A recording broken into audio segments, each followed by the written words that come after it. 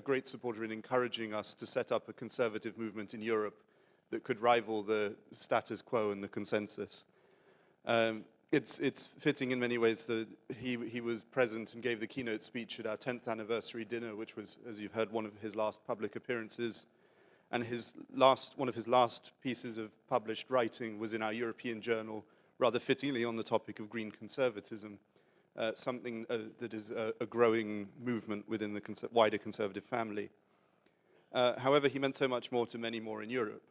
And beyond the traditional awards and recognition that he received in countries like Budapest, in countries like Hungary and Poland and the Czech Republic, he's received some more obscure ones. I've just returned from Budapest, where there actually exists a chain of Scruton cafes, which offer far more than just the usual coffees and pastries, but also a quiet place of reflection where people can sit and enjoy his literary work and work on their own philosophical ideas and development. I visited once a few months ago, and I was there for a lecture by the American philosopher David Dusenberry, who was talking about the Czech dissident and author, and one of the authors of Charter 77, Jan Petička. And there was something very subservient about the idea of sitting in the basement of a Budapest cafe listening to someone talk about anti-communist dissidents. And of course, it was all nicely wrapped up together, being called a Scruton Cafe. So I hope that today we will have a good chance to reflect, to think about his philosophy, and to live up to his gargantuan legacy. Thank you so much.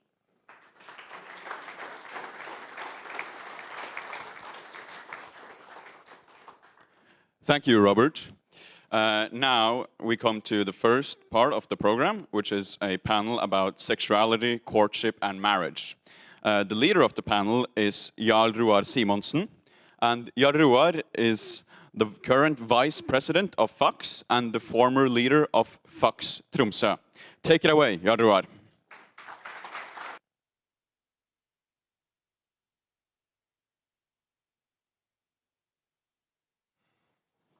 Well, thank you. So, welcome to the very first panel of this great conference. So, I will be shortly introducing the panelists. Some of you already know some of them, but of course, not all of you have the same sharp memory as Petter Kirkeholmen. But for the rest of you, these people are a bit unknown, so I will introduce them shortly. I will introduce them in the way they will present their opening speech. Dag August Schmeling-Dramer is a writer for the classicist publication Civilisation, a poet well-versed in Shakespeare, and a master of philosophy.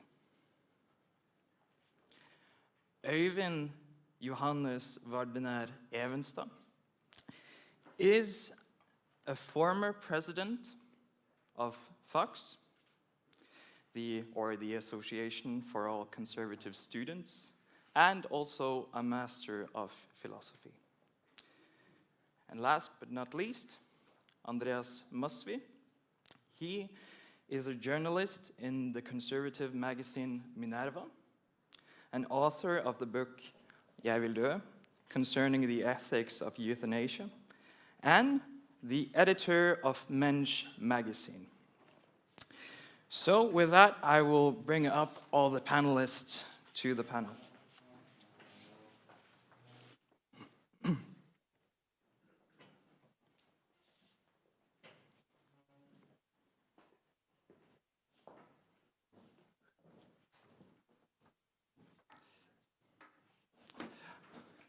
And I will ask Dag August Drammen to start his opening remarks. 10 minutes.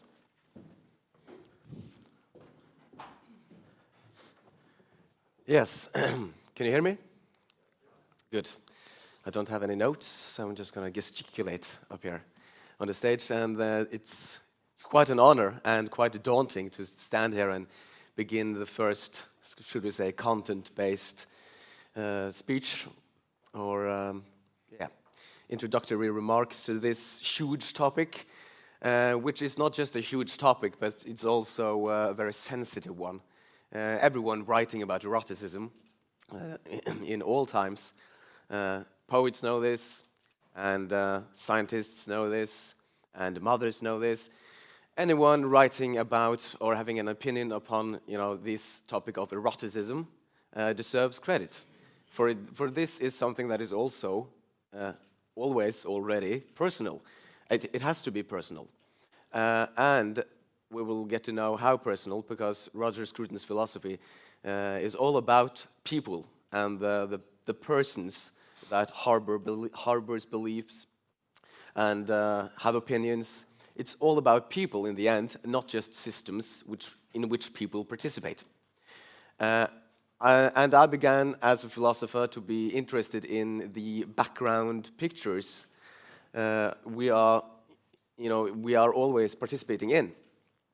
Because, and I know that my friends here will also discuss this, but I can tease it out a bit. Wherever we go and whatever we do, we're always, suspended in webs of significance we ourselves have spun. We are always participating in background structures, even as we are people with our free wills trying to do something in society. And what I began to wonder was, where are we at when it comes to sexuality in this day and age? And the frustration in not having a really fixed system of courtship, say, the frustration with certain, should we say, liberal systems of sexuality. The sexology is supposed to be the science of sexuality and how it works, but then you begin to investigate it, and it turns out to be quite ideological. So we're in this day and age in the Western world, we seem to be adrift in a sea of endless possibilities, where the slogan goes, anything goes in sexuality. There really is no sexual morality, which is really strange, because if there is one thing if there's one place in society in which we need a sexual morality, or a morality in general, it is when it comes to the erotic and sexuality.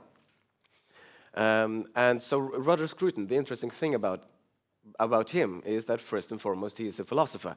So he as a philosopher tries to tease out and articulate the background picture, the hidden assumptions, the tacit presuppositions that we all hold.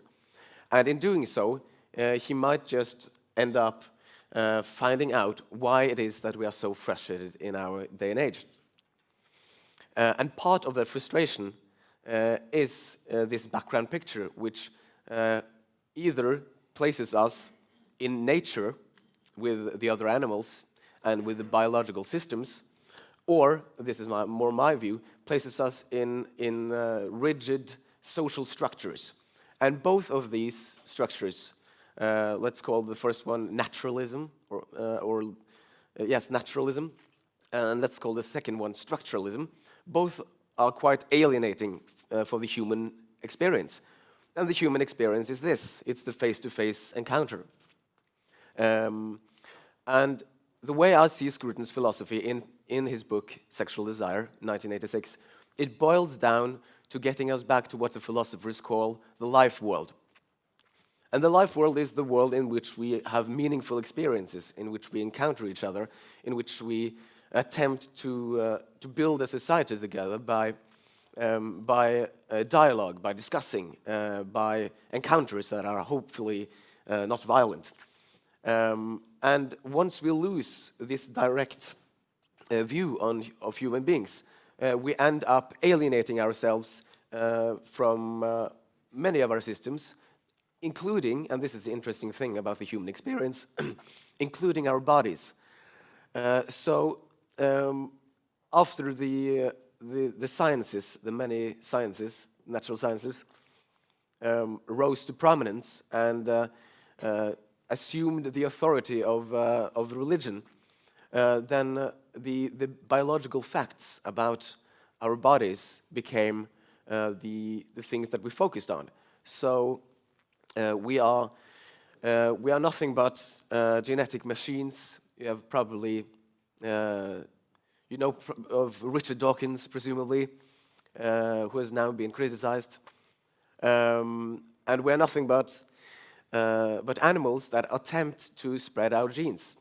And incidentally, all the pleasure we can receive from the sexual act serves this purpose of spreading our genes. So there is not much left of Dag or Julia or Ivar, for there is only this system, the biological system.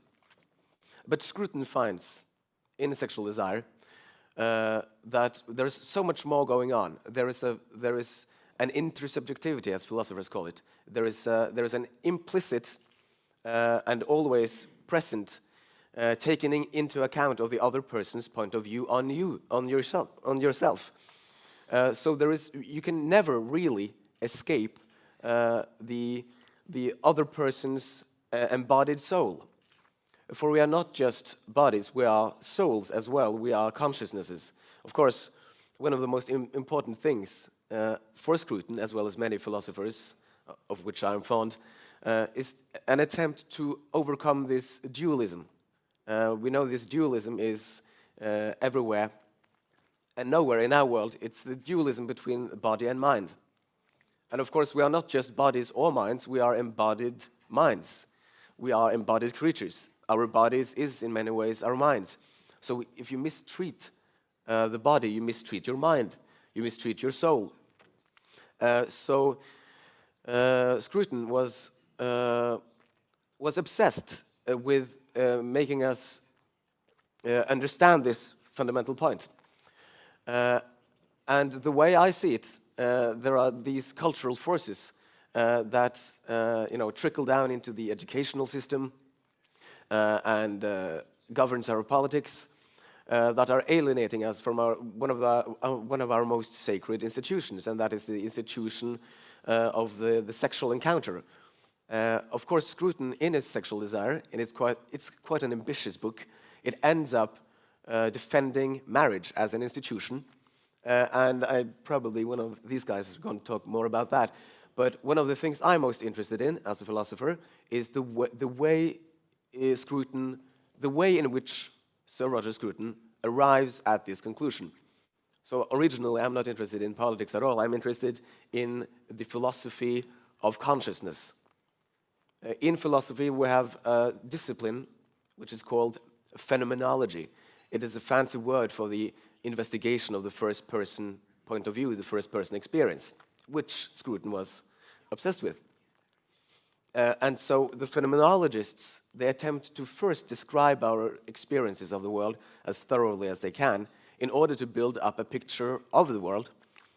And it's all about getting us back into a familiar terrain in which we are not that alienated, in which we can talk to each other. And many phenomenologists begin with this investigation in order to criticize views that try to reduce us to biological machines or to nothing but intersectional webs of significance spun by oppressors. The phenomenologists try to, at least most of them, try to get us back into the meaningful life world by taking our first-person point of view seriously. And that is one of the things I find most fascinating about Sir Roger Scruton's sexual desire. And I think that is why it has been one of the most influential books he has written. Of course, sex sells. But this is more than just sexy philosophy. This is philosophy about sex. This is a thorough and methodologically rigorous book. Not all of the arguments are, equally good, and I know that Andreas will criticize Scruton on some points, but at least I find, as a young philosopher trying to find my way into this, in this chaotic landscape, I found this book to be some sort of erotic Bible, some sort of philosophical groundwork in which at least my mind can rest easy with certain topics. So when I read it, I became almost obsessed, and that is why I had to write for Civilisasjonen about this, because for thinking individuals, there doesn't seem to be any, the fundamental questions regarding eroticism, sexuality, intercourse, marriage, courtship. There are so many questions that are not even asked, and that are not even encouraged to be asked for young people. And I found that I found that horrible.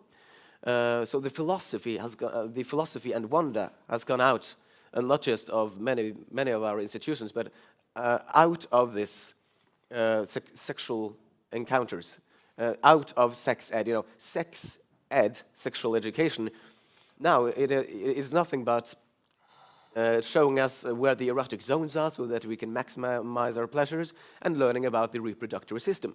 That is sexual education, and it's ridiculous because it's not teaching us about how to be courteous, how to be gentle, how to be open to new experience. It's not teaching us and our youth. It's not teaching us how to build up around this sexual act, this era, this aura of mysticism, and of course we shouldn't romanticize too much. There is always a danger in that. But now we are in the other extreme, and that extreme is the scientific, liberal, and structuralist extreme of not having any romanticism or mysticism left. And if there's one area in human life that needs a touch of gentleness, of romanticism and mystery, it is the sexual act. So my prayer is that Roger Scruton might help us all in re-obtaining a respect for romantic and sexual and erotic encounters, and making eroticism great again. So that is...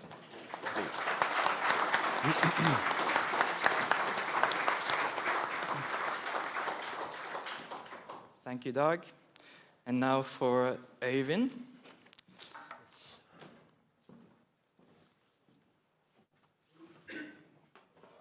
So, I brought notes.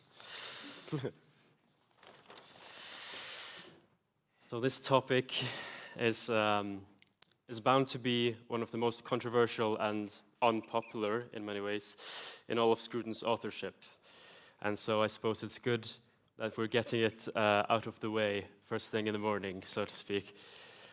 Nevertheless, I think there is a need today for a culture of debate where people feel free to share and discuss their views about controversial topics such as this, even if they happen to be conservative views. So, in his 1986 book, Sexual Desire, which has already been referred to, Roger Scruton identifies the modern, liberal, we might call it, orthodoxy regarding sex as a kind of hedonism. As such, it is based on the view that sexual desire is desire for a type of physical pleasure. In other words, that sexual desire is directed towards such pleasure and can be satisfied by it. According to Scruton, this view reduces sex to the stimulation of certain body parts and reduces human beings to their bodies, mere objects to be used to obtain pleasure for oneself. Another ethical consequence of such hedonism is the view that any sexual act can be morally permissible so long as there is consent from everyone involved. Stimulation is stimulation, as I read somewhere once, someone once wrote, and the concepts, the old-fashioned concepts of perversion and obscenity, of which Sir Roger writes in his book, have lost almost all their meaning. Consequently, there is no reason, we are told, to feel shame, guilt, or disgust in response to anything sexual. These emotions must be overcome or cured for a person to have a healthy and unrepressed sex life. Scruton suggests that emotions like shame and guilt are often the natural results of improper behavior, that the best way to avoid them is to avoid such behaviors. But the mainstream view today, as has been mentioned, seems to be that there is no such thing as sexual morality, at least not apart from the general morality which governs every other area of life. Now, we could talk endlessly about this philosophy of hedonism, but I want to focus on the personalistic alternative that Scruton brings to the table. In this area, as in so many others, Sir Roger was not afraid to be a heretic. He throws the modern view of sex into question by arguing that sexual desire is not fundamentally a desire for physical pleasure. It is rather a desire for another person, a human subject, such as ourselves, which draws us out of ourselves to be united with him or her, the fulfillment of which, Scruton argues, is found in marriage. Given the focus of today's conference, we should note that this is also the foundation of the family, and hence of the home, the oikos. Now, Scruton's focus on the human person puts him in the same realm as another 20th century response to the sexual revolution of the mid-20th century, Pope John Paul II's theology of the body, in which I and many others have a great interest. Taking the form of a series of talks held by the Pope during his weekly Wednesday audiences from 1979 to 1984, the theology of the body soon became an international sensation, at least in the Roman Catholic world. Indeed, it has become a very popular explanation and explication of the Catholic Church's teaching on sexuality. In some people's minds, it has become virtually synonymous. Recently, it has also begun to cross boundaries and has caught the attention of many non-Catholics as well. As far as I know, Scruton never addressed the theology of the body directly. Nevertheless, it is similar to his philosophy of sexual desire in many ways.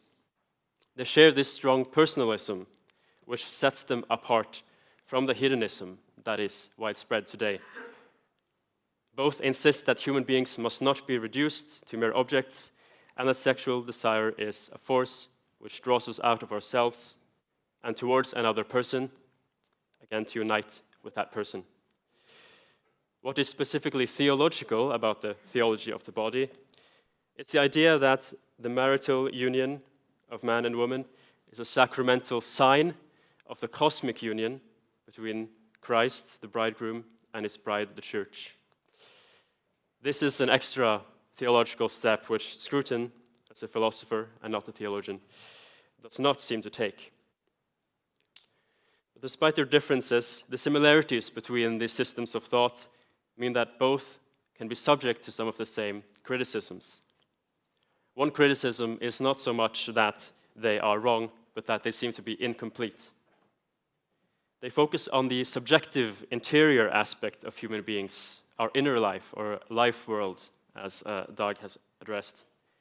This is what characterizes their shared personalism, because our subjectivity, our inner life, is what makes us persons. However, while it is true that human beings are subjects and not merely objects, it is equally true that we are also objects.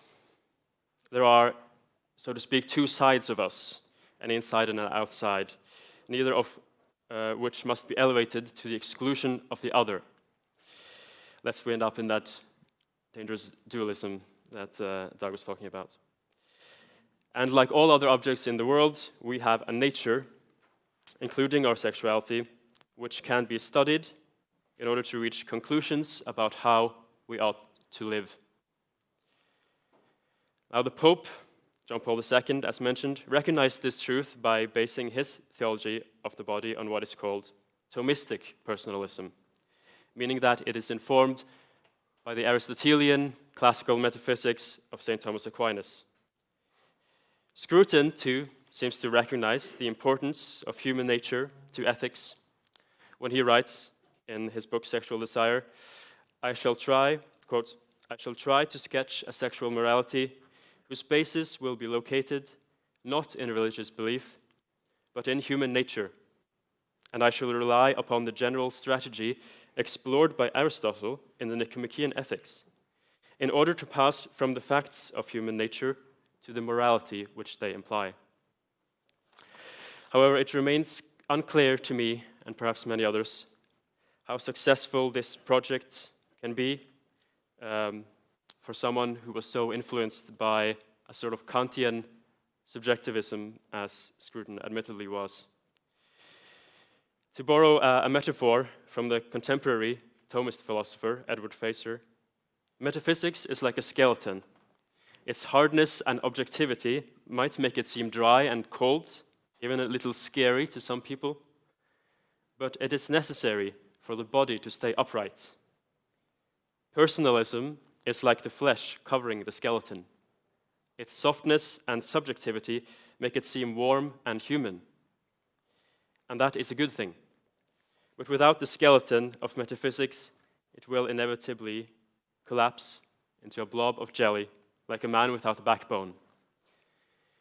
My contention today, and I suppose always, is that conservatives will not succeed in the long run by making moral, political, or even aesthetic arguments on the basis of what might be called liberal metaphysics.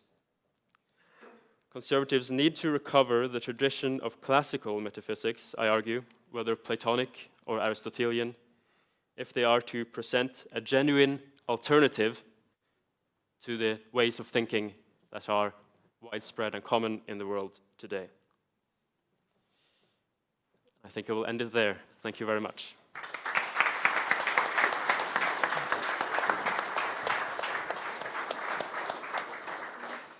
And then for our final, Andreas Masvie.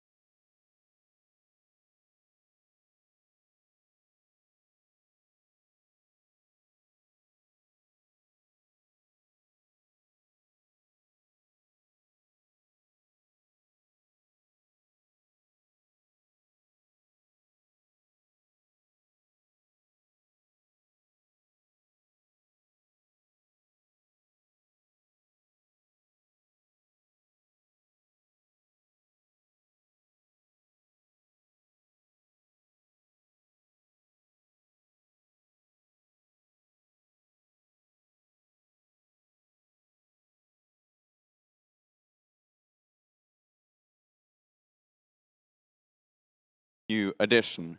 We also have, all of you have gotten one edition of the magazine Civilisation, which Dag represents, and they have been very generous to give. And the team at Civilisation, so Julia, Dag, and Carl, have been very generous to give that to all participants.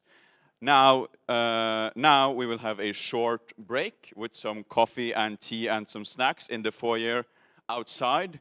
That will last for about half an hour. So at 10:40, we start here again at 10:40 sharp. So in about 25 minutes. Thank you.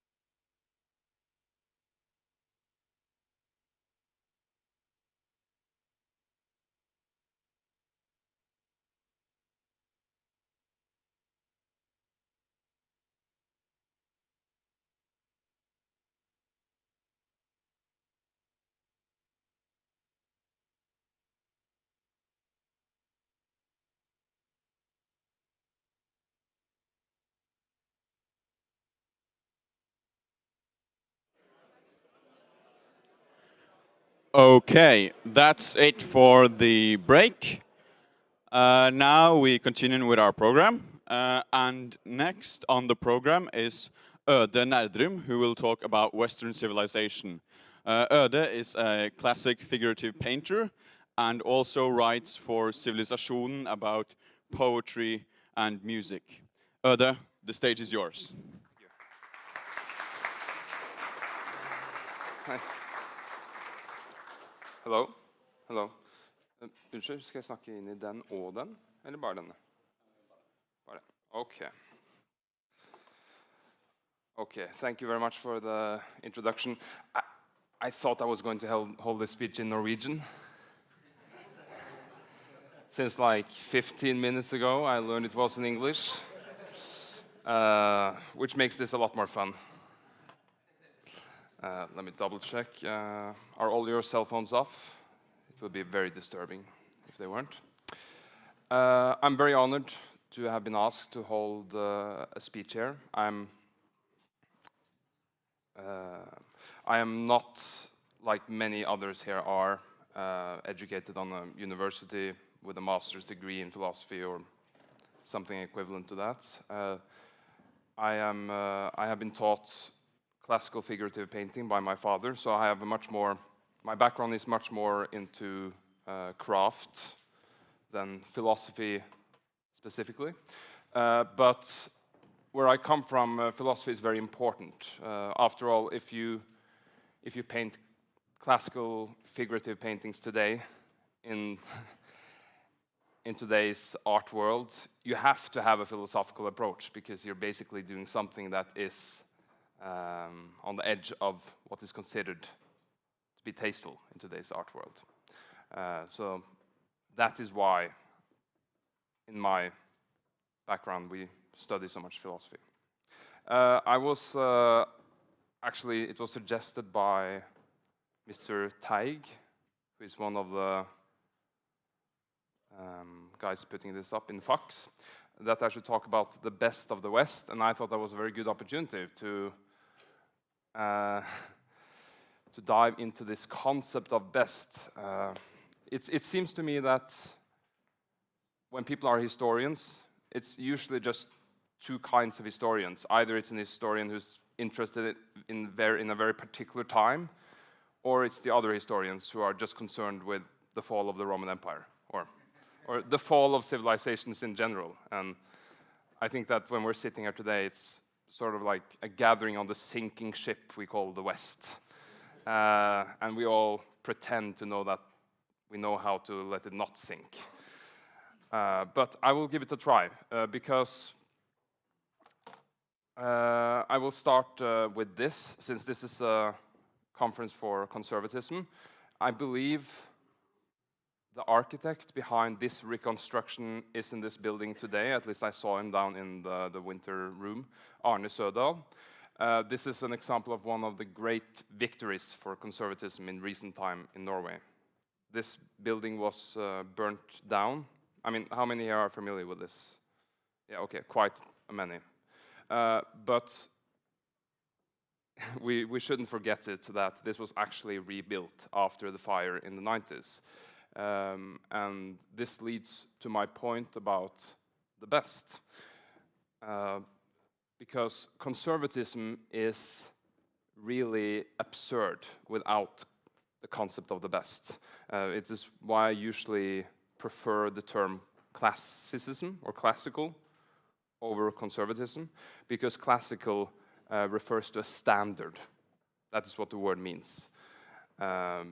It was, and we even have an epoch describing this, the classical period in ancient Greece, because this is the period where we created the standards for so many things, like the rule of law, democracy, the standard of beauty of the form. It's all about the standards, and this can be led back to the Greek word canon, which means the standard.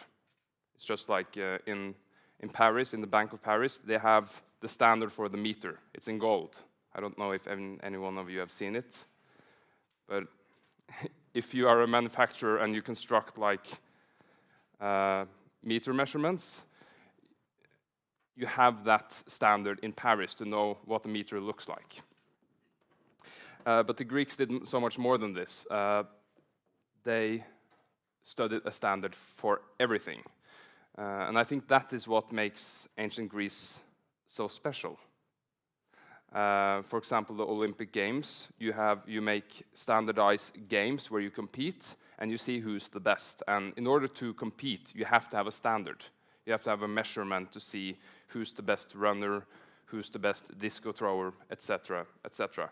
And we cannot take this for granted, especially when considering the aestheticism of ancient Greece, that they actually widely discussed what is the ideal form, what is the ideal sculpture, which they did not do in other cultures such as Egypt. If you look at what we have left from the Egyptian civilization, it's a lot more power-oriented. For example, Ramses the Great, he would have these kinds of friezes with full of writing on them to describe his power and his wealth, etc., etc. The Greeks were not like that. For example, if you study the funeral oration by Pericles, you could blame democracy for that he has to justify the war to the Athenians, but even still, the great part of the speech is where he tells the Athenian people why their culture is superior, why their values are the best values. And in aesthetics, the Greeks sought to make the ideal form. Here's Hermes with the Dionysus child. You can see it in Olympus in Greece. And it's so much more than just naturalism.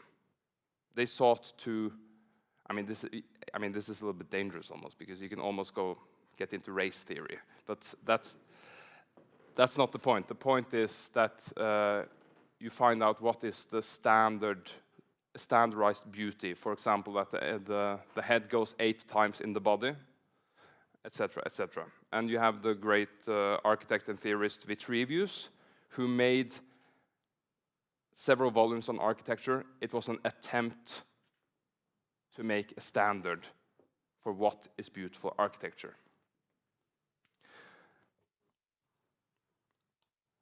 Let me see. There. This is just to give an example of something which is not canon related. This is a stone formation. Thinking back to Mr. Sødal's church, this is called the Troll Dick. And it was a rock that stood out of the mountain. And this is just an example to show you a sort of conservatism that does not have this philosophy of the canon integrated. Because when you want to preserve this rock formation, it's not according to a standard of human achievement or a higher ideal of a perfectionized form, but you're conserving it because you think it's funny. And that's something entirely different.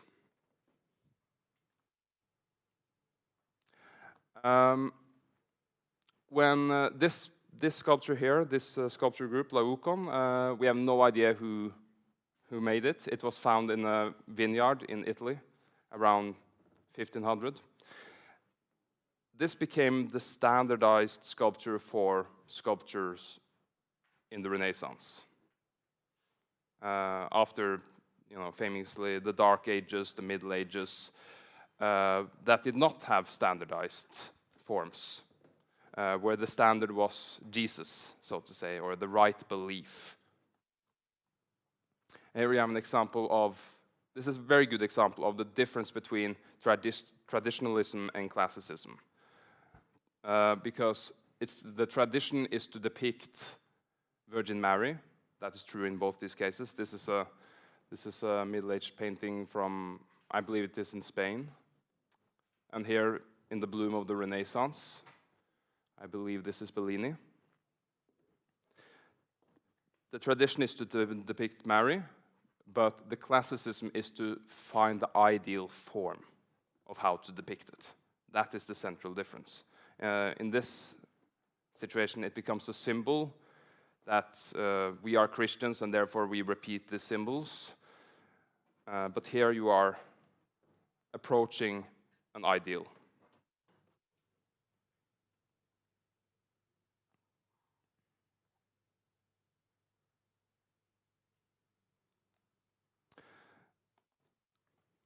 And here comes the difficulty with the term canon, because it's throughout European history, it's an eternal discussion through what is classical, what is the canon, because we can never know for sure, right?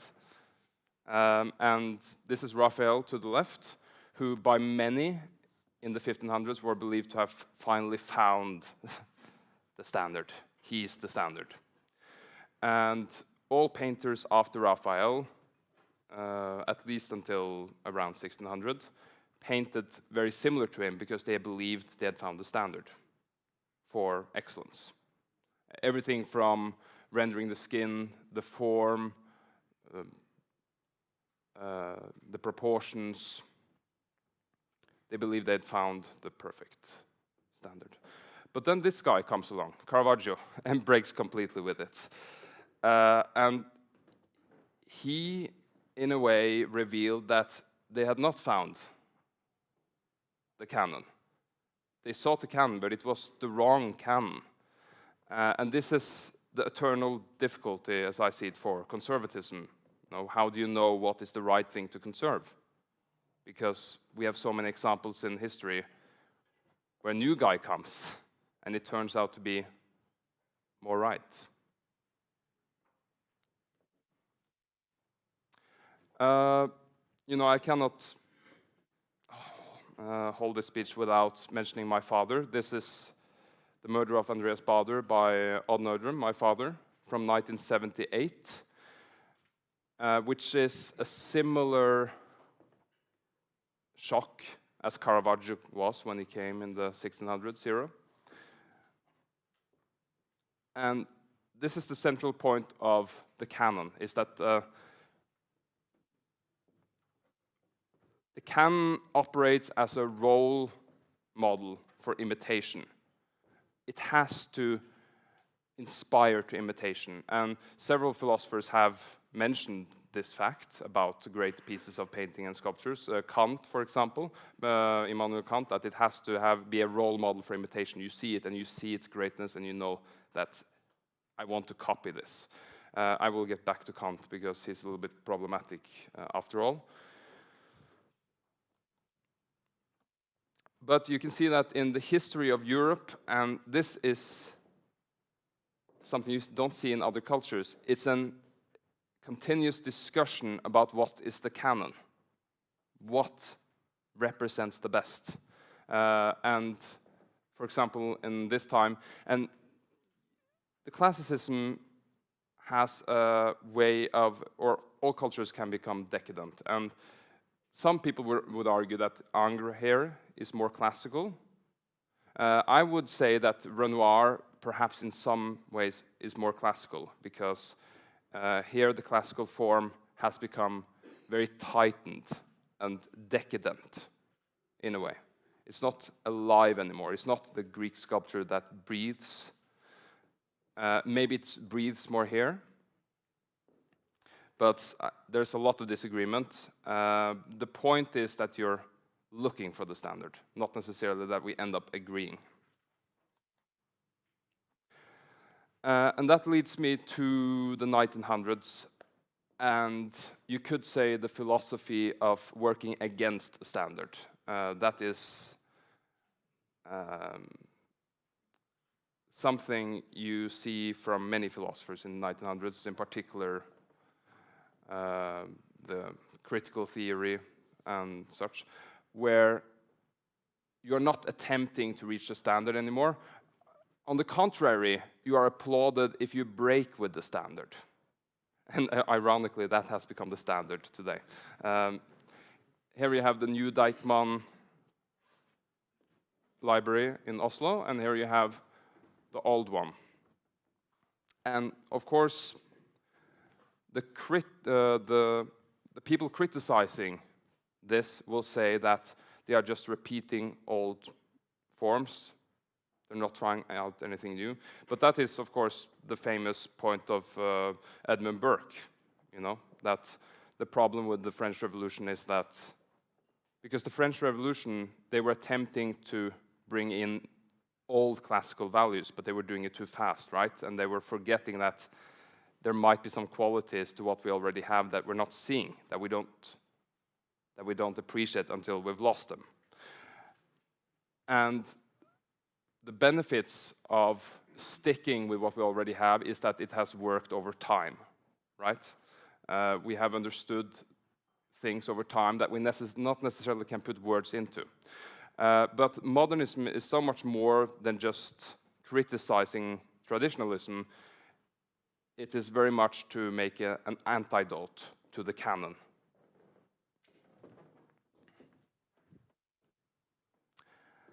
Very interestingly, that while modernism was having its heydays in Western Europe, especially in France, but also Norway, in the Soviet, they were actually very classically oriented. Not just in painting. This is a portrait by Plastov from the 1930s, I believe, and this is Jan Heiberg in Norway around the same time. And they're both quite traditional in a way, because it's a portrait of someone sitting.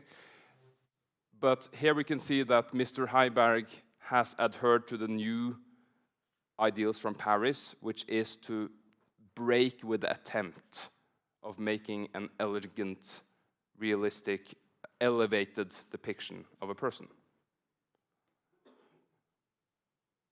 It's a critic of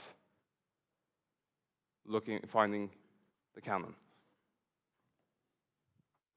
And Soviet, ironically, because socialists in policy were very elitistic culturally wise, not just in painting, but also in music and architecture as well.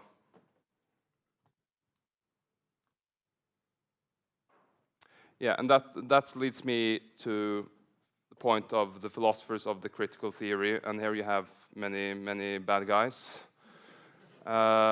You have Marcuse, Adorno, many others, but their battle against this classical canon was very much based on the idea that it could be power. That you believe you have found a standardized way of doing it and you believe this is the best, but how do you really know? How do you really know that it's the best? And we have so many examples in history of something that has actually held a higher excellence, but which has been held down by power. So you could say that we don't ever really know if we have found the standards. And of course, criticizing the West with its colonialism.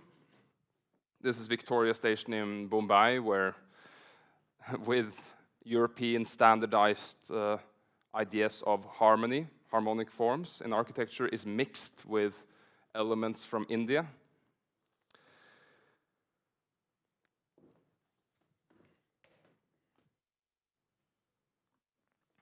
And under modernism, and I want to go back to Immanuel Kant, because while Immanuel Kant believed that the standards of painting, art, sculpture, whatever, should be recognized as a role model for imitation, Kant rejected the idea that we could reach this model, or that at least that we could describe it. So he acknowledged that the painter or sculptor can reach a standard, but we cannot plan it. It comes from somewhere. He is describing the genius, and that is the invention of the genius that they come up with in the 1700s. Because we have to remember that among painters and sculptors before the 1800s, there were often workshops with several people working on the same sculpture, because they believed that they could find this ideal form together. We have several examples of this. We have Rubens. You never know if Rubens has painted it or one of his assistants. You have the Laocoon group that I showed earlier from ancient Greece, Rome, probably sculpted by many, and the list is long. But with the breaking of the standard comes the notion of the genius, and thereby working together to reach a goal becomes completely absurd because we don't know what that standard is. And here is, I'm not going to mention his name, because actually this painting was almost bought by Norway when it was exhibited here in the 1930s. That's probably something you haven't heard before. But Norway rejected buying it for 30,000 kroner, I think. According to me, a wise decision, but...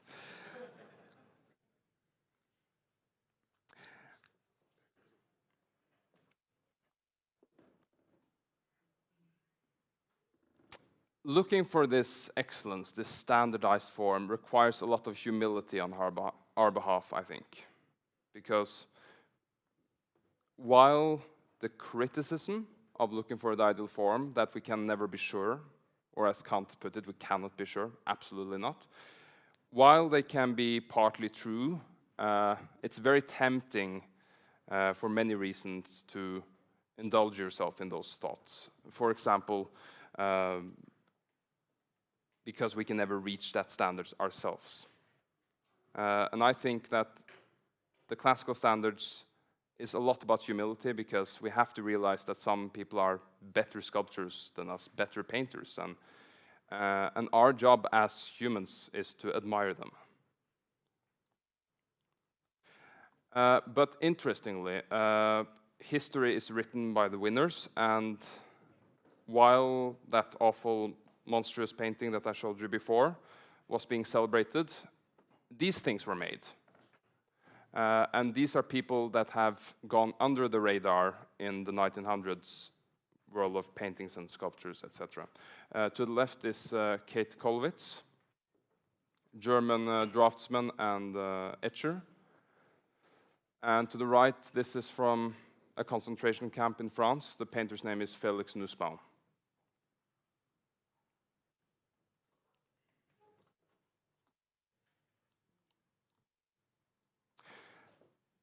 And that leads me to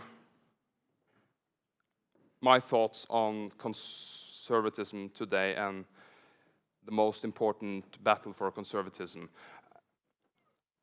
Because we have to discuss that. What is it that we want to preserve? Conservatism is about preserving, right? And as I said to begin with, conservatism without a notion of the best is absurd, because it will end up in a traditionalism, like visiting an African tribe and you ask them why they are mutilating the girl's sex organ, and they answer, because we've always done it, right? That's a very bad standpoint, because you haven't actively thought of the best. You're just doing it because your ancestors did it. So conservatism is absolutely absurd, potentially really dangerous without the notion of the best.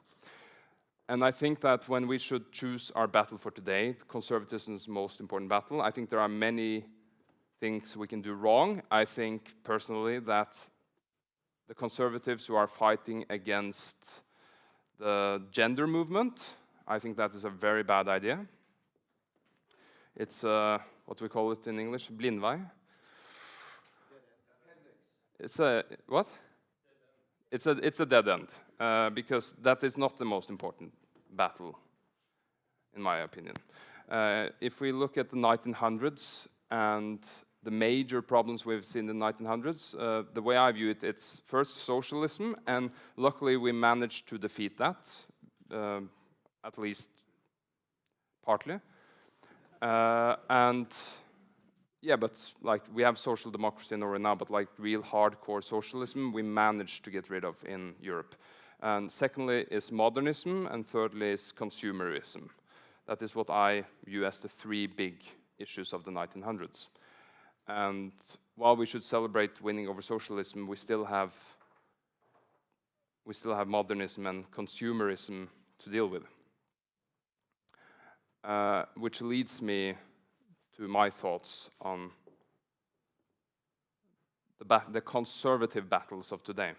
Here we have a poster for Philips lamps, a good example of consumerism gone wrong. I'm sure you're all familiar with the light bulb cartel in the 1920s, where they agreed on making a maximum living time for the lamps to sell more lamps. And that is overall in the Western world today. Ironically, it's a sort of a opposite to modernism, because while modernism is obsessed with the different, the special, the unique, what contradicts the ideal form, and is special and unique, consumerism is about what is not unique and what we're filling our mouths with every day.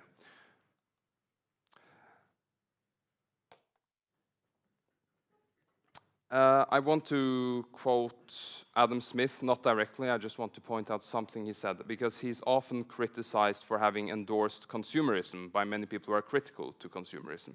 Adam Smith, the great economical philosopher. But Adam Smith said something that was very right. He said that since the future is all about consumerism, the most important job of education in the future is to teach people to become good consumers. And I come from a draft background, from handworking background with painting, etc. And I know a thing or two about the crisis today, about craft, but also products. Here they are painting. They don't know it, but they're probably painting with plastic paint, these guys. And I believe that Adam Smith is right, that the consumers need to become good consumers. And unfortunately, it's something that the educational systems have not been able to teach us. What's the difference between cotton and linen? How do we see if a painting is well made or not? What's the difference between linseed oil, alkyd paint, acrylic, etc., etc.?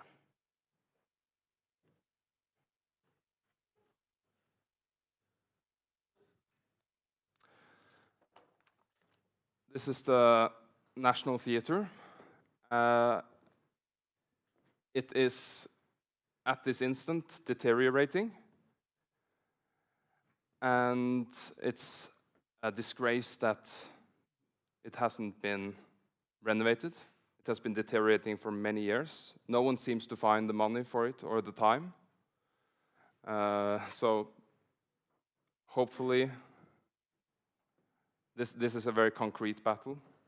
But the question is it worth preserving? That is a question we have to ask ourselves. There are some people in the Conservative Party in Norway who do not think it's worth preserving. And we need to talk with them.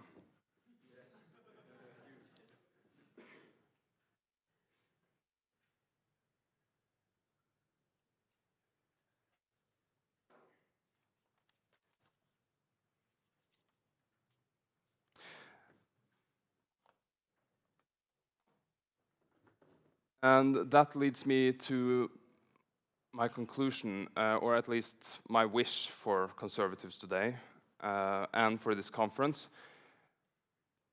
is the wish that we come up with a new standard, a new canon. I think a lot of people today are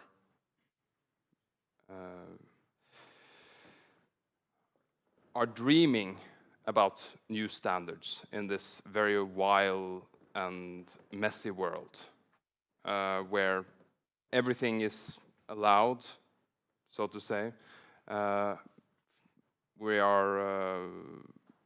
It's so many products, so many things, so many opportunities, but we have no idea, we have no notion of the best anymore. Frankly, we have been told that looking for the best is fascistic, or at least that it is elitistic or something like that. But I believe that many people are looking for a new standard. So with that, I thank you very much and look forward to hearing all the other speeches. Thank you.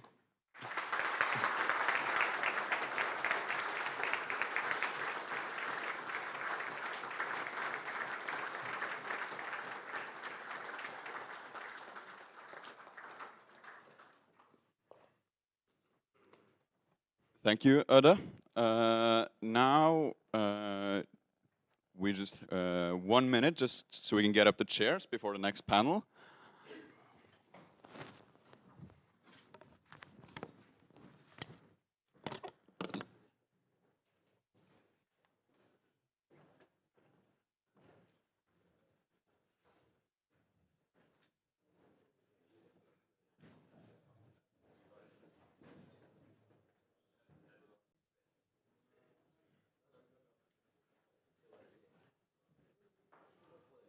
Okay, now we are ready for the second panel of the day, which is about the crisis in modern architecture. And leading the panel is Alexander Zlatanos Ibsen. He is a political advisor for the Norwegian Conservative Party Høyre. He has a PhD in sociology and is a co-editor in the Minerva magazine. Please give him a warm hand.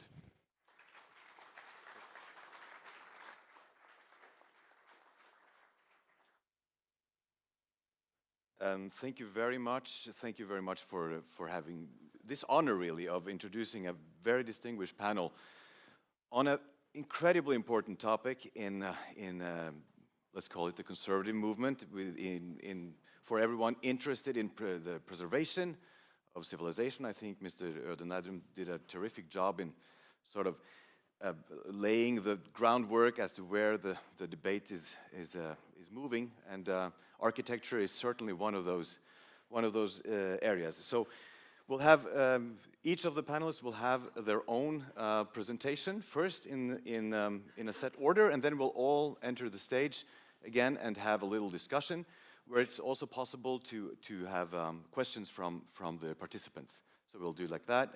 It's going to be in the neighborhood of 1 hour and 10 minutes. So our panelists, and they will give their lecture in the order I am naming them now. First, it is Carl Korsnes, who is a philosopher and editor-in-chief in the Civilization magazine.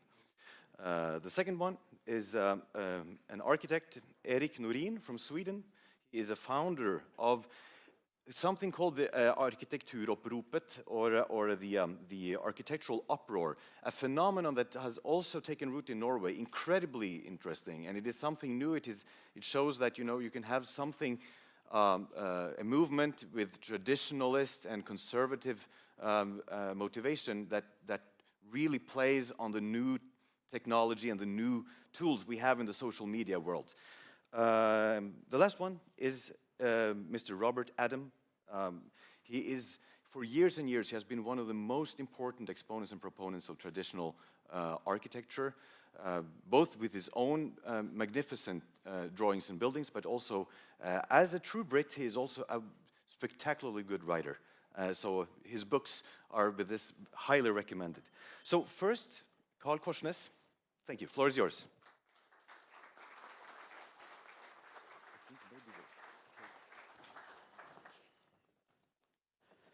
Thank you very much, Alexander. And they're arrangers of this conference, which really has been in the making for such a long time. Fox, New Direction, and Roger Scruton Legacy. Congratulations. And finally, the Nostos-konferansen is a reality. You can truly be proud of yourself. And dear fellows in the panel, Mr. Adam, Mr. Ibsen, and Mr. Norin, I look very much forward to our conversation. And dear audience, thank you so much for coming to a conference dedicated to philosophy and culture. There is hope. My name is Carl Korsnes, and I'm a philosopher and the editor of the culture magazine Civilization. The motto of Civilization magazine is "Beauty will save the world." This is a quote borrowed from Dostoevsky's character Count Myshkin, but it could very well have been a quote from the man of the hour, Roger Scruton. Few philosophers of the last century have done more than Scruton to argue for the value of beauty. And therefore, the topic of this panel conversation is perfect for a conference in his honor. the crisis of modern architecture. And I think that central to this crisis is the loss of beauty. Of course, there are other philosophically valuable aspects of classical or traditional architecture, such as functioning as metaphors or creating a sense of belonging to a nation or a sense of belonging on this earth. But I do think that beauty is a central philosophical value to classical architecture, and even perhaps related to all the mentioned aspects. I must disappoint you that I will not define beauty philosophically in a 12-minute talk, but I will sketch out a very possible brief notion of the term, drawing inspiration from a philosopher that I think presented a very good starting point.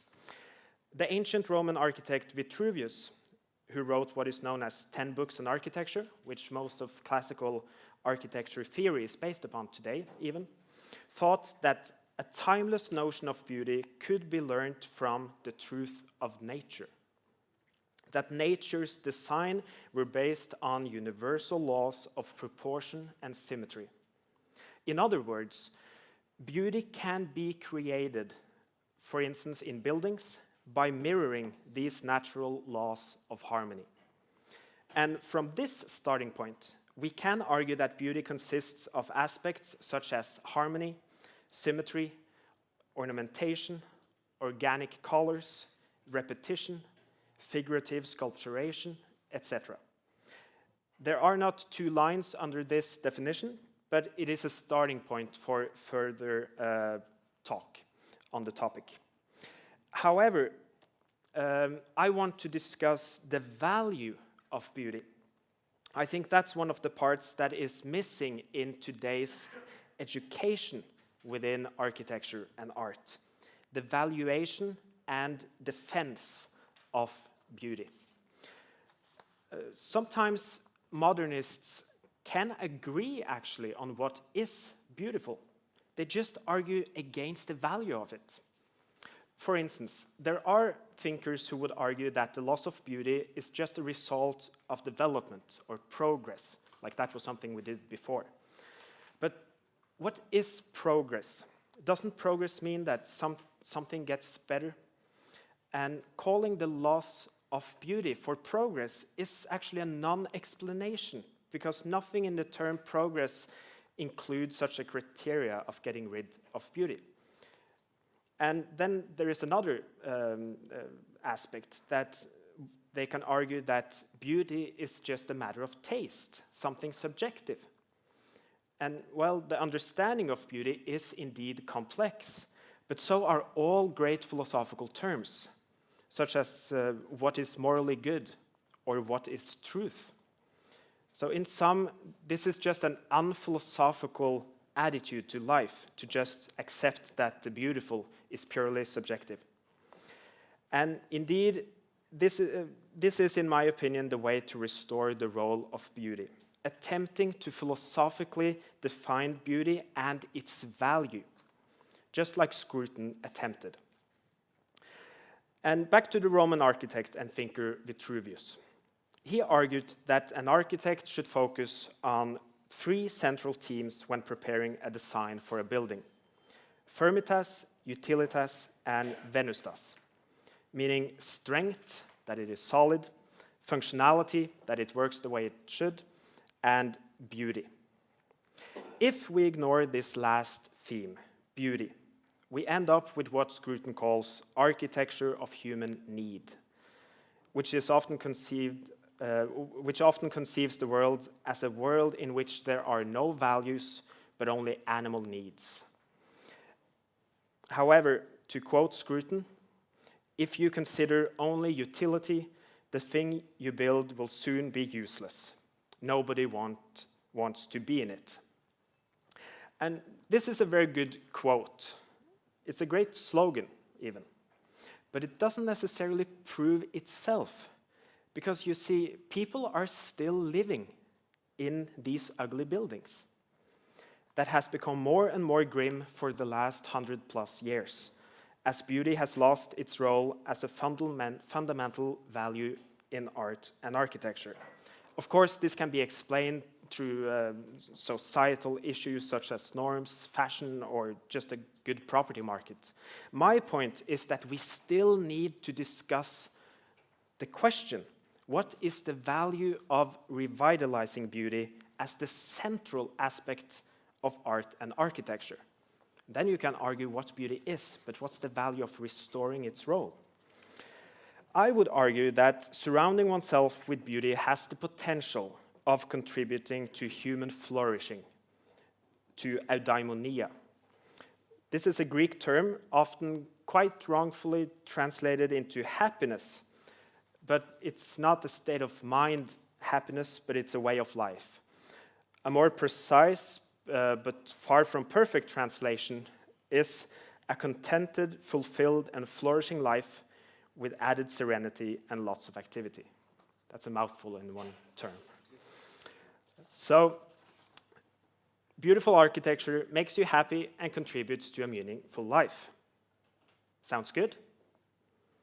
There's a lot of scientific research that shows that classical architecture, which do consider beauty as a core value, makes people content, more relaxed, happier, and even more generous. However, all these scientific researches is not enough for a philosophical explanation. We need to try to come closer to an explanation of what it is with beauty that can contribute to human flourishing, eudaimonia. And humans can flourish in two ways, Scruton argues. They can flourish as animals, getting what they need or desire, or they can flourish as rational beings. The fulfillment of a rational agent, eudaimonia, comes only when the agent has that which he values, as opposed to that which he merely desires. This is also the kind of eudaimonia that Aristotle tries to defend. And Scruton, however, he argues that aesthetics and ethics are one when arguing for the taste within aesthetics. And on a similar note, Plato had an idea that beauty was not only an invitation to desire this essential, but also a call to renounce it. There comes the moral into it. I do see where this comes from, wanting to argue that aesthetics is something moral, that our experience of beauty is something more than animal emotions. Yet, if beauty is mirroring the laws found in nature, as Vitruvius argued, is it not natural that our experience of it mirrors our experience of nature too? And on this one side, you can see elements of architecture, classical architecture, such as symmetry, ornamentation, and harmony. These are easily recognizable as elements that can be connected to a rational mind in order to be appreciated.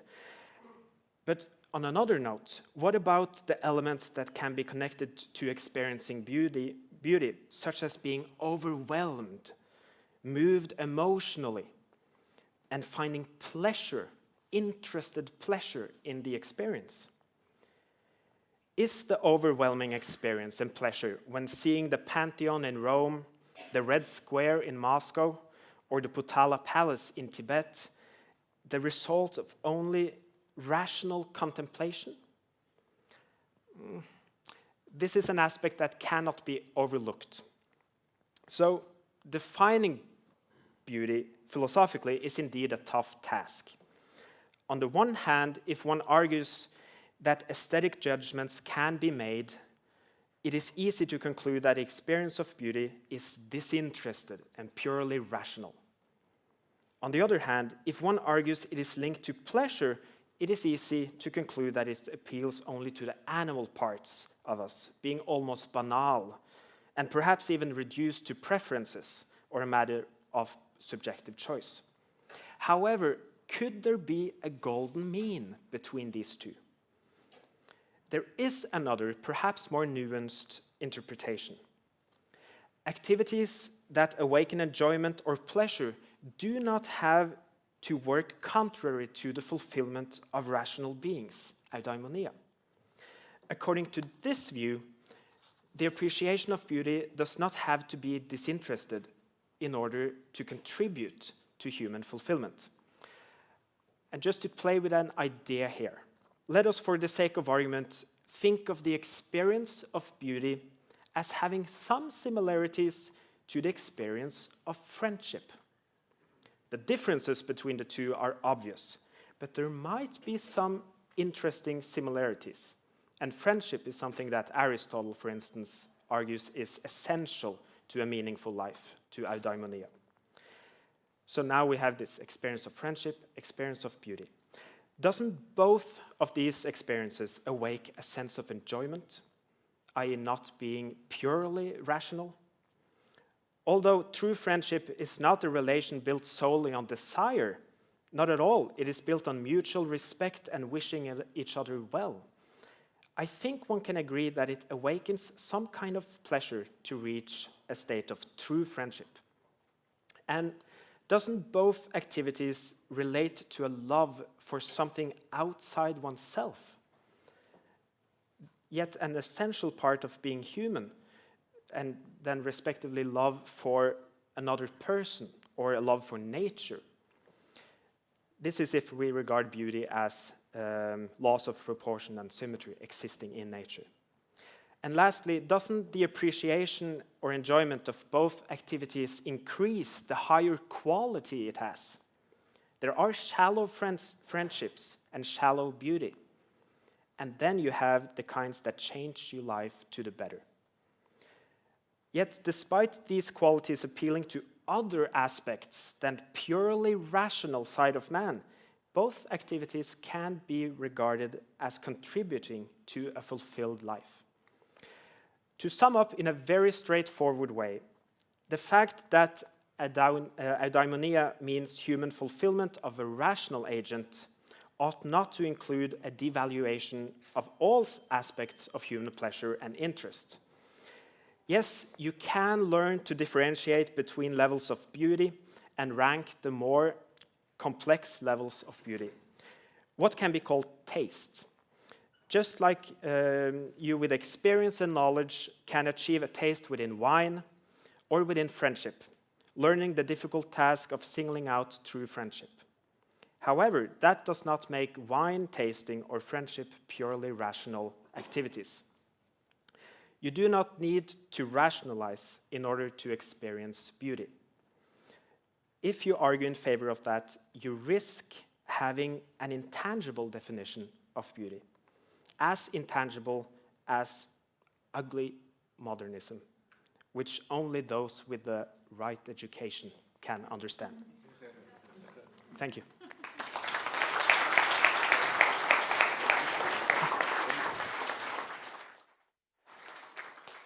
Thank you very much, Carl. And so the organizers briefed me that I misunderstood. We were supposed to sit at the on stage from this moment on. So I'll just invite the Mr. Adam and Mr. Norin to enter the stage. And Norin, of course, so it's your time to give your words. Thank you.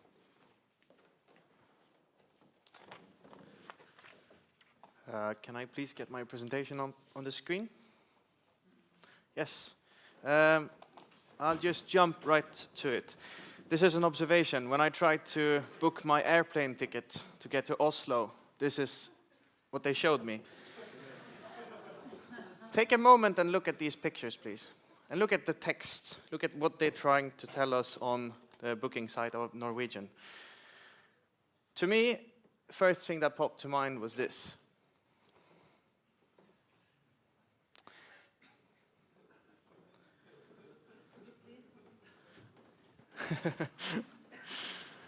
Yes. So first of all, I'm honored to be here, especially taking part of a panel together with Carl, who did a great interview with a close friend of mine from Architecture Uprising, and an idol of mine. It is, truly. So thanks a lot. And the crisis of modern architecture, a subject in this room when Scruton is at least present with his ideas, and these very fine people, I thought, what could I contribute with? What could I do? And I realized, in a way, my young life has been living in the crisis. So the best thing I could do to contribute to this was probably to tell you my story. And not just to tell you about myself, but because I realized that my story is sadly very common for people who like classical architecture. It's in some way stereotypical, so I will try to take you through it. I was born in the north of Sweden in a town called Sundsvall, not in 1887, of course, but everyone in my hometown from a very young age is told one story, and it's the story of our town. It used to be a very small town, not important at all, but in a very hot summer day in 1888, it all burnt down. This was the greatest fire catastrophe in Swedish history. 11,000 people lost their homes in a day. But because it was a town with great insurance and very smart people, they decided to rebuild it. So, like a phoenix rising from the ashes, in just a few years, probably the last city in Europe if you walk from the south to the north, or the first European continental city coming from the north. It's like being in the center of Paris or in Vienna or whatever. It's the town I grew up in. It's the town I learned to love a lot. So growing up in a place like this, I realized quite early that when my friends referred to meeting places like just outside this store or outside this restaurant, I usually didn't know where this was. Because when I arranged a meeting, I said, could we meet just below those two angels on top of a tower? Because I loved this. I didn't see the store signs. I just saw the architecture, and I fell in love with it. So from an early age, I tried to study it, and I fell across this man. He's called Gustav Hermansson, and he drew almost all the buildings after the fire.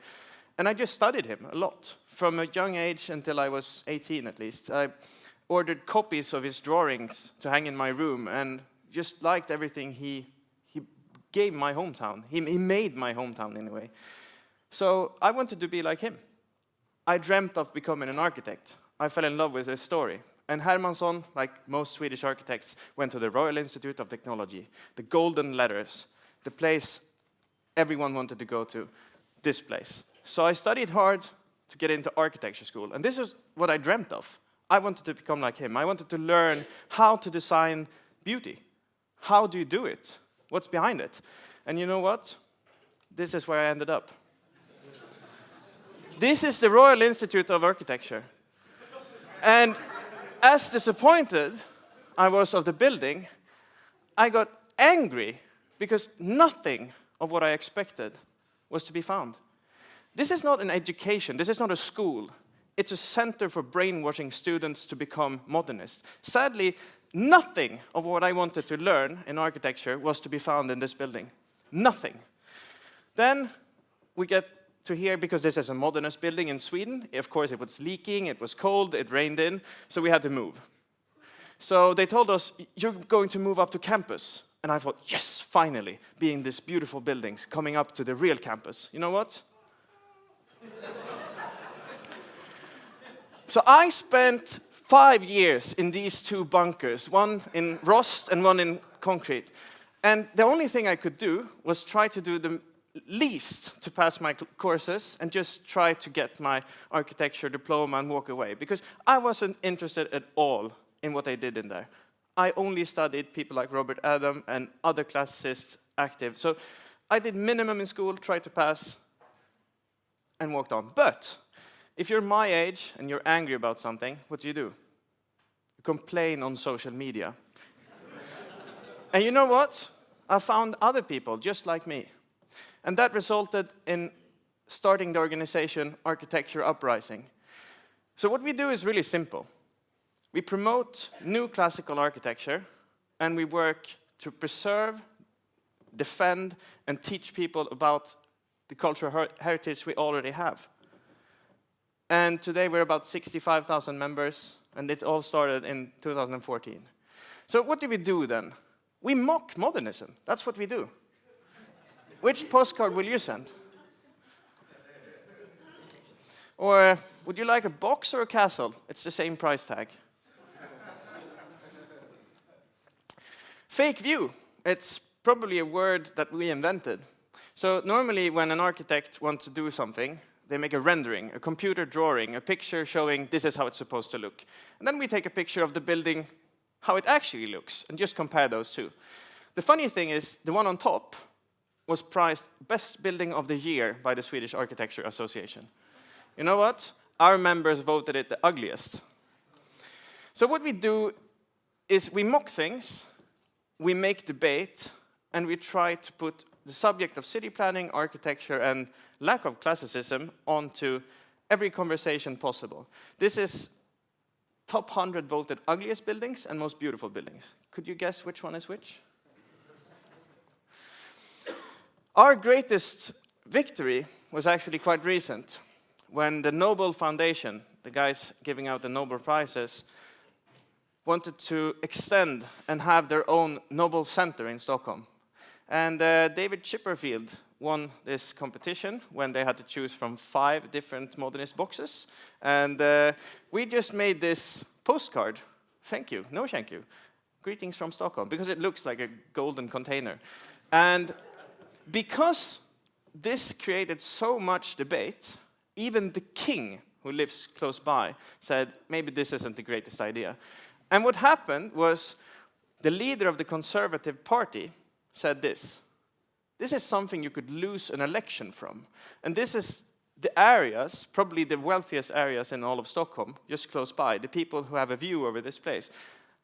And the Conservative Party lost 50% of their support in these areas because they supported this construction. So what happened is this debate is just growing and growing and growing. Everyone's talking about it. And 5 years ago, that wasn't the case. So Arkitekturupproret, or Architecture Rebellion, is just growing and growing and growing. But one has to say what we do is nothing new. Not at all. This is a painting, or it's a comic strip from 1930. It says, so, your son is working in a box factory. Yeah, he's becoming an architect. And this is from the 1930s. So what we do is nothing new. What's new is we brought it to social media. So instead of having this one-way conversation through like old medias, we're creating a living organism, which is the Architecture Uprising. It's growing a lot. Together it's already 200,000 members. Strongest nation today is actually Norway, so thanks a lot for that. But we exist in these countries and starting up in several more. So we're aiming to become 10 active countries quite soon. So it's fantastic. It's just growing and growing and growing. And I have to say I'm extremely grateful for this and surprised in a positive way, because not in my dreams could I think that when I was alone and angry in architecture school, that posting some angry things on Facebook would result in this. Hundreds of thousands of people saying the same thing, debating, and actually starting to get their voices heard. But you know what? While this success was going on, I was still in here. So in a way, I felt locked in. I couldn't do anything.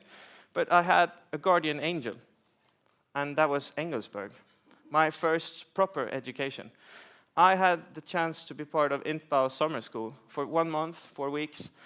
I had to live in this house. Top window to the right. I loved it. It's the best thing that ever happened in my career. I think I learned more during those weeks than I did throughout architecture education. This was the thing that actually made me realize that I can do this. Because no one else has knowledge of this. I was the only one coming back to architecture school knowing these things. It made me grow as a person. It made me grow as an architect, and realizing that now at least I have the basics, the first step of maybe doing this. And as you can see, Robert was one of the tutors. Thanks a lot for that, meant a lot. So I realized, because what I've said in social media, in the news and TV and radio, no one wanted to hire me. I was unhireable because most practicing architects in Sweden are modernists, and I'm not. So what to do? Of course, I had to start my own firm, and I did, and I named it Tradition. So this building was finished some months ago. We actually won the Design Award of the Year for it. Some details. To me, it's at least Northlandic vernacular. It's a celebration to the forest industry. Private house outside of Stockholm, almost finished. Some details. So I'm not showing this just to promote who I am. I'm showing it just to say it's possible. and I'm trying to do it. So this is what I'm working on. But what happened was that for the first time, we had many victories in architecture uprising, but people in politics called and said, you know what? Most of people voting on us like classical architecture. So we're thinking we maybe could put that on our party agenda and say, yeah, our party is for this. So the Conservative Party asked us, this area in a very boring modernist suburb north of Stockholm, could we do something with it? So they arranged a competition. This is what I drew for it. And it's coming up, we're not sure. Sadly, my firm was not the winner, but a friend of mine won. So what happened was, for the first time, people of politics took our side in the debate. So instead of just being traditionally interested people in architecture uprising against active modernist architects, we also got the politics on our side. Because people now realized, this is me debating the most famous modernist in the largest debate program in Sweden, but they realized that this is something you can win an election on. People want this. So every survey done after this, both by Oikos and statistically surveys, show that 70, 80, 90% of Swedes want this. They even want their people in politics to decide for them that classical architecture, traditional architecture, should be the norm. Then, just finish here. My greatest fear. In the Architecture magazine of Sweden, this was under the headline of New Traditional Architecture. And to me, this designer, in terms of classical architecture, is, if this designer was a doctor, he would probably kill people. This is not traditional architecture at all. This is just someone who doesn't know anything about traditional architecture, putting it together like a children's puzzle.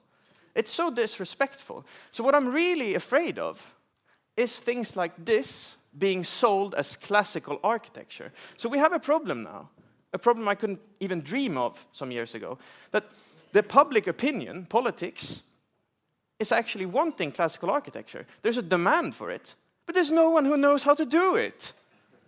So now my greatest fear is actually that we'll end up with things like this being called classical. So we have no one to actually do it. So back again to the school. I had a conversation with a friend who runs a very big modernist office. He said, the school system has let us down because the architects coming from the schools doesn't know anything.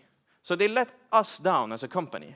And I said, is that how you look upon it? Doesn't your nose go further? Because it's not you as a company who they let down. Because I don't care if your company goes bankrupt.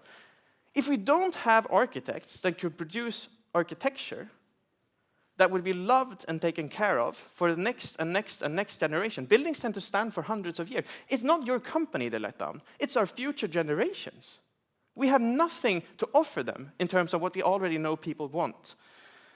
So I would say the major crisis in modern architecture, the major problem right now, because we already won the debate, who is going to do it? We need to fix the schools. We need to have proper education. We need more things like Engelsberg School. So hopefully, Leon Krier were right in the 1980s, that this modernist thing is probably just a short thing, and we'll see in 2030 where things are. And I just want to finish on this quote, and I think it's fantastic. Tradition is not the worship of ashes, but the preservation of fire. Thank you.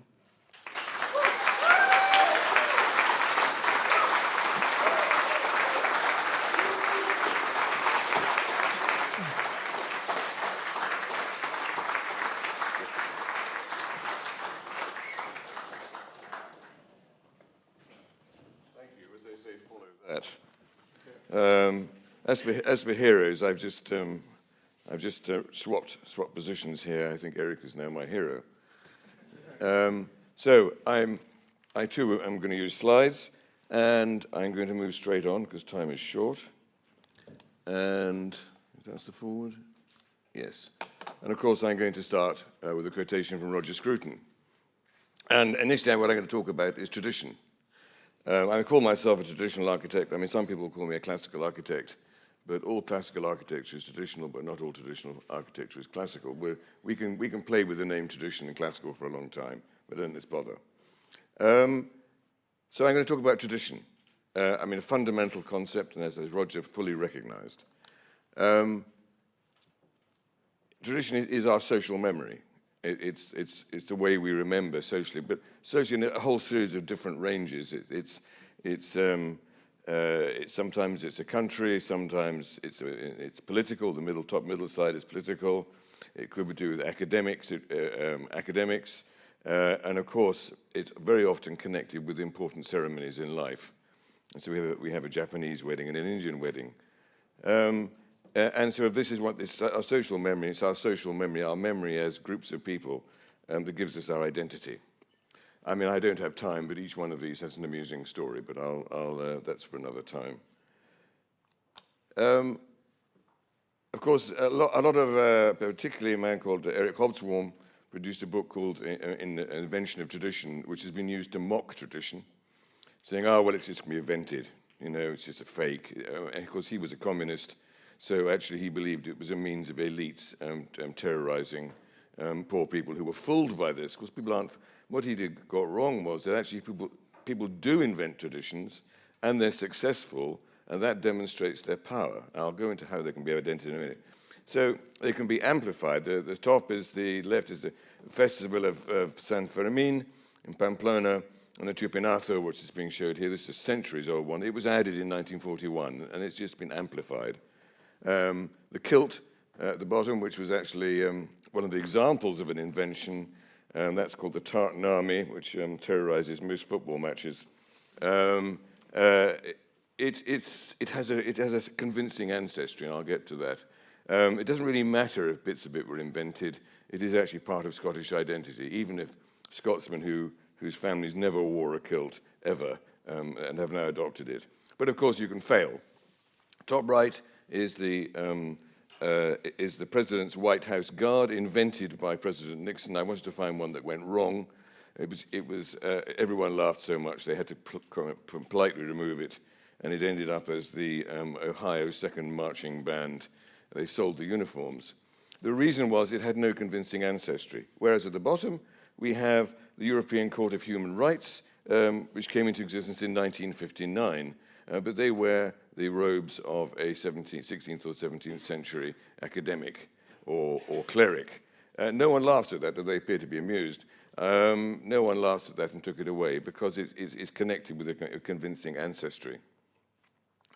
And these additions of tradition are very, very powerful. Here's Fête Nationale, or Bastille Day, brought into existence in 1879. Actually, Bastille, Siege of the Bastille was 1789. Still very, very important for French national identity. I mean, I can talk about the uniforms later. And the Tolpuddles Martyr, the great celebration of the left in Britain, the Tolpuddles were taken off to Australia in 1834 for being unionists, but they were first called martyrs in 1930. And this is now still a central tradition for the British socialist movement. So tradition is a complex issue. And because of its complexity, it's sometimes derided. But I want to get to three core things, I think, about tradition. One is it has to have ancestry. And I put the words, if you can read at the bottom, convincing. That it actually have to be precise. People have to believe in them. So Palladio on the left, he actually believed that Roman houses had porticos. They didn't. It doesn't matter. He actually believed that. It's become an established tradition. The Fisherman's Bastion in Budapest, very typical of national romanticism, 1902. It has a convincing ancestry. And on the right, a building by George Shamrock Smith, similarly a classical building. So one key thing is it has to have a convincing ancestry. Now, of course, we all have traditions. And of course, so do these. On the right is top right is the Gropius's master's house from the 1930s, and on the left is Bin House in Ho Chi Minh City. It's very clear that the architect whose name I can't pronounce, who designed that knew about the one on the right. On the left, is Müller Architects in a project in Copenhagen. I've absolutely no doubt they knew about Mies van der Rohe's project. The point about this is that this is an ancestry to this particular group. So they clearly operate on a tradition, but that ancestry is specific to that group. The other one is community identity. I think this is a real fundamental. So on the top, we have a Hindu temple in the British Midlands town of Nottingham, where there are a large number of people who are practicing Hindus.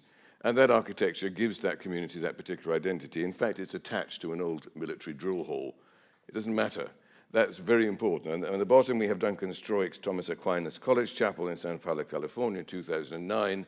The connection with Catholic buildings in Europe, but it is very clear and very clearly expressed. So, I mean, this can go on, but these are very obvious examples of the significance of tradition community identity. And of course, this community also has an identity. Everyone who's trained as an architect knows that if you produce a building that looks rather like a shoebox and has glass down one side, you will probably get an award. I make that as a joke, but it's absolutely serious. And so everyone knows that in the building at the bottom is in fact a facsimile from 1986 of a building from 1928. It seems it's all right to do facsimiles of modernist buildings, but not all right to do other facsimiles. And all of these other buildings are clearly related. Every architect understands that. So that community of architects who award things to one another in this closed group, they have a very clear community identity. The other thing is it has to be identifiable. A well-known modernist architect once said to me, I do tradition too, but it's hidden. And I said, I'm sorry, this is a contradiction in terms. You can't have a hidden tradition because it's not a tradition. And so here, I mean, this is a building that one of my colleagues, by Hugh Petter, and actually it's a cricket pavilion, but in fact it was commissioned by the Prince of Wales, and so the column capitals have the Prince of Wales's feathers on them, his coat of arms, and the little urns on the top are a thing called the Ashes. This is very British. I won't go into too much detail. On the right's a building I designed in Beirut. I think it's still there, with a Beiruti architect. And there are very specific aspects of this that identify with Lebanese architecture and Middle Eastern architecture. So the identity there is very, very clear. So those are, in my opinion, the three key characteristics. And of course, if you want to make something identifiable, these are identifiably, I use the word carefully, contemporary buildings. Any architect would recognize these as identifying a particular architectural movement, one by Zaha Hadid, another one in Tokyo. So the key point of this is that we all have traditions, but this gives us a critical basis for talking about tradition. Most modernists do now admit they have traditions, and they're not stupid. And of course, they use it as justification. But if tradition is about community identity, which community is it for? If it is just for a small group of people who trained at buildings such as Eric showed us, then that's fine, that's a community. But actually, that's just for them. And it's very difficult. An architect would not actually admit it, generally, to say, well, I'm just doing this for my friends. My mates, so to speak, they believe they've got to say they're doing it for community. Well, fine. Well, what community identifies with what you're doing? And I just think it's a different critical basis. I think it's a useful critical basis for dealing with this what I call this architectural problem. And architecture Uproet is fantastic because it's actually identified this with absolute clarity. There are things happening in Britain, but that's a bit more complicated. I'm just going to, I have to be brief. I'm going to finish with the issue of conservatism. And I think this is actually quite an important point, because we're often criticized by those who oppose us for just returning to past. People say, I design with a quill pen, or do I drive a car, and things like that. I have an answer to this. I tell them that I woke up this morning and discovered I was in the 21st century, and there was nothing I could do about it, which meant that everything I did was a 21st century thing. Everything I thought, the 21st century thought. And they don't know what to say with that one. I've honed these arguments down. But I think it's important when we look, and I think this goes back to tradition, is that tradition is a living phenomenon. It's not static. It's something that keeps on developing. And this is actually a debate within the traditional architectural community. And I'm going to use my own buildings just simply in order to promote them, to just draw this point out. I mean, very often I have clients who say, I want a building that's very like an 18th century building. And I can do that. It's not a problem. I can do it. And in fact, these are examples of two buildings I've designed, which one is very like a sort of romantic early 19th century building. That's fine. I can do that. It's not a problem. There's little bits of invention in that. I think the thing that probably interests me a bit more, and here we have buildings, one's an office block in London, and another is a large house, where you're working with a vocabulary. You know, I'm speaking in English. Thank you very much for doing everything in English. That means that I can continue to develop my language and adjust it with new things. But it's still the same language, broadly, that Shakespeare spoke. So, I say broadly. But so that idea that you can carry on, and this is a debate within the within traditional architects, actually. You know, the idea that, you know, some people criticize me very strongly for not having, for the window types on these, and so on and so on. Not very many, but some do. And then the next one is when actually you take it to the next stage, where the level of invention moves on. These are quite rare. Clients very rarely ask for this kind of thing. So they're interesting opportunities. The one on the left is a Millennial Pavilion, where I was commissioned to do something which was classical, but could only have been done at the turn of the millennium, and it's another story. So I think that tradition and the idea of conservatism, there's a critical basis here. The critical basis for tradition is which community, and the idea that somehow in tradition we're trying to fix the past is not true. That's a misunderstanding of traditions. Traditions are living phenomena, and that's what makes them important.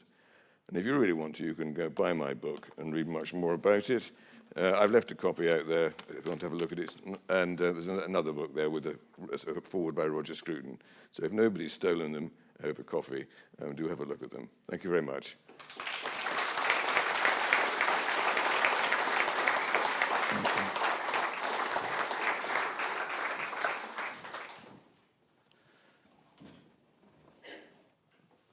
So thank you very much to all three for inspiring words. And we have time for a little session. And please notify if you have a question for one or many members of in the panel.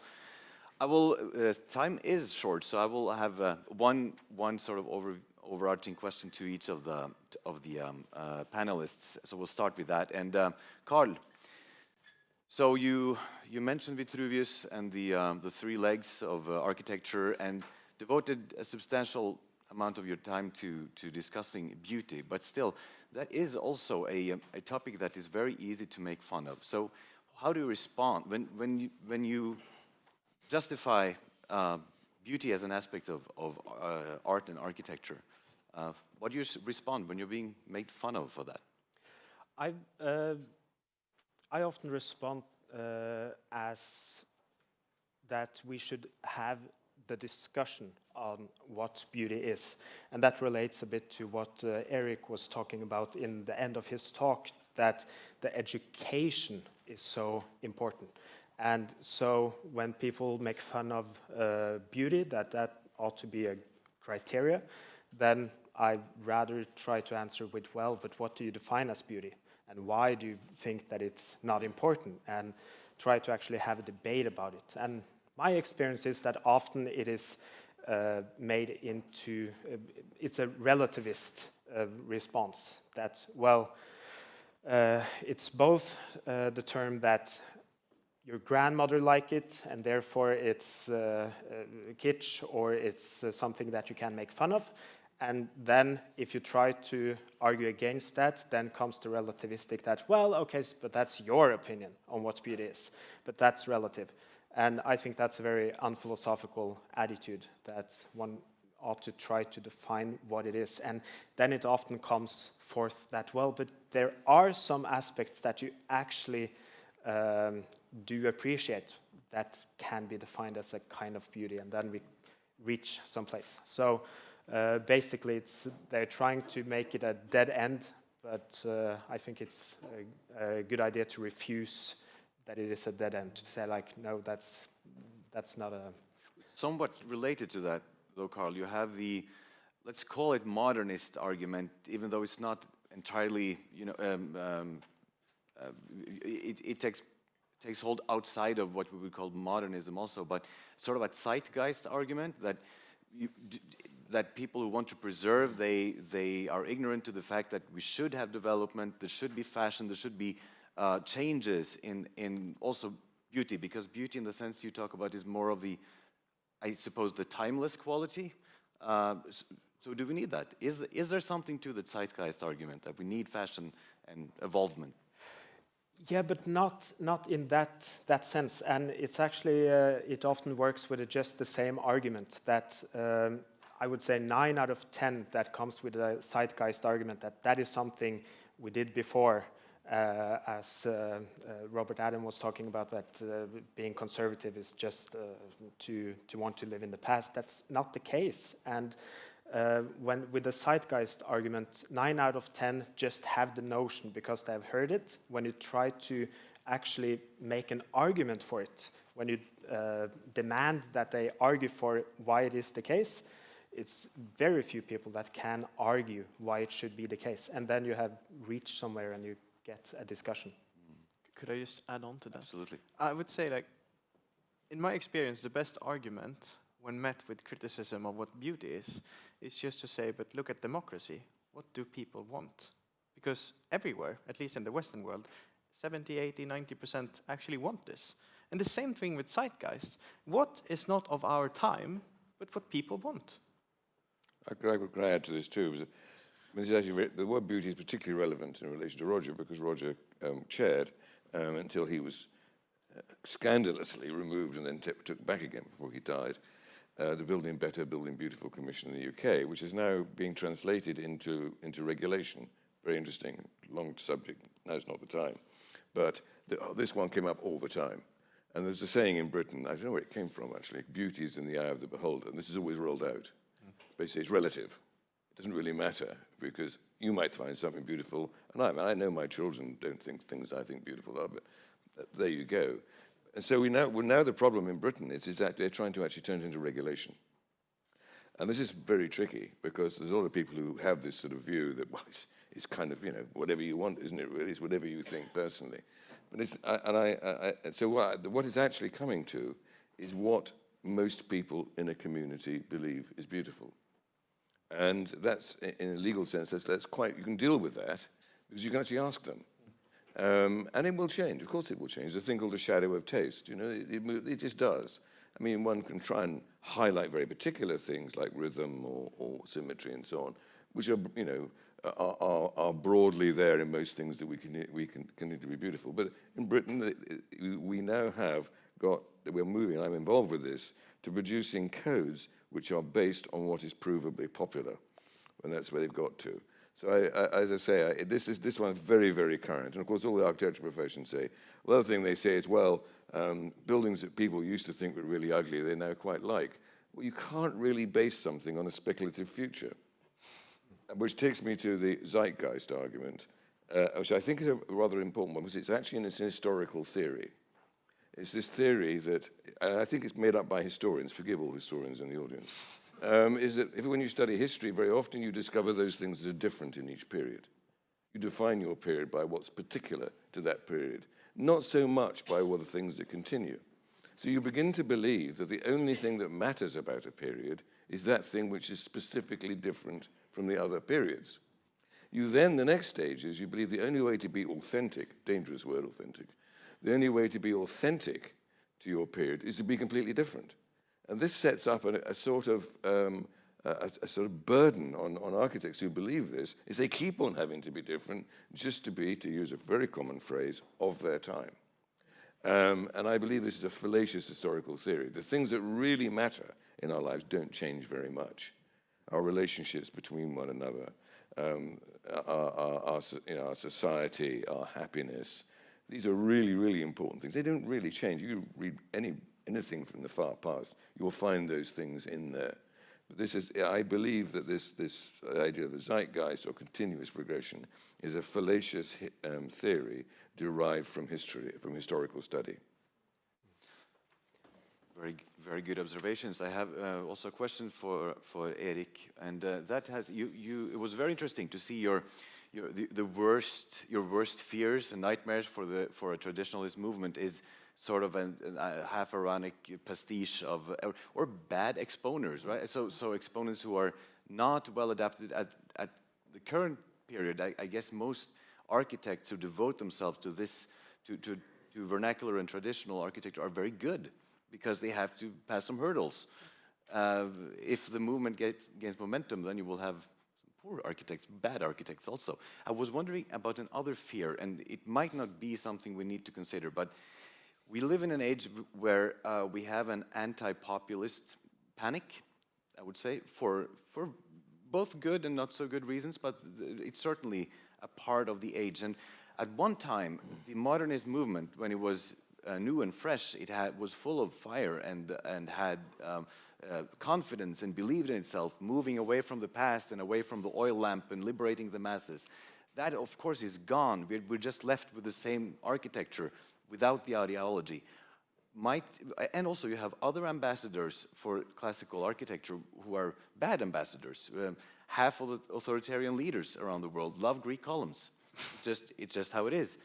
Is that something we need to consider, both the populist panic and the bad ambassadors in general for vernacular style? Yeah, absolutely. First, just to clarify one thing, which is quite important in this conversation. You mentioned that in the beginning of modernism, in the beginning of functionalism, where freeing the masses from the lack of electricity and everything, the first modernists went through classical school. They knew classical architecture, they knew proportions, they knew everything. They were highly skilled in their field. And because of that, they could use a lot of that knowledge, a lot of that education into creating quite good buildings. I would personally agree that the best modernist buildings are the first ones. The problem is, this is 5-6 generations ago. So since then, we lost it. We don't have the same kind of educational basis for it. That's why the first modernist movement got on so good with politics and with development of the world after the wars. So absolutely. But you mentioned fear of populism. I guess it's the right room to say it, but a very famous politician said in the European Parliament after a referendum that you could say whatever you want about populism, but it's becoming quite popular. So in a way, I'm not afraid at all to be called a populist, because it means people actually like what you do. Have you been called a populist? I've been called a lot of ugly things. And worse. Okay. Yeah. So absolutely, but it's a thing we have to tackle, of course. But the goal is not to be right now active popular. The goal is to make sure that our grandchildren inherit something from us that they could be proud of. So I think the perspective is so much longer, so I could just wave away the populist argument, because I'm not affected of it at all. And then in terms of lack of competence, when something is so popular people actually crave it, when it's clearly shown in statistical studies and in politics, people want this, market want this. People tend to pay a lot more money for traditional buildings than modernist ones. So I am, for real, this is what I'm afraid of, that we will have too few architects and designers and builders who actually know what traditional architecture is for real. So we will end up in some kind of pseudo-reality where people who don't really know anything about it try to produce it. It's like when you ask a child to do a pizza and they serve you a pancake with ketchup on it. It's like, it's a pizza. No, it's not a pizza, like, come on. But if they tell enough people that this is a pizza, then we'll end up with a society where people actually think that the best Italian pizza is a Swedish pancake.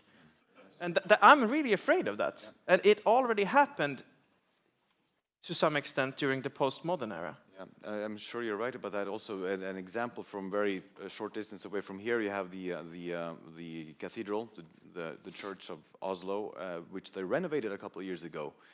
And the dome, they needed to do something with the beams, and it was an intricate system.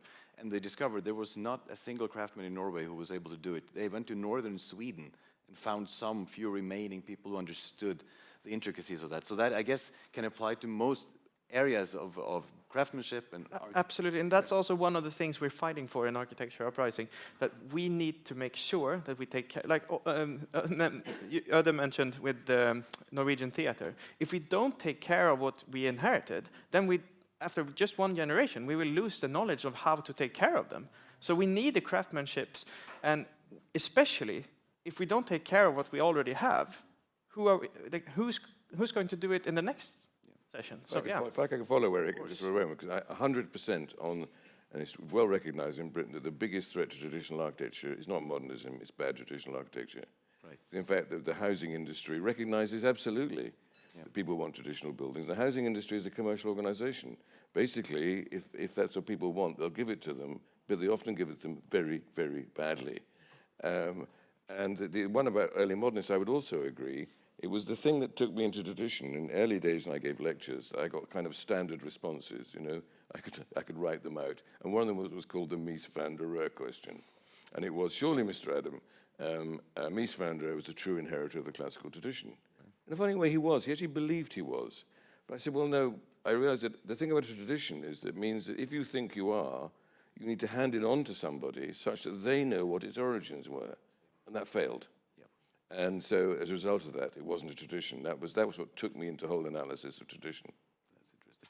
And also, Robert, when you mentioned briefly Scruton, and Roger Scruton wrote on architecture, and also you mentioned that the strange and how, so the situation where he was dispelled from the Housing Commission because of something he said in an interview on a completely unrelated topic. It was one of the early instances of cancel culture. Really? Well, it's a long story and it's quite well published, but it was an absolute scandal. Yeah. It was a fixed interview. Extracts were produced. He was sacked without ever being asked if it was true by the government. Someone then leaked the full transcript. I don't know who it was. I don't know if anyone ever knew who it was. No, but I think Douglas Murray was... Yeah, and that actually revealed how false that had been. The editor had to resign and he was reinstated. By that time, the committee had been taken over by Nicholas Boyd-Smith, who is a significant ally, who is now still working on it, and they then became joint, and to all of our great regret, Roger died. But his legacy exists not only in organizations like this, but his legacy actually currently exists in the British planning system. Yes, so that was my point. This is one of the areas he wrote, so Roger Scruton wrote on, and a huge array of topics, as you all here know, and I guess it is fair to say that architecture is one of the areas where he had a lasting impact, where we can see it already, that it is there. I think his book, the first book was from the 70s, and he there makes an argument that you need to think of it as some form of, it's kind of the functionality sets it apart from other art forms, and that you need to have this kind of everyday aesthetical appreciation of it. Is that? Yes, I mean, effectively, there's those who present it as solely fine art. Yeah. And therefore, you know, it's just entirely the responsibility of the artist to do. And that's a very common view out there. Some of the buildings that Eric showed were exactly that. I am an artist, therefore I have the right to put on whatever my temporary inspiration is on you, but it is a community matter. Yep. And that was what Roger promoted very strongly. And he was part of a movement generally. There were people like Ferenc also died, David Watkin. And there were a number of people in the very early stage, the early 70s. This was, I mean, I'll go on too much about this, but it was also the beginning of postmodernism. Postmodernism was an interesting phenomenon. When I was involved at that time, for a moment it was the great hope. Somehow the people would learn from this. But what happened was it divided off. After the 1992 recession, a lot of the modernists went back to mother modernism. And one or two, and Thomas Gordon Smith's a very good example, unfortunately recently died as well, who actually that was an education to them that took them into classicism properly. Would you then argue that the people who went back to mother modernism, were those the least good in classical? No, I wouldn't actually say that. I mean, I know these people very well, actually. Okay. And I mean, you know, I think we have to remember is that much as we think their stuff is we shouldn't be doing it, these aren't bad people. They're just misguided people, and they're misguided by, if you like, a process which you have described. I mean, Terry Farrell, for example, who really was one of the leading ones. Actually, he really did want to know about it, and he did. But what happened was, as he grew older, younger people in his firm, and he succumbed to the criticism of the profession. A lot of the profession were very, very cynical about it. And so he went, a lot of cases, Jeremy Dixon's another case. These actually, in fairness to them, these were talented people. And they wanted to know about it. They also, I remember a story, I remember being in Terry Farrell's office and watching a member of his staff do upside-down balustrades. And I said, they're upside down. And they said, yes, I'm being very original. Oh, I said, they used to do that in the Baroque period. And he looked very crestfallen. The reason I'm asking is, in a way, the future I'm afraid of is this kind of unity that architects who doesn't really know how to do it think they're classical. Oh yeah, I agree. I'm 100% behind you on that. And what's interesting, of course, the Engelsberg School, which now no longer exists, unfortunately. But there's also one coming up in Cambridge. I'm starting one in Oxford. There's a very oversubscribed program in the Netherlands.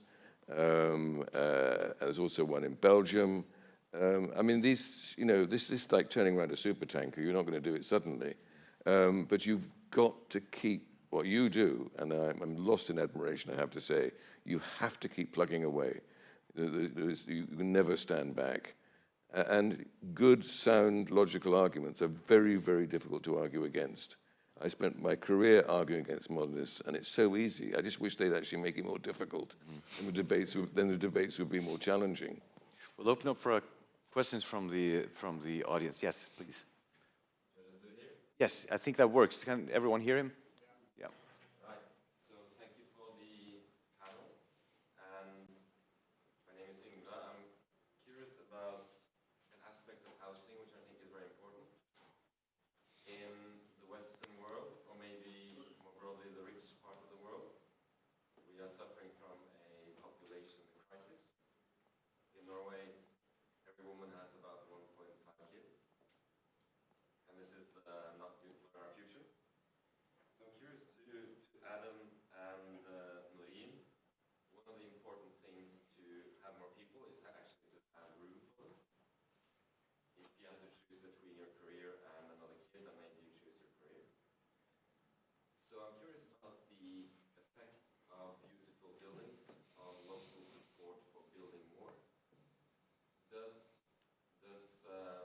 beautiful architecture reduce NIMBYism, meaning not in my backyardism, or is it neutral, or is there any effect on the local population's willingness to have more buildings? I'll speak on this first. I mean, with Petter here, Petter Olsen, I've come directly from a conference in Plessis-Robinson, a satellite suburb or town really of Paris, where they transformed, it is remarkable, where the mayor transformed what was really a really seriously decaying banlieue into a really remarkable place where people, you can tell it, people love to live, they want to come there. This is actually as great, it's increased densities of population, at the same time, it's very desirable.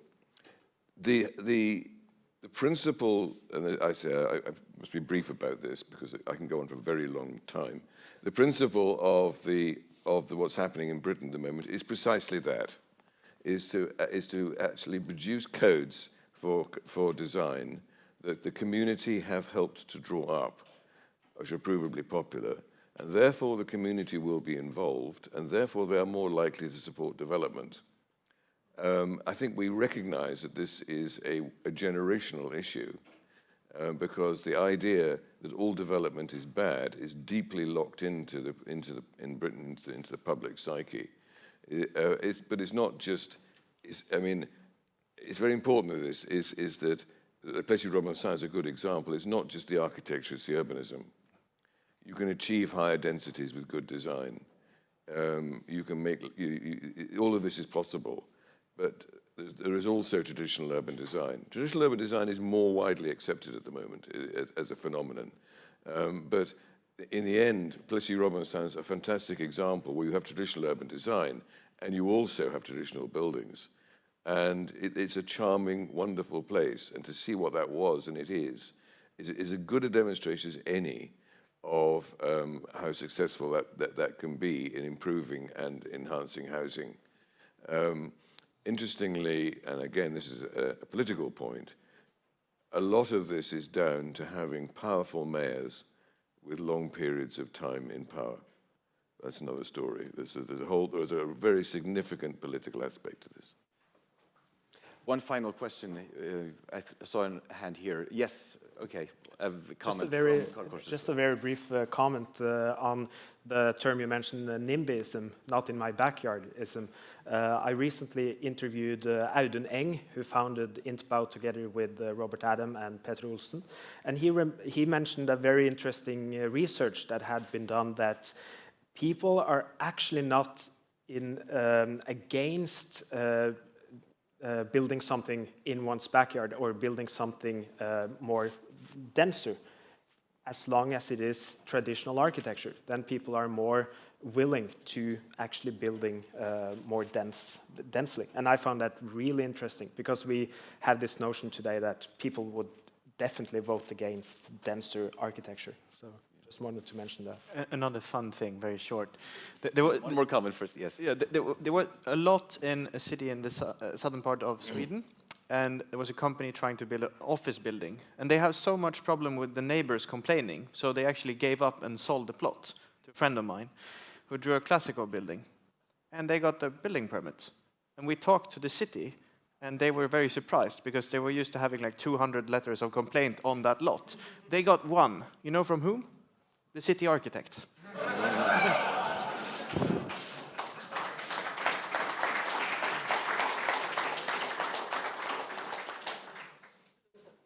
It's okay. Final question. Okay, so I have two hands. I saw your hand first, yes. Yeah, Gabriel. I think we all kind of agree upon your content, but what can we do about it? Like, because in this room we all agree, but like bringing it out to the people, what can we do? Like, Öde mentioned to talk with them. I don't know what he meant, but what do you mean? What can we do? I'm sorry, but I have to stand up, because this is an address to all of you, and you asked for this. To be honest, if you're hungry and you're out in the street in Oslo and you see two restaurants, pick the one in the most beautiful building. Act how we think. Don't buy an apartment in an ugly building. Don't support businesses that produce bad architecture. Don't travel to cities with ugly things. Tend to act your life as you would like it to be. We're all power because we have money, we are in a democratic society, we can vote and we can act. We have to vote with our feet. What we act in society is the effect we will get from it. Don't buy these IKEA standardized things. Don't go to any like super standardized box for food or for furniture. Buy things that last. Buy one suit instead of 10. Buy something that actually matters to you. It's more resilient to everything. It's resilient to our society, of who we are as a people, of the environment. Everything that's made in a classical manner, made with hands, made for us, made for people. Just buy it, talk about it, do it. Don't fall for these simplistic, globalistic, standardized, one-use, throw-away things. Please, just act the way you wanted society to be. If one builds a modernist building and no one wants to buy the apartments, that sends a signal. If the neighbor builds a beautiful classical building and they sell out in 1 hour, that's a strong signal. We have to act the way we want things to be. Thank you. I would also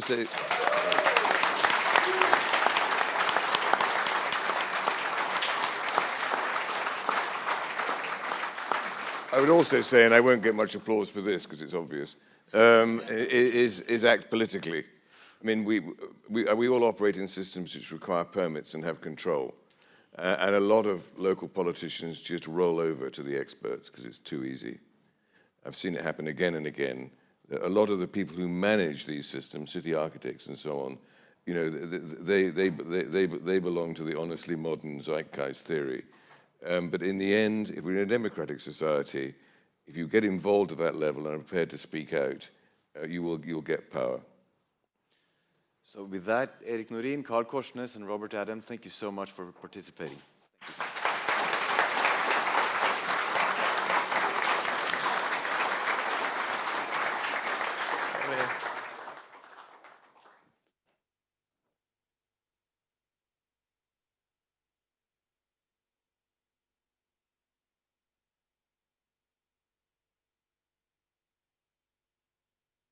Thank you so much to all the panelists in that panel.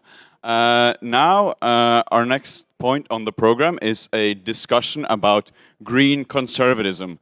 And leading that discussion is our dear, dear president of FUX, Mr. Håkon Teig.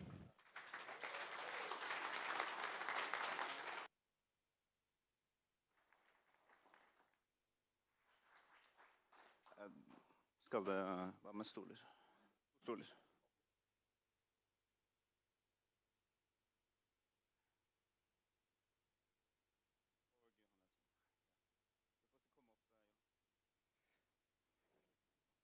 Okay, so this will be a rather more calm session. No loud appeals. Just the two of us chatting. So I must now introduce you Johan Wenström.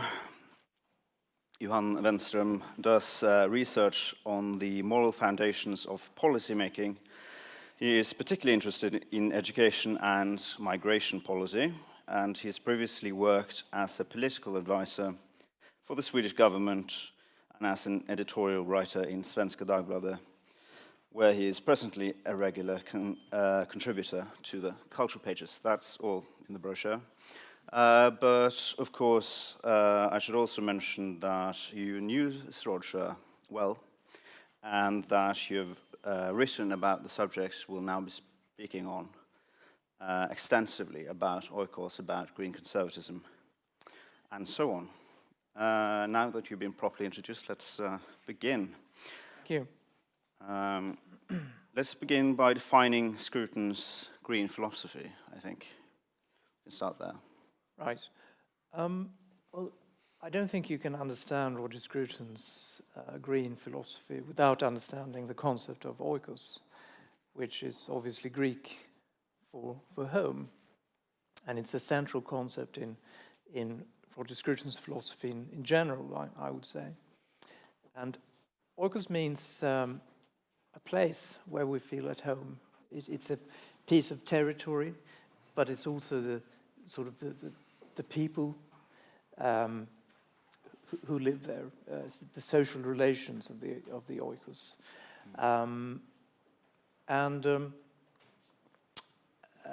He describes two competing forces. One is oikophilia, love of home, and oikophobia, which is repudiation or desecration of the home. And this is central to his view on the environment, because people's affections are limited. You can't expect people to feel affection for the planet, the atmosphere, the globe. People feel affection for their nation, their city, their village, the Norwegian countryside, the Swedish countryside, or the English countryside. So if you want people to care about the environment and to protect the environment, you have to marshal oikophilia, the love of the concrete, limited place. The leftist environmental movement, as Roger observed, relies to a great extent on the state, political solutions to environmental problems, whereas the liberals tend to rely on technical solutions or market solutions, commercial emission rights or technological advancements. But there is something more fundamental that needs to be exploited, and that is, as Roger wrote, the homish nature of man, our love of home, our oikophilia. That is the most basic element of any successful protection of the environment. Yes, it's the motivating factor, isn't it, the oikophilia, which is possibly far more powerful than the leftists' desire for power, or the large corporations' desire for money, I think. You've called Sir Roger the philosopher of the small world. Could you expand on that? Yes, indeed. The small world is a term that I've borrowed from Swedish sociologist and philosopher Hans Zetterberg, who divided society into the large impersonal world of politics and markets and the small world of intimate relationships, the world of friendships and family. But I think you could also say the world of the oikos. And Roger, in my mind, he is not a political philosopher. He's not a philosopher of the large world. I think his most important contributions to philosophy have to do with the small world, how we should conduct ourselves in our everyday circumstances, in our everyday lives. And that is intimately connected to the idea of oikos, how we should treat the places that are closest to us, the people who are closest to us in the oikos, the relationships, what we should eat, or what we should drink even, and how we should tend to the social relationships that surround us inside the oikos. So it's hard, I would say, to take the philosophy of Roger Scruton and turn it into very concrete policy prescriptions. Perhaps the field of architecture is one exception to this, but in general, I think he can inspire us more in how we conduct our individual lives. But aggregated, this is very important to protecting the environment as well. Yes, so we have, I think in Scruton, a very important idea, and that is that of custodianship. Yes. It's essential in conservatism generally, which you contrast with ownership or exploitation possibly. But I wouldn't say ownership. I think Roger uses the term stewards. That was stewards of the oikos. It's not a piece of property. That's the central point. It's not something that we own in that, thank you, limited sense. It's more of an inheritance that has been passed down to us from previous generations, and that we take care of in wait for the unborn future generations. This is a very, very Burkean idea. So yes, we're stewards of the environment. That's, of course, something that the left tends to say as well. But there is a very central difference in that the left's view of custodianship and the environment is very anti-human, I would say. The left tends to consider humanity as a sort of parasitic presence in the environment, whereas Roger's vision for the environment is very pro-human, I would say. He suggests that you really can't have a flourishing environment without humans who are taking care of it. which is exactly the same as in the field of architecture as well, Yes. where the left does tend to, or rather the modern architects tend to treat humans as mere robots, of course. And architecture is extremely important to the concept of oikos and oikophilia. If we're not surrounded with beautiful buildings, harmonious buildings, we don't feel at home in the world. We feel alienated and unsettled instead of settled and harmonious. And of course, you can see this in almost any Western city, that buildings are no longer built with human dimensions. They are reminiscent of spacecrafts, almost, anti-human. And that has serious negative repercussions for our sense of being at home. Yes, and again, the motivation is very important here. It's the love of home that motivates us taking care of it as well. And architecture, of course, has other advantages like the traditional architecture rather. The sustainable materials use local materials and so on, and being built on a human scale. And as Roger points out, of course, if it's beautiful, it's also reusable. That is, you will find new purposes for the architecture once you're done with the current purpose, which is the very opposite of modern architecture, I would say. Yes. Art can also be very important to the concept of oikos and our feeling of home. A lot of modern art tends to depict the world as disjointed or shocking or out of shape somehow. I think we saw some examples of this in Mr. Nerdrum's presentation earlier. Whereas classical painting, as Roger often argued, tries to elevate the human condition and tries to present the world, even the shocking and terrifying features of the world, in an elevated, forgiving light that makes us feel at home in the world.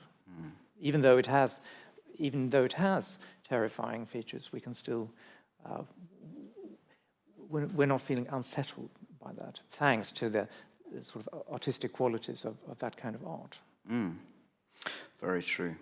So, Scruton lived, just like Eric spoke about earlier, you have to live like you preach, if you like. So he lived a green life in many ways, through both hunting, through wine, his love of wine, as a humble man in the countryside. Where you visited him there? Okay. Yes. Yeah. And on his little farm. Yeah, no, it's true. He really lived out his philosophy.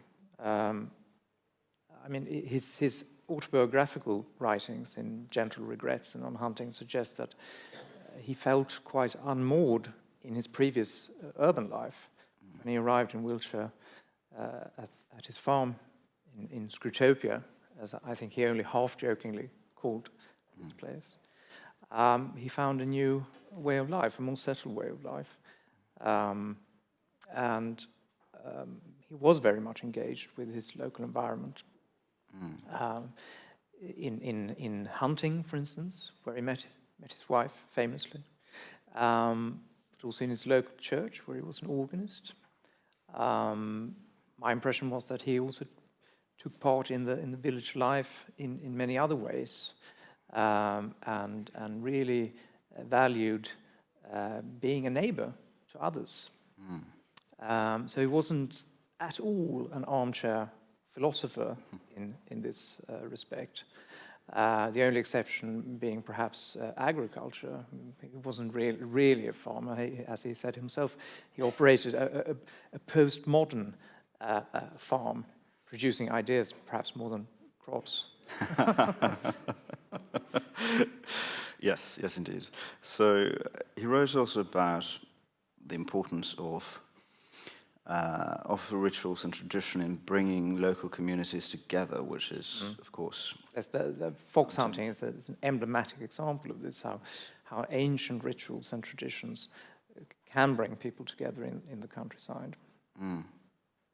And you've done this yourself as well, I understand. Yes, I was fortunate once to he loaned me Sam, the horse, once, and invited me to the hunt. So I saw this firsthand, that it is something that engages the whole community, not just the people who are riding in the hunt. There are also many people who follows the hunt and who are engaged in it in that way. And yes, it was a very special experience, I have to say. It was almost like being in a painting. Yeah. Yes. All right, I will make an appeal after all. An appeal for the restoration of fox hunting, full restoration. Yes. Yes, and I should say that his book on fox hunting, on hunting, is probably one of his best books. I tend personally to prefer his more personal works, and on hunting is perhaps the best of them all. Yes. And he also wrote famously about wine. Yes, indeed. I drink, therefore I am. Yes. He told me once that the working title for this book was Critique of Pure Reasoning. But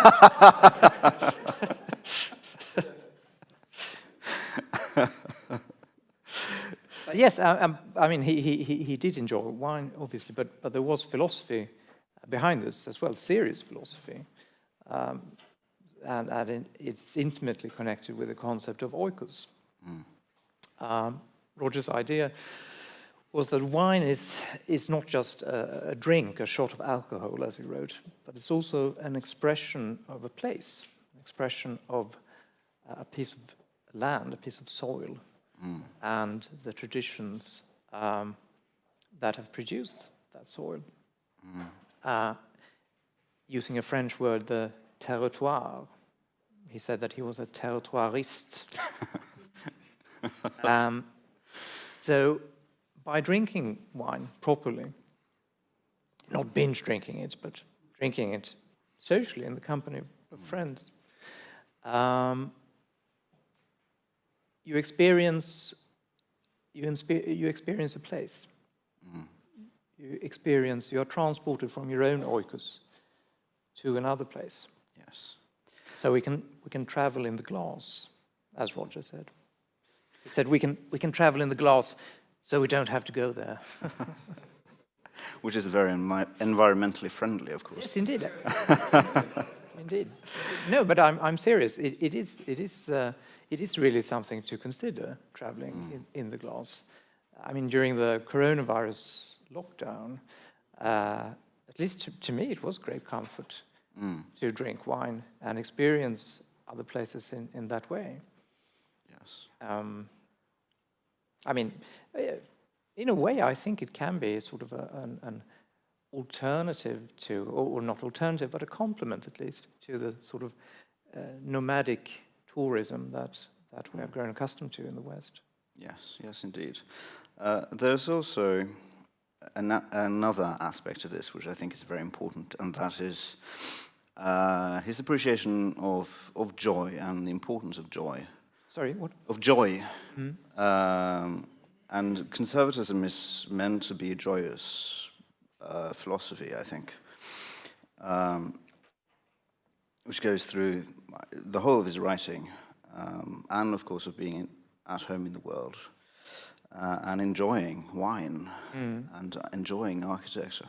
Yeah, it is not only contemplation, but... No, absolutely, enjoyment. And that's a very important point, enjoyment of the world. But that is only possible if preconditions, the necessary preconditions for oikophilia are in place, such as beautiful architecture. There is another aspect of this that I think that Roger did not address directly, but that is important to the feeling of being at home somewhere, and that is public order. We have, I would say, in most Western cities, significant problems with public disorder, homelessness, enormous homeless encampments, begging, and vandalism as well. And those problems are typically not addressed by policymakers, but they contribute in a very significant way to a sense of alienation in urban environments. That these places are unsettled, unsafe, and there's very little to enjoy aesthetically. Indeed, and I think it's important to note that even though Sir Roger found his home in the countryside, he didn't stop enjoying the cities. And of course, the whole idea of oikos can and should be extended to the cities as well. We can't all live in the countryside, which is very important. Yes, absolutely. I mean, oikos is very. I mean, it doesn't refer only to Roger Scruton's farm in Wiltshire, or rural settlements or rural dwellings. It refers to any sort of human habitat. It's the nation can be an expression of the oikos as well. It's the oikos writ large, as it were. But the sort of the common thread in this is that people's loyalties and affections are limited. That's just the way it is. That's how human nature works. It's not realistic to expect that people will have similar feelings for their own group, their own nation, their own environment, as they have for other groups, etc., and other nations. So the key is to not criticize this fact, this feature of human nature, but to exploit it, to harness it for the preservation of our environment, our common environment. Yes, which is, of course, where he differs from the loudest. Sorry, different from? Where he's different from the loud activists, I suppose, who demand global action and so on, of course. There is this great contrast between Sir Roger's philosophy and theirs. I think we should contextualize Scruton within the conservative tradition as well. Where does he fit, do you think, in the great conservative tradition? I mean, he is obviously very inspired by Edmund Burke and Burke's idea of the generational contract. It's not really, we tend to say contract, but Burke really talks about love, and that was Roger's main point as well, that we should feel affection for previous generations and the dead previous generations and the future unborn generations. And that is why we have to be custodians of the oikos, because we feel affection for those who have passed it on to us and those who we in turn will pass it on to. But I mean, he was a very eclectic, even in some ways eccentric thinker, and his interests were really wide-ranging. It's really hard to summarize his thinking, I would say, and that is a contrast to many thinkers, both on the left and right. It's very unorthodox in that way, I would say. But of course, I think a lot, when I think about Roger, I also think about the German conservative economic philosopher Wilhelm Röpke, who was also very much interested in the local environment and how our immediate surroundings are intimately connected to human flourishing, human happiness, but also the functioning of the market economy. I mean, Röpke suggested that the market economy needs to be tamed, restricted by culture and local loyalties. And Roger was very much, he agreed with that. He was not a market fundamentalist at all. So yes, there is a strong affinity, I would say, between Röpke and Roger Scruton. Yes. And today, if you think of contemporary examples, you have the American conservative philosopher Rod Dreher, who's written a very interesting book on similar topics called Crunchy Conservatives, which is also about how we should lead a more natural lifestyle, more rooted in our local environments. So how then do you see green conservatism moving forward? Are we going to take up Sir Roger's mantle, like this whole conference is really about that? So I hope you all want to do that. But generally in the conservative movement, and do you think green conservatism, this particular part, will be important moving forwards? Yes, I think it's a very important notion. I think Green Philosophy's book, Roger Scruton's book, Green Philosophy, is probably one of the most interesting and insightful books that have been written on environmental policy. And I think the idea of oikos as the central motivating force for environmental protection is very important and very true. And probably green conservatism, I think there will be sort of a renaissance for green conservatism in the years ahead. I mean, if you think about what we've just experienced with the COVID lockdowns and the restrictions on travel, I think that have given people new perspectives on travel and how we live generally. And it was revealed also in a very concrete way that the environment is actually harmed by our excessive traveling. It was interesting to see satellite images of the Earth after almost all flights had been grounded, and you could see wildlife returning and the Earth becoming more green again. That was, for me, very arresting, I have to say. And so I think we have to consider how we live in the future, and we have to consider I think the value of nomadic tourism and travel in general. And Roger's ideas can be helpful here. It's also the case that we're now moving into a new kind of labor market in which work can be, in which the labor force can be dispersed and people can work from home.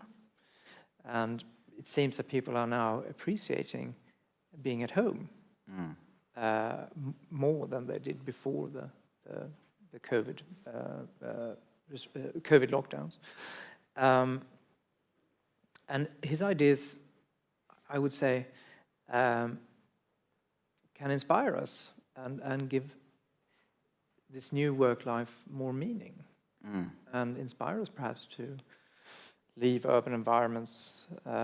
Repopulate the countryside. Exactly, repopulate the countryside, because there is now a material base for green conservatism that didn't exist before.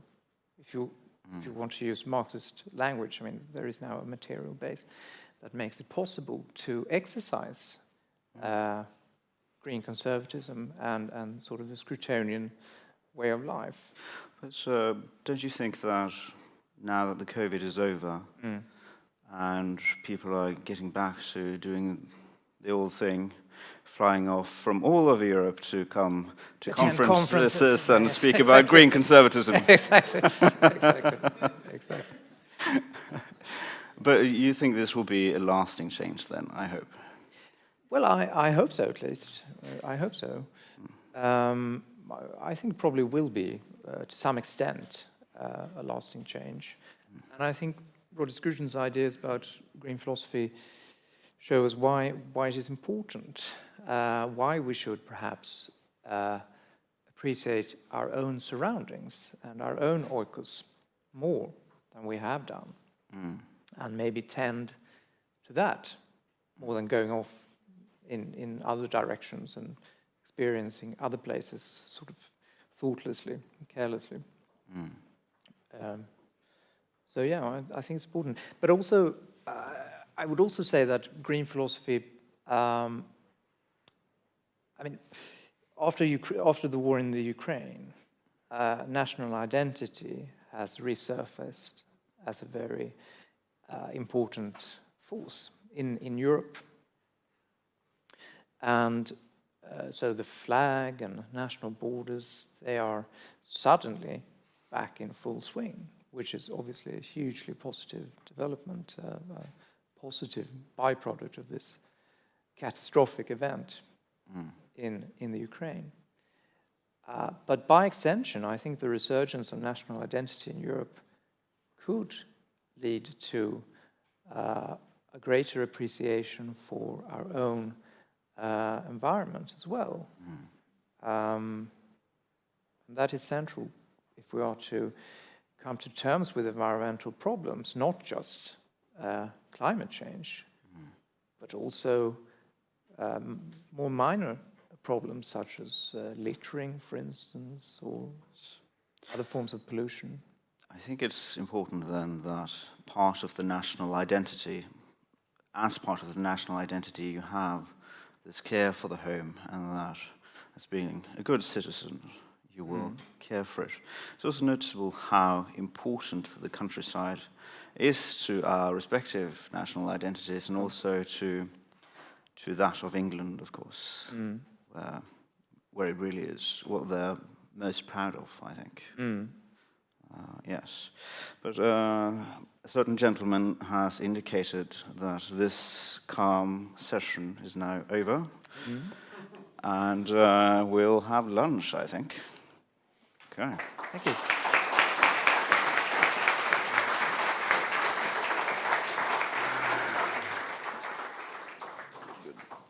Yes, that's right, as Håkon said. Now it is lunch, and let me just give first of all, thank you to Håkon and Johan.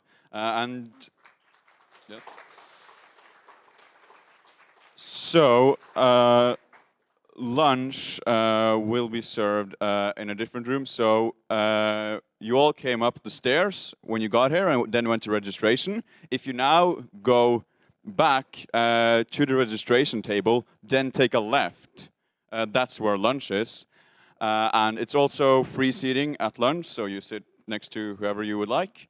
And we are back here at 14:00 sharp to continue the program, 2 p.m. Thank you.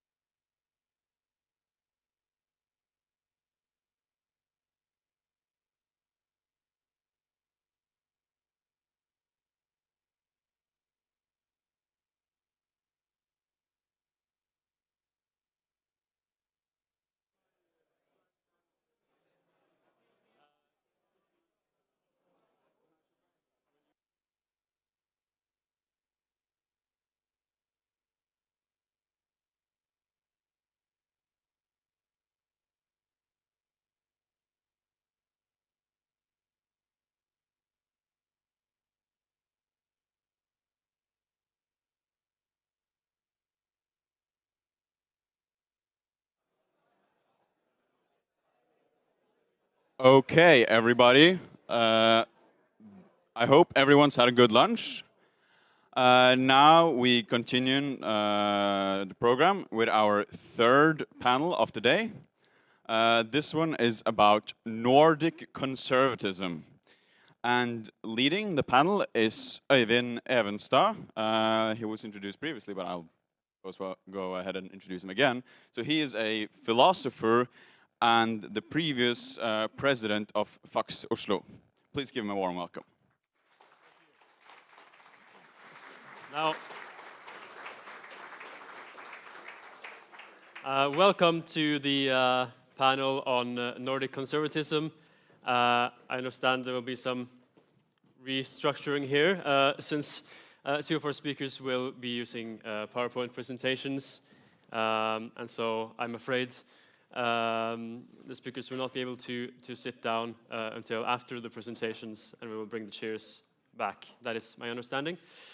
But my name is Øyvind Evenstad, as you heard.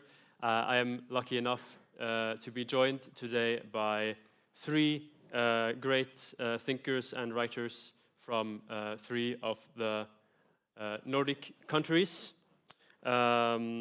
All of their resumes are very impressive, but also quite extensive, so I will keep it short, and you will hear a short presentation from each of them in the order that I read their names. Hannes Gissurarson is from Iceland. He is a professor of politics at the University of Iceland, and author of several books, including 24 Conservative Liberal Thinkers, a book from 2020. You'll have to stop me if I make a mistake in your introductions. But next we have Jakob Söderbaum. He's from Sweden. He is a Master of Law, member of the advisory board of the Roger Scruton Legacy Foundation, and author of books like Modern Conservatism, also from 2020. And you may have seen some of his books on the table outside. And lastly, Kasper Støvring is from Denmark. He has a PhD in literary and cultural studies, if my understanding is correct, lecturer, and also author of several books about conservatism from a Danish perspective. So I will invite Professor Gissurarson to give the first short. I'm sorry. Yes, Professor Gissurarson to have the first short presentation, one of three, before we sit down and discuss the topic of Nordic conservatism. So, Professor.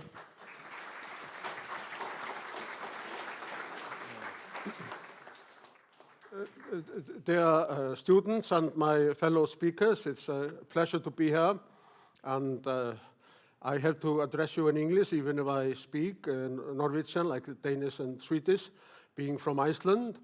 And of course, there is a close relationship between Iceland and Norway. Bjørnstjerne Bjørnson, he said, Island et utsvømmet stykke av Norge, or Iceland is, a part of Norway that is swam away. And the Norwegians and the Icelanders, they are sometimes competing about who it was that discovered America. We thought that we discovered it. And Oscar Wilde, he actually agreed. He said the Icelanders discovered America, but they had the good sense to lose it again, because our settlements there, they didn't succeed. And of course it is unfair on the Americans, wonderful new world as it is. But it is true that my book, 24 Conservative Liberal Thinkers, was published in 2020, and it's available online free of charge. And it was also printed and has been distributed in many New Direction seminars. And I know that my fellow speakers, they, when they refer to conservatism, they refer to some of the same thinkers that I discuss, like Edmund Burke and Michael Oakeshott, and some others. The first chapter actually in my book is about a figure familiar to Norwegians, Snorri Sturluson, because if you really read closely Snorri Sturluson, you find 4 ideas which are crucial and pioneering for what I define as conservative liberalism. One of them is that kings are subject to the same law as their subjects. The second one is that there is an informal social contract. If the kings violate the law, they can be deposed. And actually, in Heimskringla, that I'm sure most of you have read, or at least parts of it, Snorri Sturluson gives an account of what a good king is and what a bad king is. The good king is somebody who imposes very light taxes and keeps the peace. A bad king is somebody that imposes high taxes and is a warrior. That reminds me actually what a good friend of mine, Sir Anthony Fisher, who started many of the think tanks around the world, used to say in his toast. He didn't say skál, as we do in Iceland, or skål, as we do in Norway. He said for peace and low taxes. And I think that's actually a very prudent wish. Then in Egil Saga, the saga of Egil, Snorri Sturluson celebrated individuality. Egil Skallagrímsson, a warrior and a poet, he stands alone against both the gods that have brought 2 of his sons to death and to the Norwegian kings. There was a feud between Egil's family and the royal family of Norway. It's sometimes said that Romeo and Juliet are the first individuals, but they are not. Egil Skallagrímsson is when individuality emerged in the Renaissance period and before that. Then actually Snorri, even if he thinks that perhaps kings may be appropriate for other countries if they're good kings, he has a wonderful speech that he puts into the mouth of an Icelandic farmer, that kings are different, some are good, others are bad, and therefore it might be best to have no king. And that's what the Icelanders had for 3 centuries during the Commonwealth. As Adam from Bremen said, apud illus non est rex, nisi tantum lex. And as you know very well, it means they have no king but the law. And then, because I'm here to illustrate that the traditional liberty is a Nordic tradition, despite all the prejudices abroad about the Nordic countries.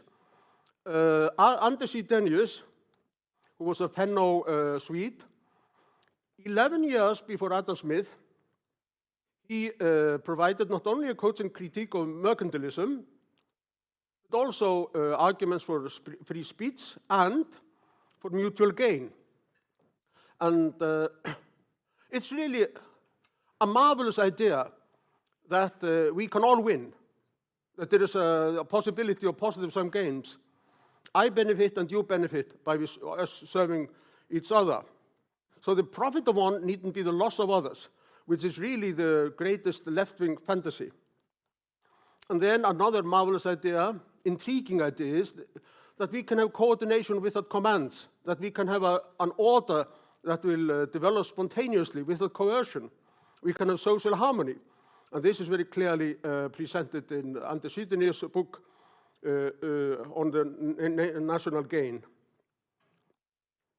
Then we have actually, and I discovered this rather recently, that you, of course, in Norway are proud of having the most liberal constitution in Europe at the time, which is still in force mostly. And a lot of influence on it was made by the Anker family. And the Anker brothers, they actually were friends, personal friends of Adam Smith. They visited Adam Smith, both in Glasgow and in France. And they provided for the first official translation of the Wealth of Nations into Danish. So there is a strong link between the Eidsvoll Constitutional Assembly, which was actually held in the house of one of the 2 Anker brothers, and Adam Smith, both a personal and a political one. We had, in the 19th century, a strong liberal tradition in all the Nordic countries. Here is Johan August Gripenstedt, who was Prime Minister of Sweden and implemented a lot of liberal reforms. We had Schweigård in Norway and other liberal Nordic politicians, and they were influenced by Adam Smith and Frederick Bastiat mainly.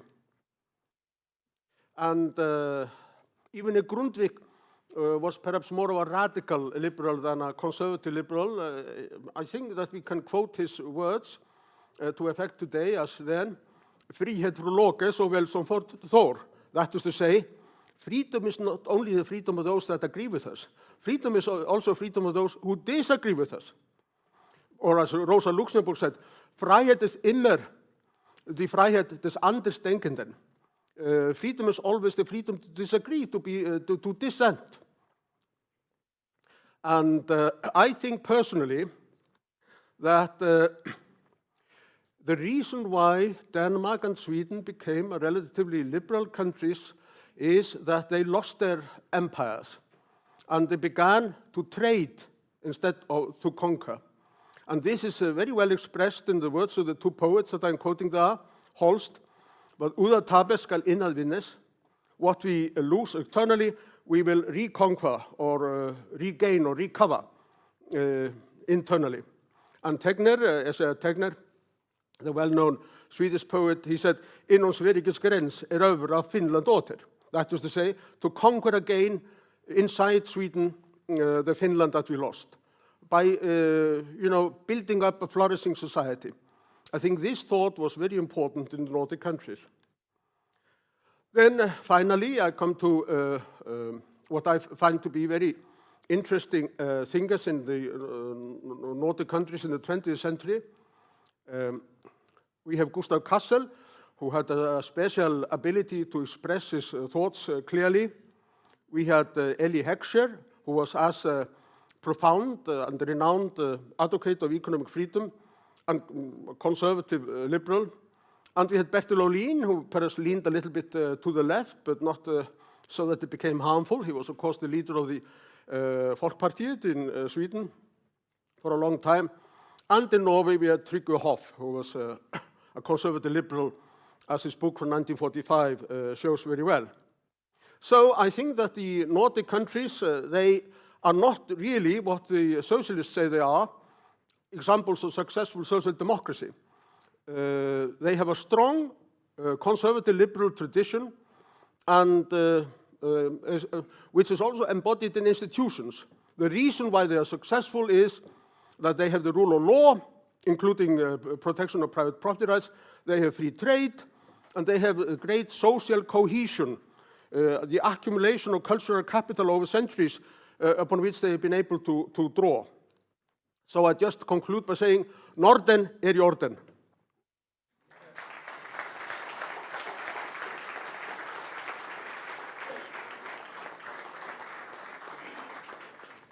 Thank you very much. Now I will invite Mr. Söderbaum to give your presentation. Watch out for the water glasses and give a hand to Jakob Söderbaum.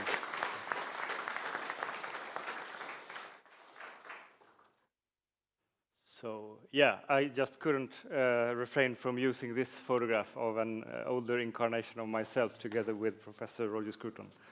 This is, I think, in Madrid some 15 years ago. So I have been asked to tell a little about the history of Swedish conservatism and also a little bit what it is today. And the question also was, is this connected to Roger Scruton somehow? And definitely yes, I say. So if I push this button, all right. So I start with what is conservatism today, if you read Swedish professors of politics and idea historians. Everyone says that Edmund Burke is the founding father of not only of conservatism as a movement, but the father of the ideas of conservatism. The Swedish word is lärofader. And it is also widely maintained, although not by all, that Friedrich Hegel, Georg Wilhelm Friedrich Hegel, the German philosopher, is also one of the fathers of conservatism. And This is, of course, very interesting from a Scrutonian point of view, because Roger Scruton built his conservative philosophy as a synthesis of Burke and Hegel, as does Michael Oakeshott. And Scruton does this in the line of Oakeshott. It's also a part of the way Swedes understand conservatism today, that conservatism is divided between the social conservatives, more welfare, the social kind of politics, and the liberal conservatism, more about civil society and more about economical liberalism. Very, very broadly described here now, but and today we also have 3 parliamentary parties which gravitate around the idea of being a conservative party. I wouldn't say they are truly conservative, but so it's the moderate party have once again started trying to understand themselves as conservatives. The Christian Democrats have finally realized that they are conservatives, and the Sweden Democrats really, really want to be conservatives. And I figured, how could I do this presentation? I will go through a lot of historical moments from a Swedish point of view and with a lot of years. And I decided just to start and showing the years to have for you to have something to hook it up on, because you know a lot of other things that happened during those years. So this is, I will walk you through the history of conservative in Sweden in this way. So 1789, the French Revolution.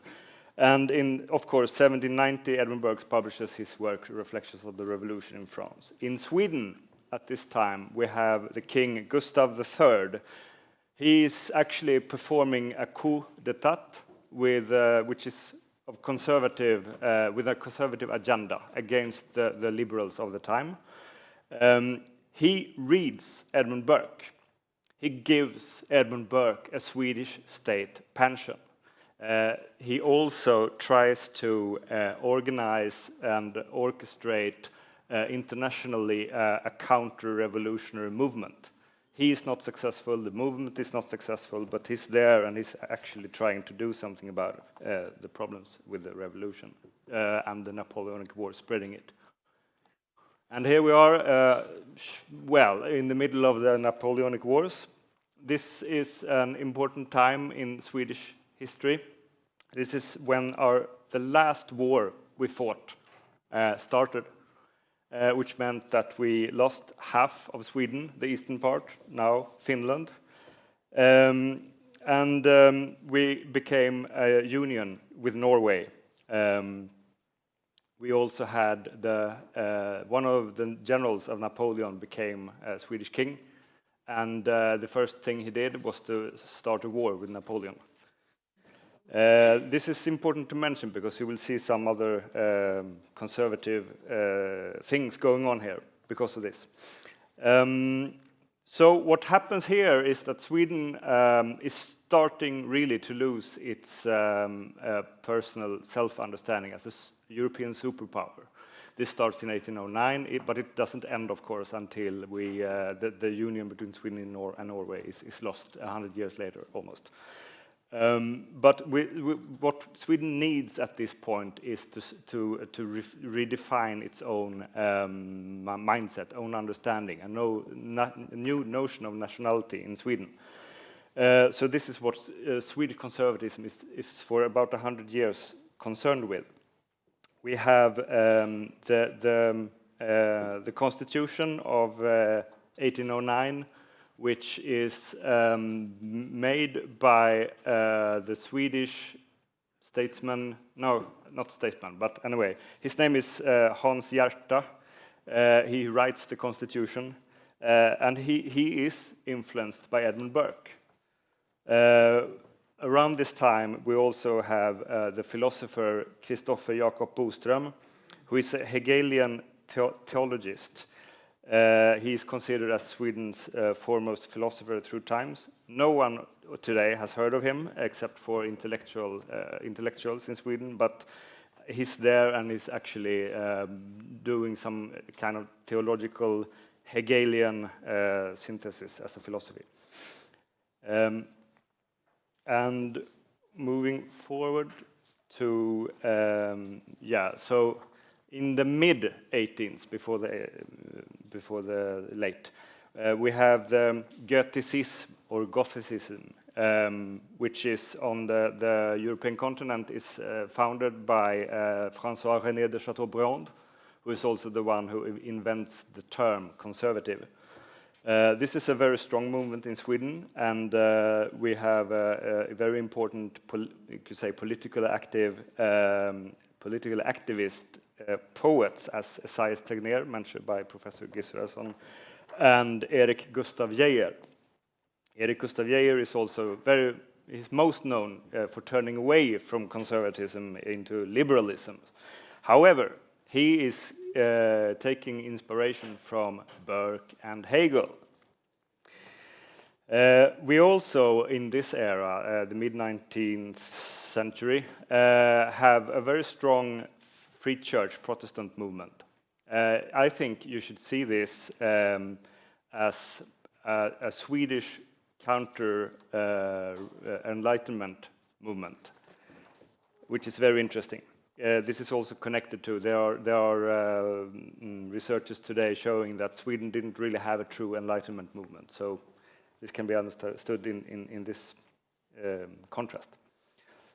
So the second half of the 19th century, of course, industrialism takes its course, and it's a lot of German industrial men and capitalists who runs it. During this time, we have the king. We had two kings named Oscar. The last king of both Sweden and Norway was Oscar II, and he is also the last crowned king of Sweden. And the kind of bourgeoisie movement, Oscarianism, it's a very strong conservative bourgeoisie movement. And still, when I started to study in Uppsala in around year 2000, you still refer to those times, and you think of old conservative people. They are Oscarians, you know, toasting in punch and such things for the king. And it's also worth mentioning here, because we also have members of the student association Heimdal here. It was founded in 1891 in Uppsala, and it's still active today, and it has meant a lot of, it has been important to cause of conservatism in Sweden. So we are now entering the early 20th century, and the union with Norway breaks. Sweden is only a nation state, and this is where a huge debate, intellectual debate between two camps of conservatism take place in Sweden, between Harald Hjerne and Rudolf Kjellén, first and foremost. There are others in this debate. It's a truly tremendous intellectual debate, and Harald Hjerne is basing his philosophy on Burke, Disraeli, and Bismarck, and Rudolf Kjellén, broadly, he has a lot of references to Burke, but he's first and foremost a national conservative with, I would say, quite authoritarian views, also pro-welfare.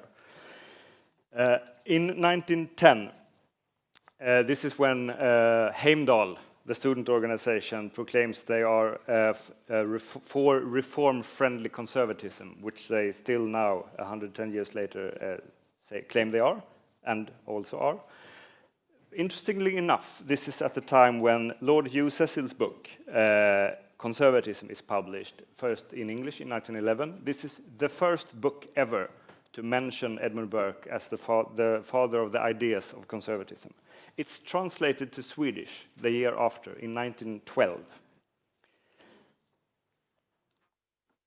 1930s. There are a lot of things to be said here, but from the point of view I want to make, the perspective here, I think the most important is that the liberal professor of politics, Herbert Tingsten, he writes a book in Swedish called de konservativa idéerna, the conservative ideas. And this is the dominating reference book on conservatism for many decades to come. And it's really showing conservatism from a bad side. Sweden did not take part of any of the world wars. And even though we arrive in the 1950s in a situation when it's very controversial to call yourself conservative, because basically it seems that the right is responsible for everything that happened in the world wars, and the conservatism is synonymous with the right. So this is where conservatism is starting really to lose its grip in Swedish social debate. 1968, it's also in Sweden we have a student revolution. Gunnar Heckscher, who is the son of Ellie Heckscher, who was also mentioned by Professor Gisurason, he has been the leader of the moderate party for many years. He leaves in 1965, and this is also when the aforementioned Harald Hjerne, his ideological heritage in the right party, ceases. In 1969, the right party changes its name to the moderate party, and they start to call themselves liberal conservatives. We also have the Christian Democratic Coalition. They are founded in 1964 after a referendum on whether we should keep, Christianity in elementary school education. 2.1 million Swedes, which is 30% of the population, say yes, we want to keep it. And the Social Democrats overrule. And this is when the party is built, and they think they will now be a great parliamentary party, but it takes another 30 years until they, in the 1990s, enter the parliament. During this period now, we are in the end of the 1960s, Gunnar Heckscher, as mentioned, and also Nils Elvander, they write the history of Swedish conservatism during the 19th century, and they relate it to other conservative movements in Europe. This is where the distinction of liberal conservatism and social conservatism enters the Swedish social debate. Russell Kirk, the American conservative thinker, is mentioned the first time in a book in 1968 called De politiska idéernas historia. 1970, this is the year, 1976, when the first center-right government for 44 years comes into government. In 1974, before that, the old constitution of 1809 has been exchanged for the 1974 constitution. In 1971, there had been two books, very important, published. One is Nykonservatismen i USA, the new conservatism in the USA, which also it discusses Russell Kirk in philosophical terms, among other things, and also Kämpande konservatism, fighting conservatism, which, among other things, introduces the distinction between value conservatism and structural conservatism. This is a German concept, which is immediately taking over to the Swedish debate from this year, and this is also when the first Swedish conservative think tank, Konservativt Idéforum, is founded, and it's around for about 10 years. This is also when I think it's worth mentioning the professor of politics Reidar Larsson, his politiska ideologier i vår tid. He writes about all the different ideologies. It's from the 1970s, and his chapter on conservatism is, of all Swedish conservatives I met, everyone thinks this is absolutely best. So that is where I started the way I understood conservatism. 1983. This is the year when the Moderate Party's youth organization throws out all conservatives from the youth organization. The moderates turn into neoliberals, and the socialist journalist Gunnar Fredriksson writes Konservativa idéer, a book which is not very positive. It's interesting if you understand conservatism in other ways, but this is already in 1983 where he interviews Roger Scruton. 1990s. This is where we had the second center-right government since the start of democracy in the 1920s. Carl Bildt is the prime minister of the moderate party. This is also the year when Konservativa Sällskapet, the conservative association, is founded with many, or by many old Heimdal chairmen.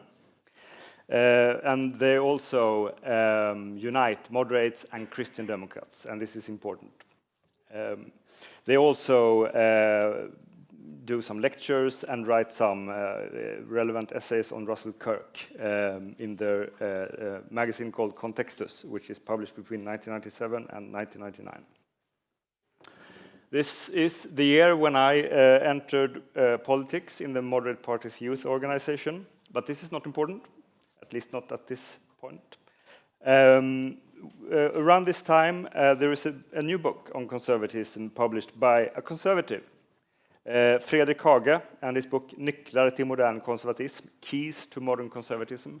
It's very short, it's a pamphlet, it's very vague and not very much going into any relevant details, I would say, but still it's a conservative saying something about what conservatism is about.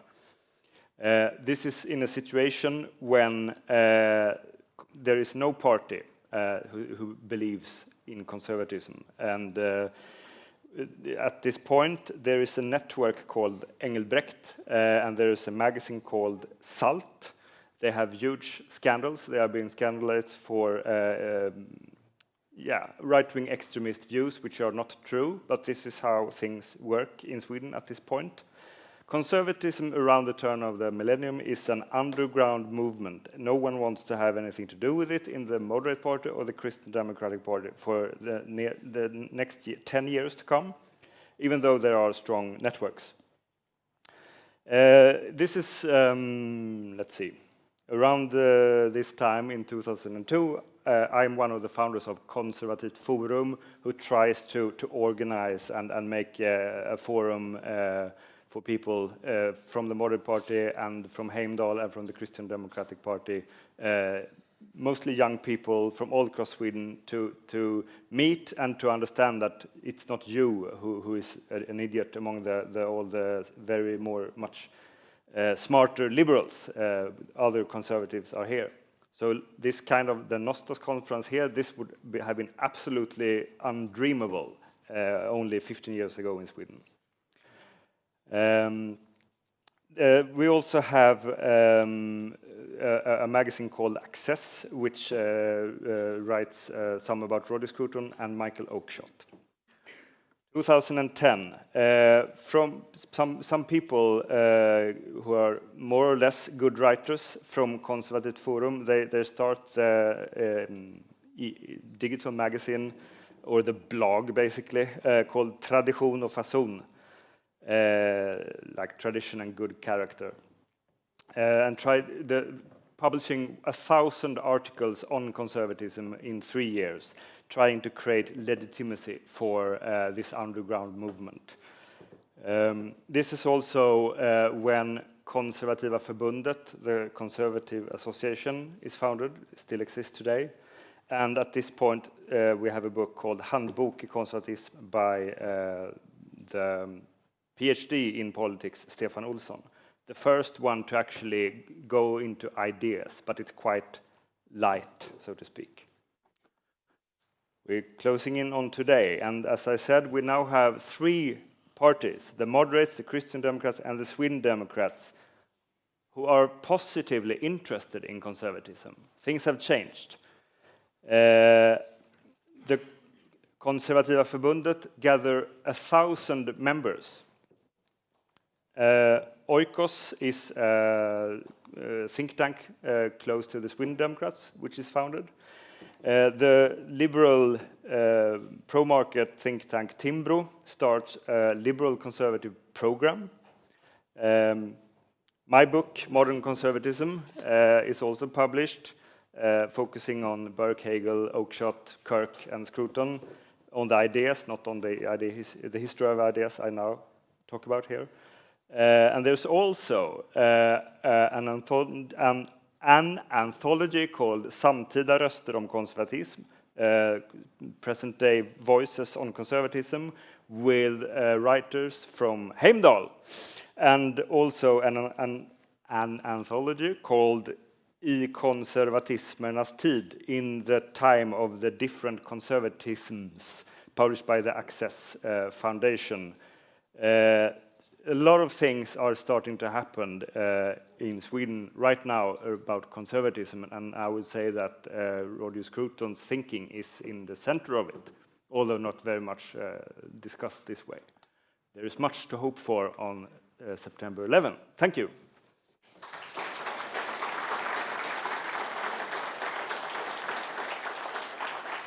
Thank you very much. I will ask Dr. Kasper Støvring to give just a few short remarks that you have prepared. Try to keep it short. I know. Just sit there for now, and we will get our chairs up after. We're running short on time, but I want to give time to everyone. So.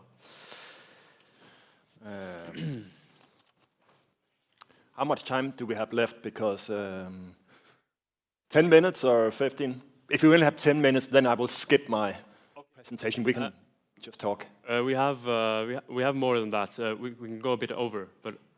Okay, I'll do it shortly then. A short one. Okay, thank you very much. I will not talk about Nordic conservatism in the sense that I will talk about specific thinkers or the history of thinking. I would instead point to some specific traits of the Nordic countries that I consider conservative, some contemporary traits that I consider conservative, and where I think that conservatives really should act.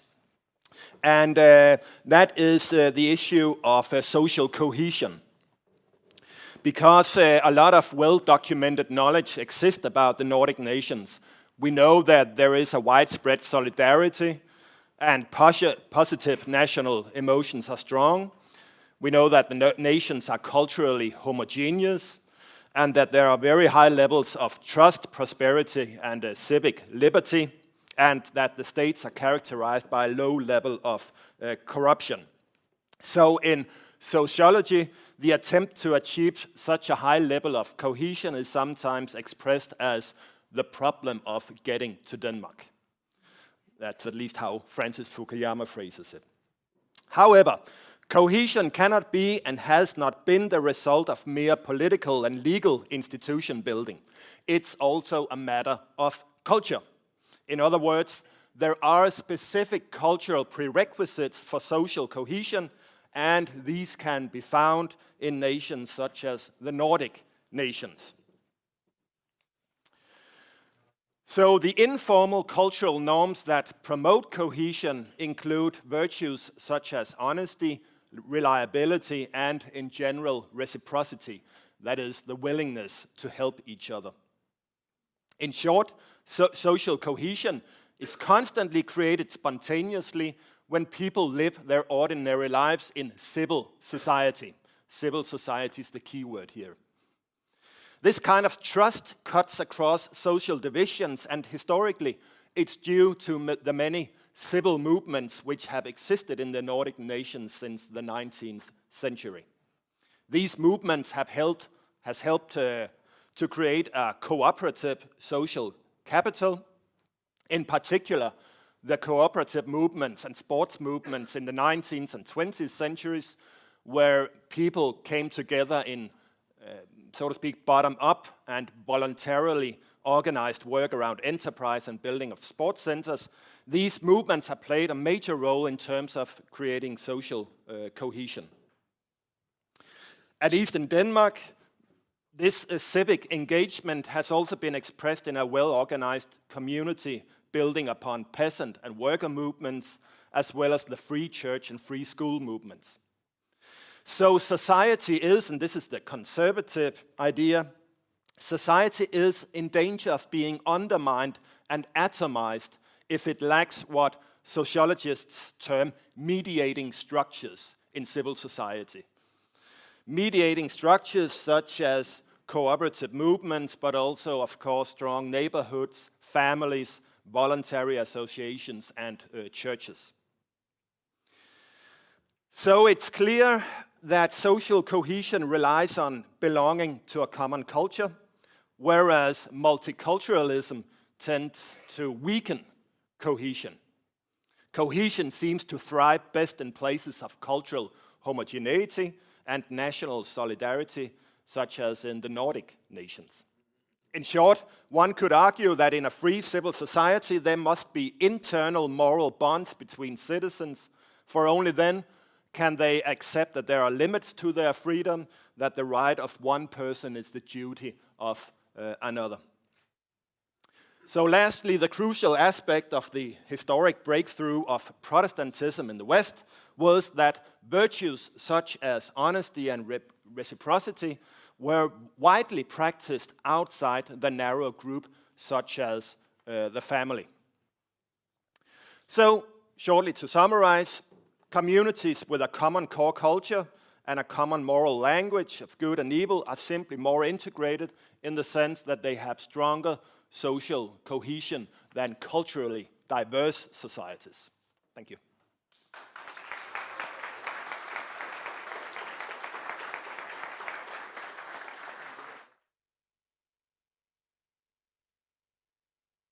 Very much. Now we will join again on the stage in our chairs for a short discussion. I don't know if there's any specific order.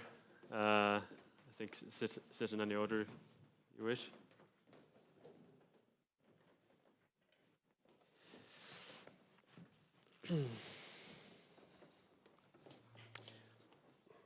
Right. So we've heard many interesting ideas from different perspectives. As has been touched on, we often speak of conservatism in the Nordic countries as being inspired and influenced by thinkers from other countries, Anglo-American thinkers like Burke and Kirk, Germans like Hegel, and so forth. But we have also heard that that the 13th century Snorre Sturluson can be seen as a conservative thinker, and Dr. Støvring talked about the need for belonging to one's own culture. So, is there anything I want to ask all of you, and first one to answer? Is there anything specifically Nordic about Nordic conservatism? Is there a shared historic culture among the Nordic countries that we or that conservatives should aim to preserve, and how can that be done?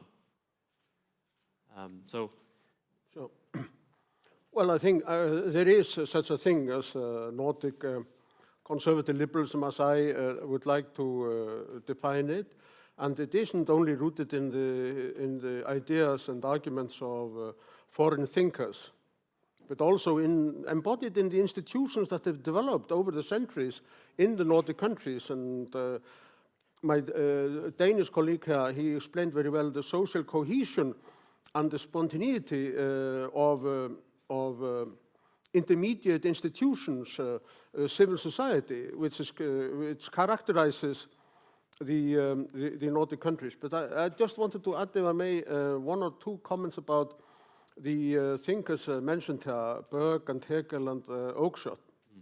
I think that Berg, actually, as Adam Smith said, he was the only man who thought in the same way about economics as Adam Smith did himself. Edmund Burke was an economic liberal, very much so, for example, in his thoughts on scarcity and so on. But what he did and what made him a conservative liberal was his opposition to the French Revolution. And there was a great difference between the English Revolution and the American Revolution that Burke supported and the French Revolution. The English and the American revolutions, they were made in order to preserve existing liberties and extend them. Whereas the French Revolution at least developed into an attempt to reconstruct society according to abstract principles, and Burke rightly, and so did Alexander Tocqueville and Benjamin Constant, saw that this would not be, this would lead to disaster, as it did. It was a bloodbath. The French Revolution cost the lives of 40,000 people. Now, Hegel can actually be interpreted in a liberal way, as a liberal thinker.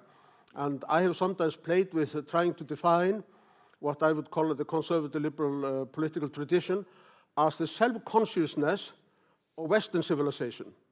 It is the Weltgeist, when the Weltgeist has realized who he or she is. And Oakeshott, of course, celebrates individuality in his works.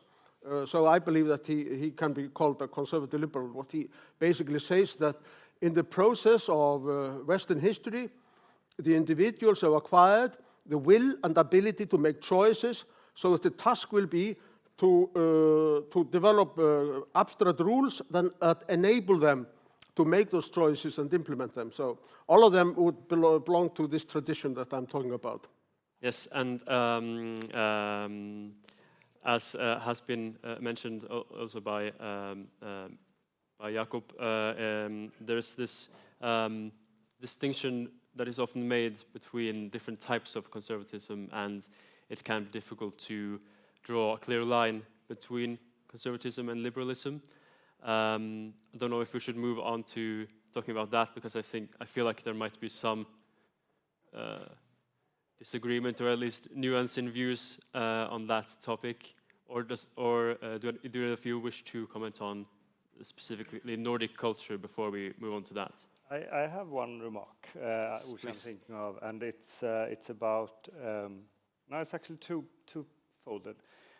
One is that we are part of the European North, where also I would say Burke and Hegel are part of the same kind of intellectual context, which is a clear difference from the Mediterranean states and the Catholic societies. Which I think makes it easier for us in Scandinavia to agree with a lot of the thought coming from England and from Germany and such thinkers. And also, I think it's an important thing that we share in common, and that there is something we should look upon with other eyes than the lefts do. It's the welfare state and how it has developed. Now, of course, at least the Swedish, I suppose the Norwegian is also too large, trying to get into too much and become more of a almost totalitarian kind of system steering everything from above in the society. And this is not at all conservative, but we can see that Disraeli and Bismarck, they also have the basic ideas of the welfare state, which they pioneer. And in this way, I think that when now also those thinkers are starting to get interesting in the United States, we have a heritage of this kind of thinking in Scandinavia, and that's where I think that we have a lot to add from our views, and it is getting more and more interesting also on an international level. I don't think that very many people actually read probably the two most important conservative philosophers, namely Edmund Burke and Alexis de Tocqueville. At least I haven't stumbled across people who read them, at least before 1980, 70 or so. But the core ideas of these two conservative thinkers have been expressed in society, and I'm thinking, of course, the concept of the small platoons. Nordic countries are rich in small platoons, and that's what I call social cohesion or intermediate structures in civil society. And I was also thinking, Hannes, when you talked about Snorri Sturluson, that this high level of trust we have in Nordic countries is a generalized trust. It's trust among strangers, and it's trust to institutions. And I think that might go several years back, because you talked about this idea that even the king was subject to the same law. So that might be a kind of trust-building experience that has sustained throughout generations. Now, there is one important thing that we haven't touched upon, and that is we have very large welfare states in the Nordic countries. And I think that's a huge problem for conservative thinking, because what the welfare states does is to destroy social capital in civil society. And most notably, this has been seen in regards to the family. Now, we pay so much in tax that people can't afford to stay at home and rear their children at home, so we send them to kindergarten and all kinds of institutions. When you get divorced, you get a lot of money from the state, so it can actually, economically, it's a good idea to get divorced. It doesn't sustain the family. And even in Denmark, I don't know how it is in Sweden and the other countries. In Denmark, the state pays for what we call solo mothers, so they can be pregnant and so start a family without fathers. I think that's really destructive for the kind of conservative intermediate structures in civil society, especially the family. Do I have time for one? Yes, do you want to comment on? Yes, definitely. I think you're absolutely right. And that's the reason why I think conservatives and classical liberals should join together, that the state is destroying the values that we hold dear. It is dissolving the family and attacking private property right and threatening continuity and stability, which are conservative values. Just one more thing about the Nordic heritage. I think actually, which is a Germanic heritage as well.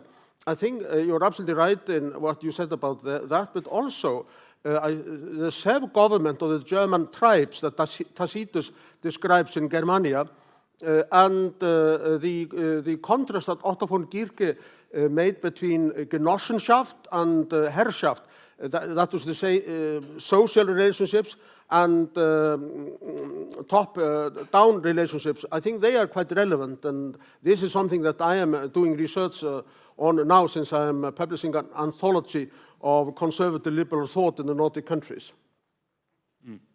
I'm just wondering then if you do not see it as meaningful to draw any distinction between conservatism and liberalism, if we are in it together, so to speak.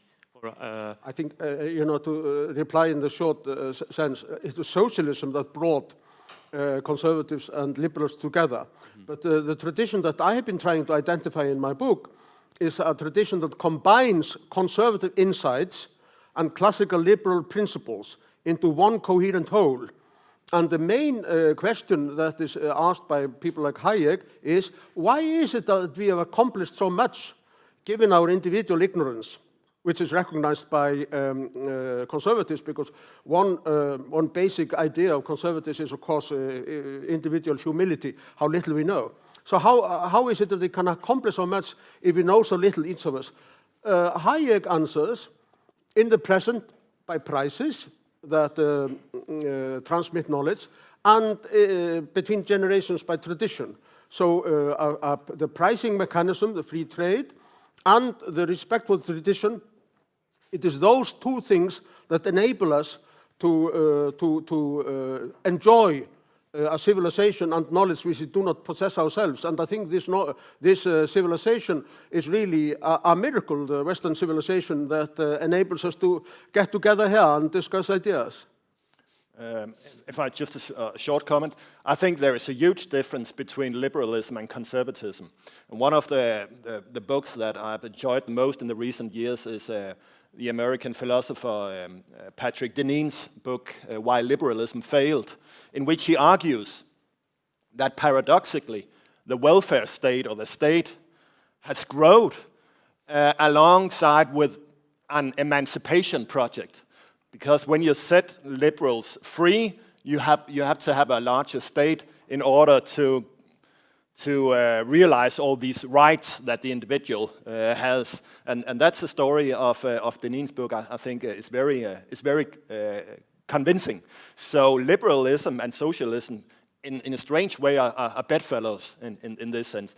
Because of course, the reason of course is that individuals who live in civil society, have been placed limits on their actions, and most people, not most people, a lot of people want to liberate themselves from these moral norms that places limits on them, and therefore you have the state that intervenes directly in civil society. So if you haven't read this book, I will surely recommend it. I totally agree with also this view, and I think it's important in our time. Of course, there are a lot of different ideologies that call themselves liberal and also that call themselves socialist, and some that don't call themselves that and still are of the same kind of philosophical heritage. And with Hayek, I would also say that he suggests that politics are three-dimensional rather than left and right. It's conservative, liberal, and socialist, where they are all three different poles that all oppose each other. In this way, trying to focus on the differences, I think, is quite good for us to do in the era we are now living, because as we have heard in several other lectures today here, there are a lot of things about our civilization which we all agree, it seems, that we need to preserve. And the notion of what is best, I think it's very well put, because conservatives want both to preserve what is best, and we can disagree about that, but we are looking for the best in different ways, trying to keep in contact with some kind of canon. The best is the civilization part, and we also like to keep our cultures. It's important to be Norwegian, or to be a Swedish, or to be a Finnish. And also within our countries we have traditions. And conservatives like those kind of differences, and we like to travel, nomadic travels, some of us at least. I like to experience this kind of different cultures where it exists. But I think that we are now in an era where we need to formulate how we can preserve all this. And really, I think Roger Scruton does this very, very well. Yes, this is all very interesting. Clearly, some difference of opinion. I wish we could just keep going discussing this for the rest of the day. Do I have time to ask each of you one more question? I'm wondering who will give me permission. Just one final question for them to answer. So, what is one thing that Nordic conservatives can learn from the thought of Sir Roger Scruton, including the things we've heard about today? Right, try to keep it short. Just. Well, I happen to have known Roger Scruton, and I think and I had very interesting discussions with him. In fact, when I did my doctoral dissertation at Oxford in 1985, I criticized Scruton because I thought he was unfair on classical liberalism. But what happened in the time from 1985 and to 2019 was really that he moved much further towards Hayek's idea. He more or less accepted the knowledge argument. The dispersal of knowledge requires the dispersal of power.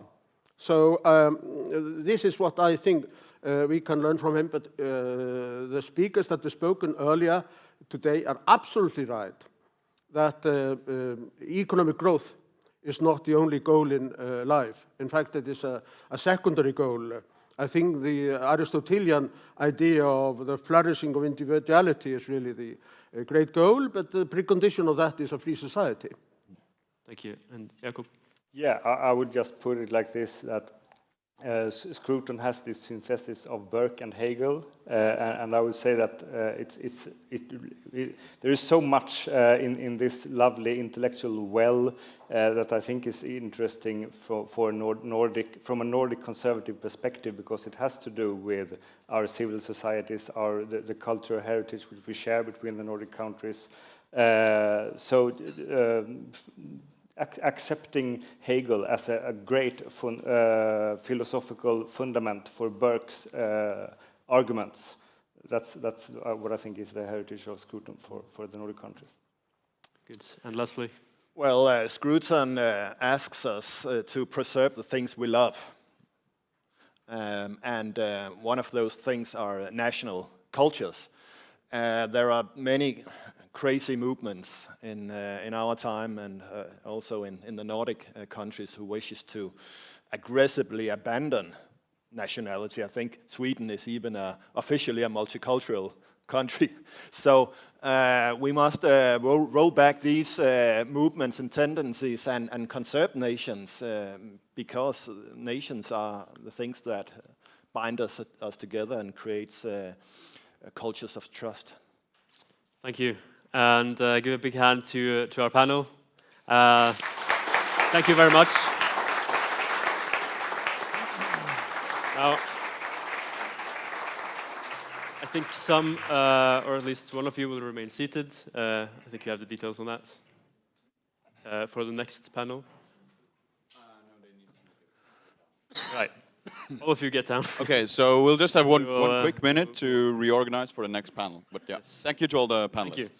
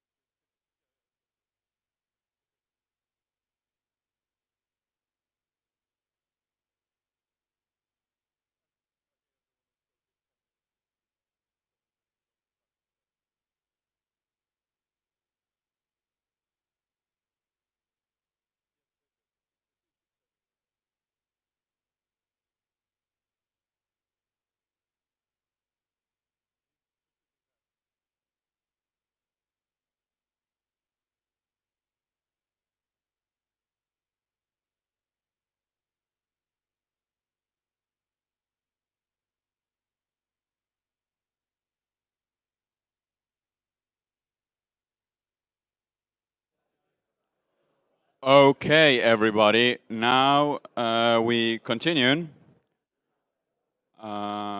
So everyone who's out in the hallway might not hear me, but if they did, please do return.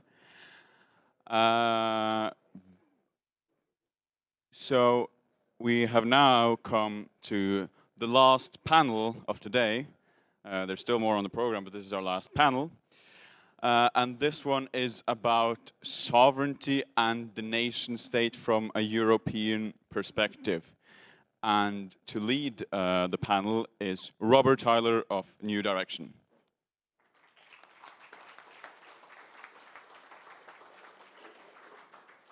Well, I don't know if you can hear me, but thank you so much for the introduction.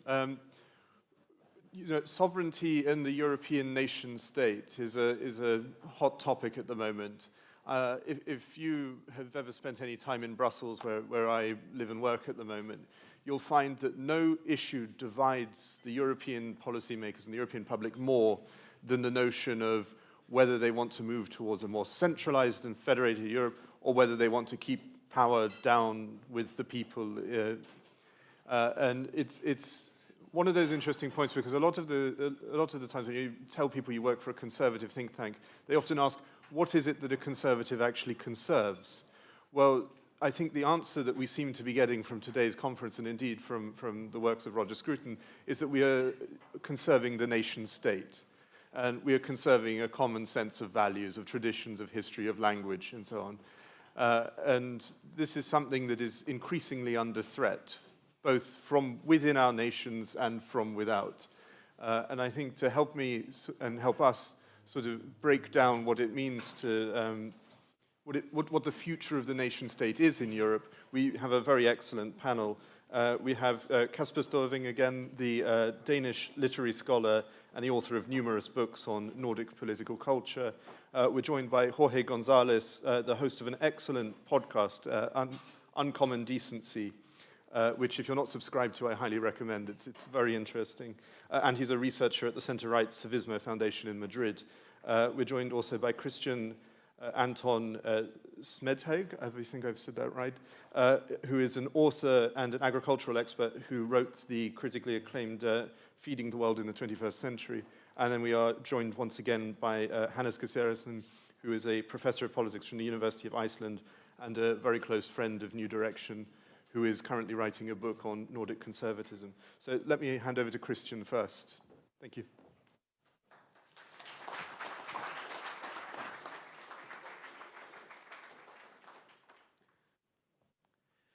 Thank you. Thank you for the invitation, and I got a little inspired during the day, so I added a few slides to my short speech, which I might have added on the top of this: the nation states and sovereignty, the best of the West.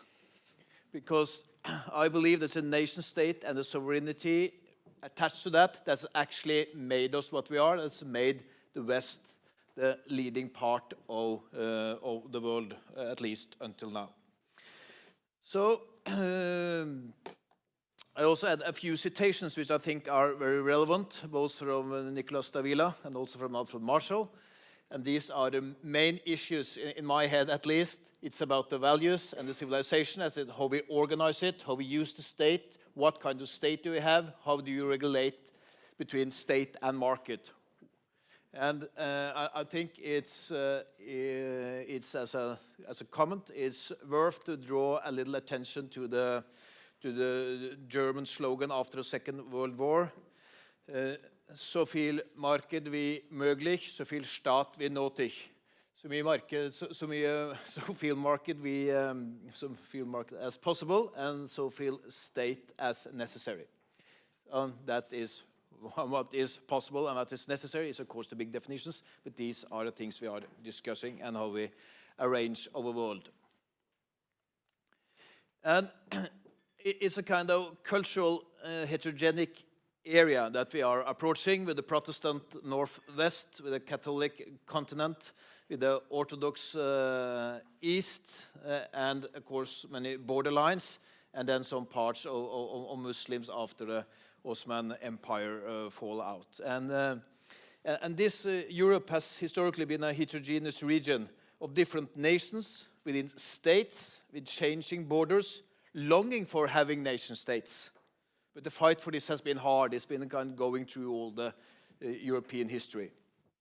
It's still not solved in the Eastern Europe, as I think the Ukraine crisis is an example of, while the Western borders have been relatively stable since mid-19th century.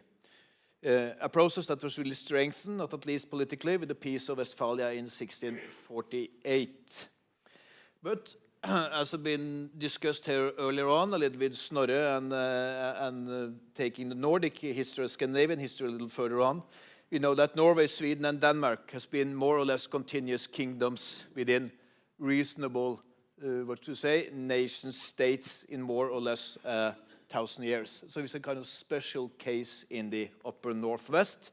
And as I like to point out, Norway as a kingdom is 1,150 years this year. First gathered in 1872, and there will also be a program for this in Oslo the 7th of June. So there will be possible to read more about that on the sheet behind there, just to mention it. But it also is an important point, which is related to the Danish history, is going to Denmark. It's not that easy, because Denmark has been Denmark for 1,100 years, and Norway is Norway for 1,100 years, and Sweden for 1,900. It's a little more unclear when it was really started. And Iceland has been a free state since 930. So it's important to know and it's important to understand, but it says something about the heterogeneous situation of Europe. And in my view, these long-time processes has actually made Europe a political laboratory with different countries developing different economic strategies. And that has been an important part of our success. And then in just a short version, then we can think of Europe as a successive economic history. We started with Portugal, then we come with Spain, the Netherlands, and then England, UK became the leaders going through kind of economic development. Still, the Anglo-Saxon might say have the upper hand if you consider the global Anglo-Saxon world. But anyhow, I think that to understand this, to know that the heterogeneous, after a while, nation states actually managed to make the most powerful and strong and economically successful part of the world, it has to be realized that it has to do with the values, it has to be to the arrangement, it has to be to how we arrange the states and the nation states that got these functional units going. And that fought down the Soviet Union in the short 20th century. It also went far beyond China, was being a relatively important economic power in the 15th and 16th century, but it fell down. And still China is trying to come up, but it just managed, I think, to find the right balance between freedom, market, and government, which means that it might go down again. But the interesting thing is that after we finally managed to fight down the Soviet Empire with the free Western Europe, the first thing we did afterwards was to impose the European Union. So we lost a union in the East and we made a new union in the West. And it's very hard to see that that has been a very successful economic strategy. And that's why we're coming down to nation states and the sovereignty. How do we handle this idea of having these European unions, even if it's the East or in the West, or you might say in the southern slaves, Yugoslavia, it was also ended relatively badly. Why do we always have this idea of unions in Europe instead of having a reasonable cooperation through sovereign nation states, cooperate where it's rational, and having a reasonable amount of power left in the states? And I think this is a kind of the really pressing question now. We hope that this was the end of history. The Berlin Wall fell, and we should rearrange Europe, and then we will be on top of it. And now we are standing in 2020, and no one actually need. How did we end here after having this big victory in the 1989-1991 period. And we have a lot of crises. Ms. Merkel means that wir schaffen das. I think that was a little, it's a hard sell. You know, we have different crises coming up for the last 15 years. And what is interesting, and especially interesting standing right in front of Margaret Thatcher, is that it was the Anglo-Saxon who's made the first move into a kind of free market thinking in the early 1980s. But on the other hand, it was the Anglo-Saxons who made the first move away from the free market thinking in the mid-2010s, with then Brexit and then Donald Trump, who was trying to reorganize the globalization. So the continent is left behind on both times in a way, and the Anglo-Saxons is more or less ruling the world, going back to more or less states. But the point is are they going back to nation states or to states? Because in the eastern part, they are building nation states. In the western parts, I'm not sure on what we are doing, actually. And I'm not sure that anyone really knows what they're doing in the western part relating to the state-nation states dichotomy. And I think that is one of the important things. And that leads me to the last point, actually. It is, we didn't see the end of history in 1989, and with the adaptation we then tried to impose. So what is the future of history? Who will have the alternative story? Who will have the alternative story that has to be developed through the 2020s, has to be the rearrangement of the new global order, and have to be the arrangement of how to understand the state and the nation and the continuous dispute between state and markets. And I think that is for my presentation, some reflections on the European history on that basis. Thank you.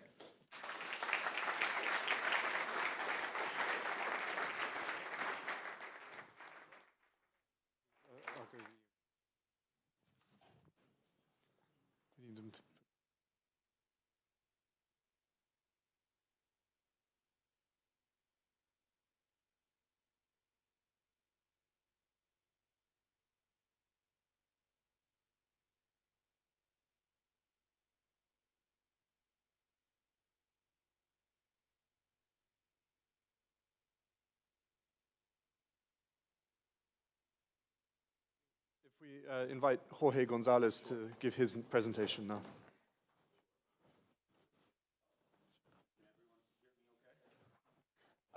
Well, let me just say how delighted I am to be here, and thank you so much, Robert, for moderating this panel. I think one of the pitfalls that we can run into when at a conference like this is to fall back on the same tried and tested mantras that have worked for conservatives in the past, right? When it comes to sovereignty, we all know it's good, we want more of it. The nation state is a great innovation and we want to preserve it. But I'd like to maybe try to take a step right back and explore some of the underlying assumptions behind the idea of sovereignty. And so indulge me as I take a detour into political theory as a way, and I'll sort of build it up until I finish off by addressing the current state of sovereignty in the EU. But sovereignty really is one of the thorniest concepts in political theory, I find. It's a sort of shiny object. It's very hard to define. Sovereignty has two elements. When you're trying to define sovereignty, you've got on one hand power, right, raw power that you can exercise over a group of people, but the other half of sovereignty is some sort of legal validation. There's some sort of, it's closer to authority. So that the combination of those two things gives us sovereignty, and sovereignty is this is the irony of a panel like this, is that sovereignty is a European concept by definition, and we're addressing the fate and the state of sovereignty in present-day Europe, but really this is a European project. It's born in the 16th century. Actually, a lot of people wrongly assume that sovereignty is born in the 17th century with Thomas Hobbes's Leviathan. The reality, though, is that 1 century before Hobbes, Jean Bodin, who was a French philosopher, political theorist, had come up with, largely the same kind of theory for why there should be a sovereign power, right? And what is so interesting to me in the concept of sovereignty is that Hobbes and Bodin, 1 century apart, are thinking and writing in much the same historical circumstances, namely religious conflict, religious wars, right? If you think about Bodin in the second half of the 16th century, second half of the 16th century was a terrible time for France. There was a lot of interfaith conflict between the Huguenots and the Catholics. Actually, Bodin wrote his six livres sur la République, 6 books on the Commonwealth. He wrote it 4 years after the St. Bartholomew's Day massacre, where the Catholic League slaughtered really Huguenots by the hundreds near the Louvre Place. And Hobbes, 1 century later, is met with much the same sort of context. And so they both, at different times, they both come up with the necessity for there to be a strong, central, undivided source of power to mediate between the factions, right? If you have a country where, with a lot of religious strife, and the king is a Catholic, then the Huguenots are going to be at the king's throat, or vice versa, right? So the idea of sovereignty is there should be a supreme, undivided source of authority reigning supreme in the country, and there should be no higher locus of authority above the sovereign king. Then let's fast forward to 1648, which is obviously a very ominous date when it comes to the history of sovereignty. The Treaty of Westphalia gets signed that year in Osnabrück, in today's Lower Saxony. This was really a momentous moment. I mean, if you read a historian like Joachim Wheel of Cambridge, he says that the Treaty of Westphalia is the closest that humanity has ever gotten to universal peace, and that it all sort of trends downward from there. But be that as it may, maybe that's hyperbole, but be that as it may, the Treaty of Westphalia really was a momentous point because it offered the other side of the coin, right? So Bodin and Hobbes had theorized the necessity for there to be a strong state, but for that sovereignty to really be effective, other sovereign powers had to allow for that sovereignty to be exercised. They had to commit to not interfere into one another's affairs. So that's what Westphalian sovereignty is, the inviolability of borders, the fact that you're sovereign in your territory and I'm sovereign over here in mine.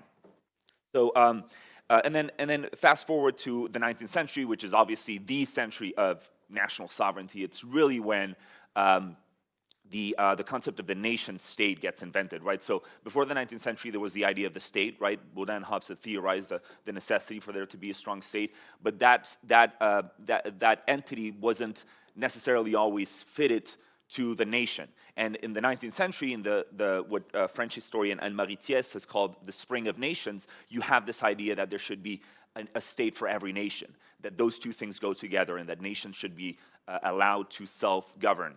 In the 19th century, I wanted to mention as well, one of my favorite texts of political theory is Ernest Renan, who was a French philosopher who gave a very famous speech at the Sorbonne in 1882 where he defined the nation. You know, what is a nation?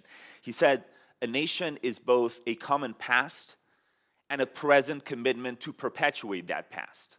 So that there's two elements to there being a nation, and both are equally important. He said the nation was a referendum of every day. It was the plebiscite of every day. Then I want to very quickly, and please, Rob, I would appreciate any and all manner of body language and hand gestures. I want to jump to the 20th century, which is obviously, you know, if you listen to someone like Yoram Hazany, who's one of the finest intellectuals that our movement has at the moment. He says that, obviously, with the 2 world wars in the 20th century, that has been interpreted as the excesses of nationalism. And so what comes after the two world wars is the era of supranationalism, primarily in Europe, with the delegation of powers to the European Union. Yoram Hazany actually has a really interesting kind of thought process around this. He says that that is a mistake. World War II wasn't about the excesses of nationalism. Hitler was not a nationalist. Hitler was a racialist, was a racial imperialist. That has got nothing to do with nationalism. And in fact, he says nationalism was the opposite. Nationalism was the idea that here's my country, I get to rule over these borders, and your country is none of my business, which is the opposite of what the Third Reich did. But be that as it may, at the end of World War II marks the launch of European integration. This is really one of the, in my view, one of the more consequential events of the past century has been really the supranationalism that has been launched after World War II. And here's where we get into a really interesting kind of really the crux of this debate. And Rob, you're going to tell us about this because you've been paying attention to the conference on the future of Europe, which from what I get from what you've laid out has been really quite a circus. But I think the question we have to ask ourselves is, does European integration necessarily erode national sovereignty?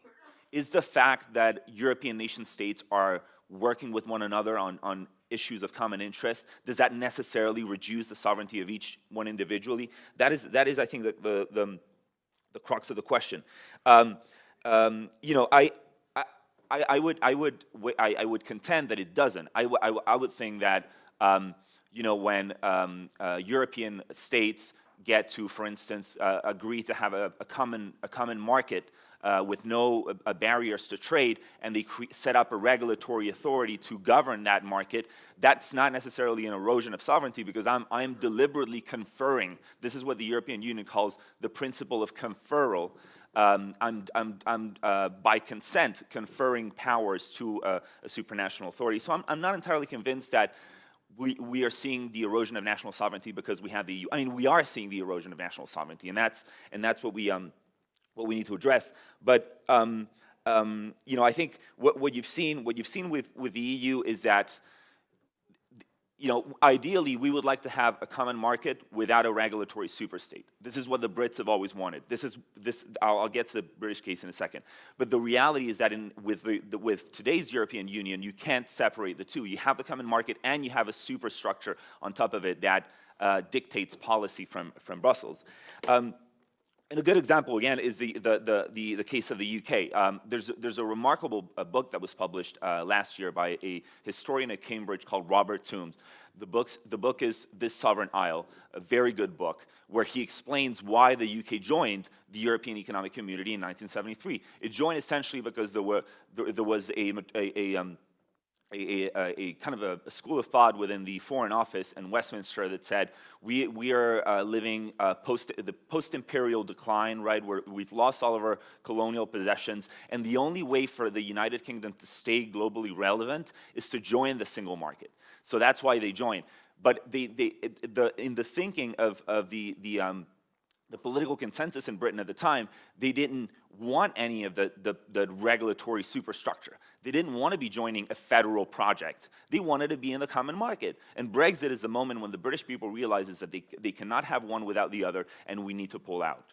But I'm going to fast forward because I know the time is short. But in a nutshell, I think the question today is posed in the following terms. The future of the EU will be decided between those who believe in intergovernmentalism, namely the voluntary cooperation between sovereign member states at the Council of the European Union, and those who believe in supranationalism, those who believe in setting up new institutions that are not democratic and not accountable, that are going to be dictating policy for all of us. And that's what I think the real dilemma is. And what I think is really important to highlight is that Europe is going to have to choose between supranationalism and democracy. It cannot have both. a supranational EU cannot be democratic because there's no European demos. There's 27 different demos in each of our countries, and we can be the countries can be democratic. But if we were having this political system that federates all of these different countries, the decisions that system takes are not going to be democratic. And we're seeing that with, I mean, the EU calls this democratic deficit, which I think is a nice euphemism for essentially absence of democracy. But the EU tries to palliate this by, for instance, growing the powers of the European Parliament, right? And this is a bit. I mean, I perhaps shouldn't be trashing the European Parliament at a conference partly funded by a European Parliament-linked foundation, but the reality is that look at the elections to the European Parliament. The elections to the European Parliament, and you guys are going to be, we're going to be seeing one in a year and a half. They're fought on national battlegrounds. There's no European news cycle. When if I'm running for office in the European Parliament, I go to my constituents in my home country and I tell them the message they want to get, which is a national message, and then I get elected to serve a European mandate. But it's not, there's no European demos. And what I'd love to finish off by, and I hope this is okay, Robert, I just want to quote a really, really interesting piece of writing by Roger. This is in the introduction to a book that I think someone earlier in another panel mentioned, Where We Are. And this is really Sir Roger's book on sovereignty. This is where his thoughts on sovereignty really came to the fore. A year after the Brexit referendum, and thank God he got to witness not Brexit itself, but at least the vote on Brexit. He said, when David Cameron asked the British people to vote on whether to leave the EU, he did his utmost to persuade the electorate that the question was a purely economic one. Are we better off, in or out? But for many ordinary citizens, however, the question was about identity and sovereignty.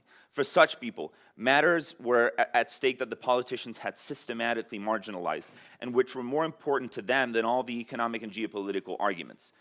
The question was not what will make us better off, but rather who we are, where we are, what holds us together in a shared political order, and on whom we have conferred the right to govern us. It is not only the British who are faced with these questions. They are the political questions of our time, and all across Europe, people are beginning to ask them. Moreover, they're not questions that can be settled by economic arguments, since they need to be answered before any such arguments make sense. And I think this is exactly what we're doing here at a conference like this one. Thank you.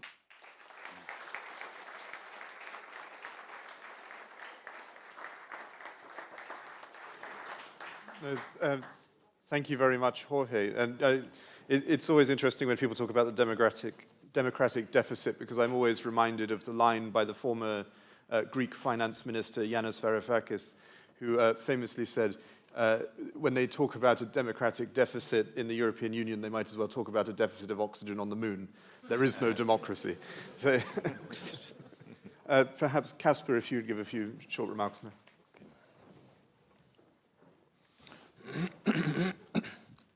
Okay, thank you. I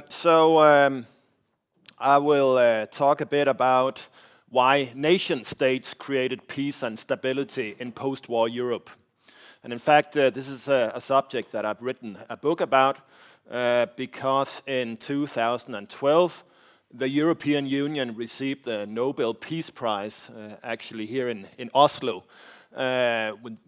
The argument was, of course, that it was the European Union who has created peace and stability. And I don't think that's the correct story, at least it's not the whole story. On the contrary, it's the establishment of culturally homogeneous nation states. And so I will focus on the history leading up to establishing these kind of nation states, and I will, of course, draw heavily on Roger Scruton's arguments, but also arguments from American historians such as Jerry Muller and Samuel Huntington. More specifically, I will make the case for the culturally homogeneous nation state, that is, a nation whose majority shares the same culture. The reason is that this kind of state creates peace and stability within, because it draws on social cohesion, and it also creates stability on a larger scale among nations because it solves border conflicts. So peace within and peace without. Most liberals, though, are at unease with nationalism, of course, both intellectually and morally. They go to great lengths to demonstrate that nationalism is deliberately constructed and therefore ought to be deconstructed. And liberal moralists scorn value systems based on narrow group identities rather than universalism. Recently, though, Francis Fukuyama has admitted that the existence of a national identity is needed for liberal democracy to flourish. So they are on their way slowly on the right path. But I don't think that Fukuyama has fully acknowledged the need for cultural homogeneity. And neither has other liberals. The typical liberal story goes that Europeans have concluded that nationalism was a danger and therefore gradually abandoned it. In the post-war decades, Europeans integrated their states into a web of transnational institutions, culminating, of course, in the European Union.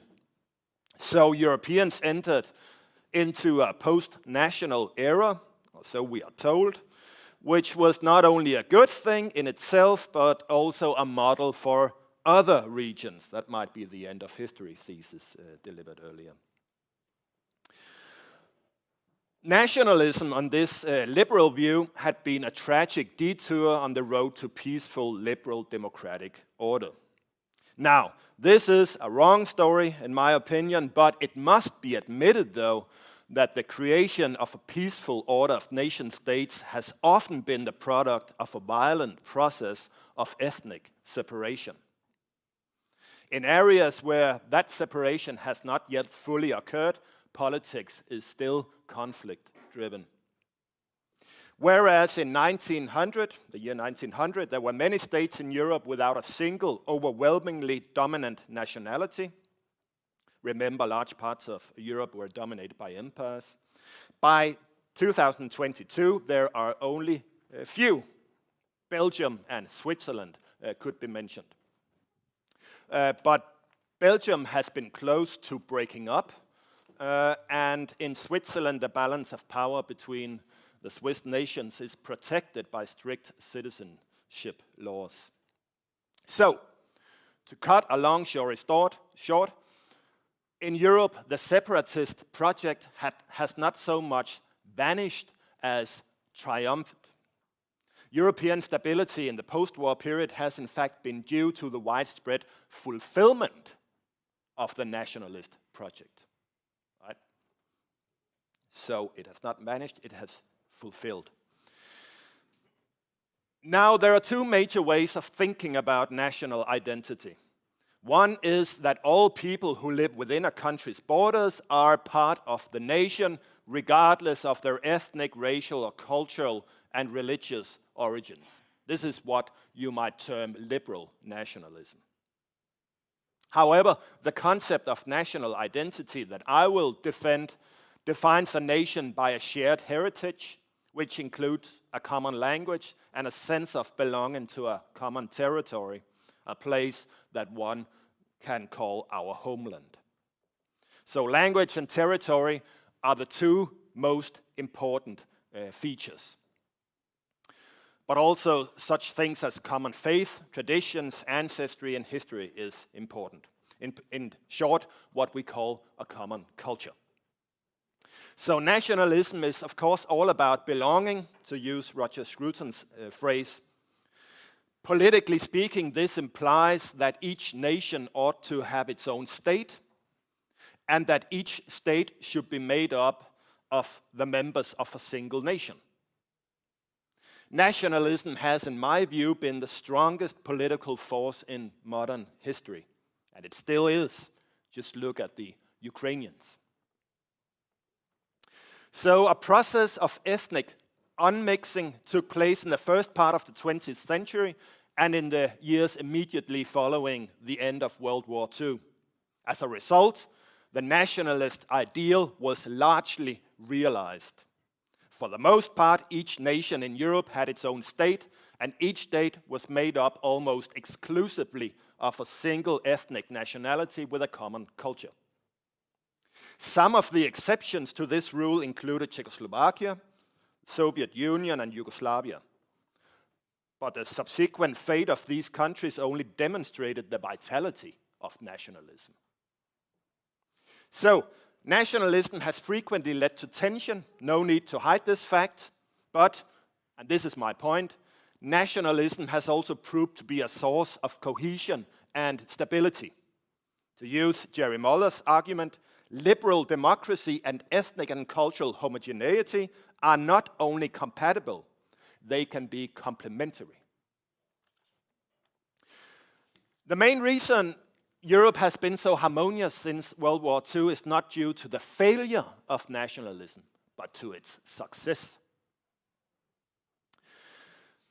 Nationalism removes some of the greatest sources of conflict, both within and between countries.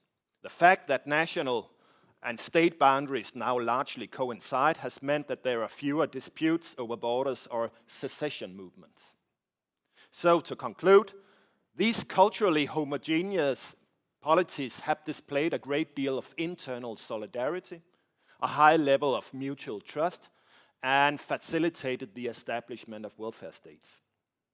However, in recent decades, we have seen some transformations of the homogeneous nation-states of Europe. These transformations have come from the immigration of people from Asian, African, and Middle Eastern origin, especially Muslim countries. A number of factors, from official multiculturalism to generous welfare states to the ease of contact with ethnic homelands, have made it possible to create parallel societies where assimilation into the larger culture is limited. This is a crucial issue, and it will not just go away, but neither will nationalism. Thank you.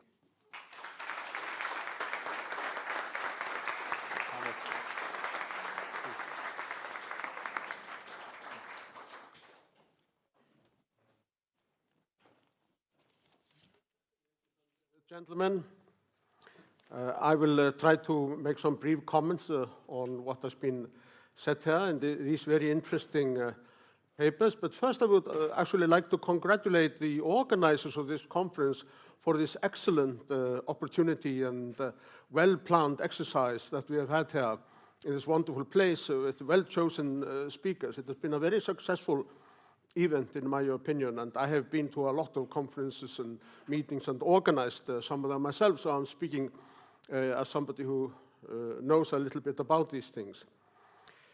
What the conservatives are right is, of course, that not all life is economic.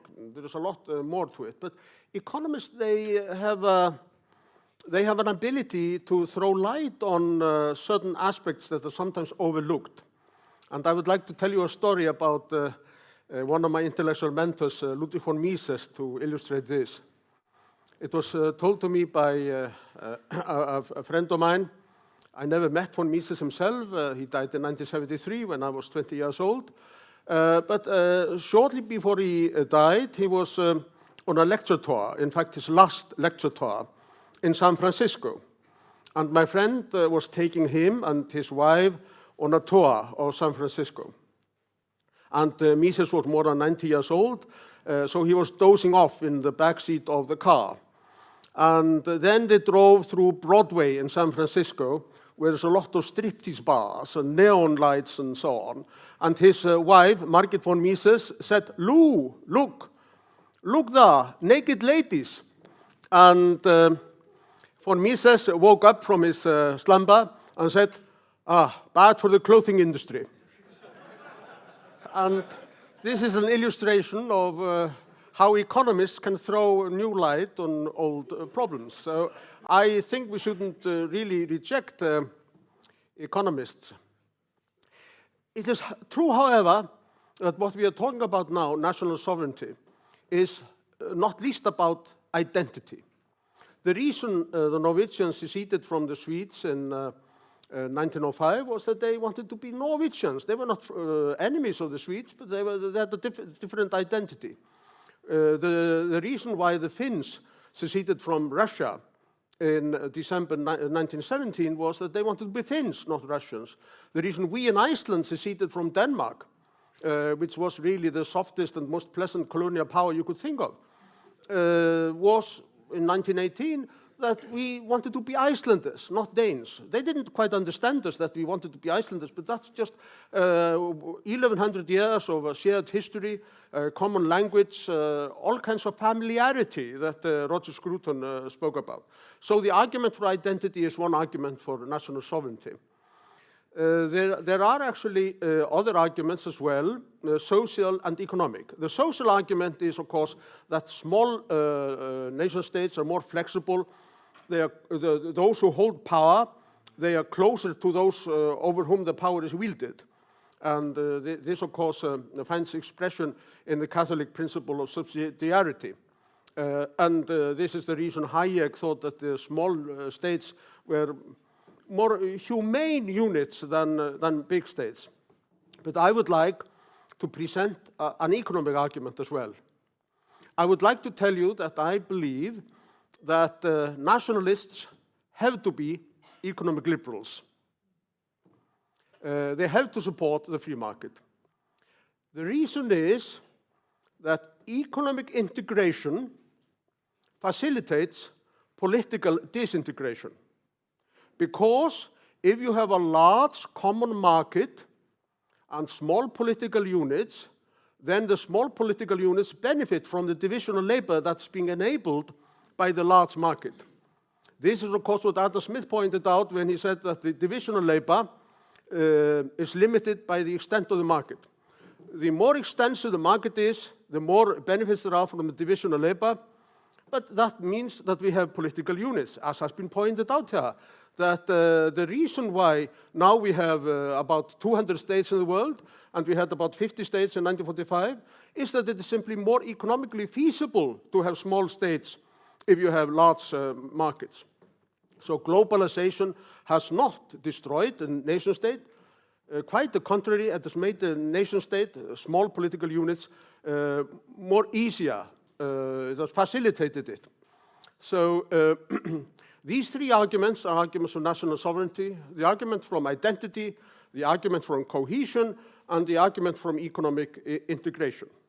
But I would like just to say finally that there is a saying, there's a very famous expression in Swedish, folkhemmet, that the Social Democrats used. But we have to realize, if we just probe into the concept, that there are two kinds of families. One family is the one into which we are born, and we have parents, and we have to obey them. They bring us up. They know better than we do. Is this the meaning of folkhemmet, that we have a nanny state or a big brother who's always watching us, that kind of family? Or do we have the other kind of family? That is the family that we form after we leave our first family and form our second family and become individuals and choose. And that's precisely what Romeo and Juliet did that I mentioned before, the individuals. They were not satisfied with being only a Capulet or a Montagu. They were Romeo and Juliet. They were individuals. They left their families with tragic consequences in their case, but not at all in our case. So if folkhemmet means the old family where you have somebody ruling over you by virtue of being your parent, then I say that does not fit for a free society. But if folkhemmet means that we have a nice and a pleasant family that we formed ourselves by our own choices, then I'm all for it. Finally, I would say, you know, Europe must be composed of communities and not be a fortress. And the nation state should not be a prison, but a home.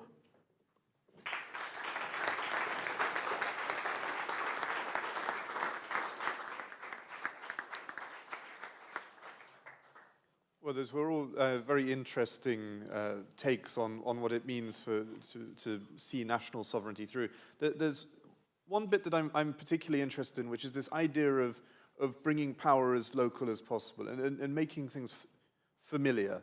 And one of the things that I was sort of reflecting on is the US Declaration of Independence, which was about having the 13 colonies breaking away from a foreign empire. And I've taken a couple of quotes from it, because within the body of the text are a list of grievances, mainly aimed at King George III. For example, he has called together legislative bodies at places unusual, uncomfortable, and distant. There's another bit where they talk about he has erected a multitude of new offices and sent hither swarms of officers to harass our people. And there's a final one where they claim that he has cut us off from trading with the world. So as I reflect on those 3 points, it sort of becomes, to me, sort of interesting that there's a parallel perhaps with supranational bodies, that these supranational bodies sort of expand uninhibited. They interfere in the day-to-day structures of individual nation states. They prevent them from doing the things that they would otherwise be able to do as sovereign states. So perhaps Jorge might handle that first, and we'll come down the line. Yeah, well, it's you're setting a really high standard in terms of subsidiarity and kind of proximity to the citizen there by quoting the Declaration of Independence. I think one of the paradoxes in the EU is that so the EU knows it is undemocratic, and it tries to cover up the remote distance at which decisions are taken relative to the European citizen. It tries to cover up that distance by saying, we're all about you. The EU is, a Europe of citizens. The EU is all of us together. But I think the reality is that we're seeing it with the elections to the European Parliament, which are still primarily fought along national lines and not European ones. European citizens want to be talked about their issues of national concern, and there's no European demos.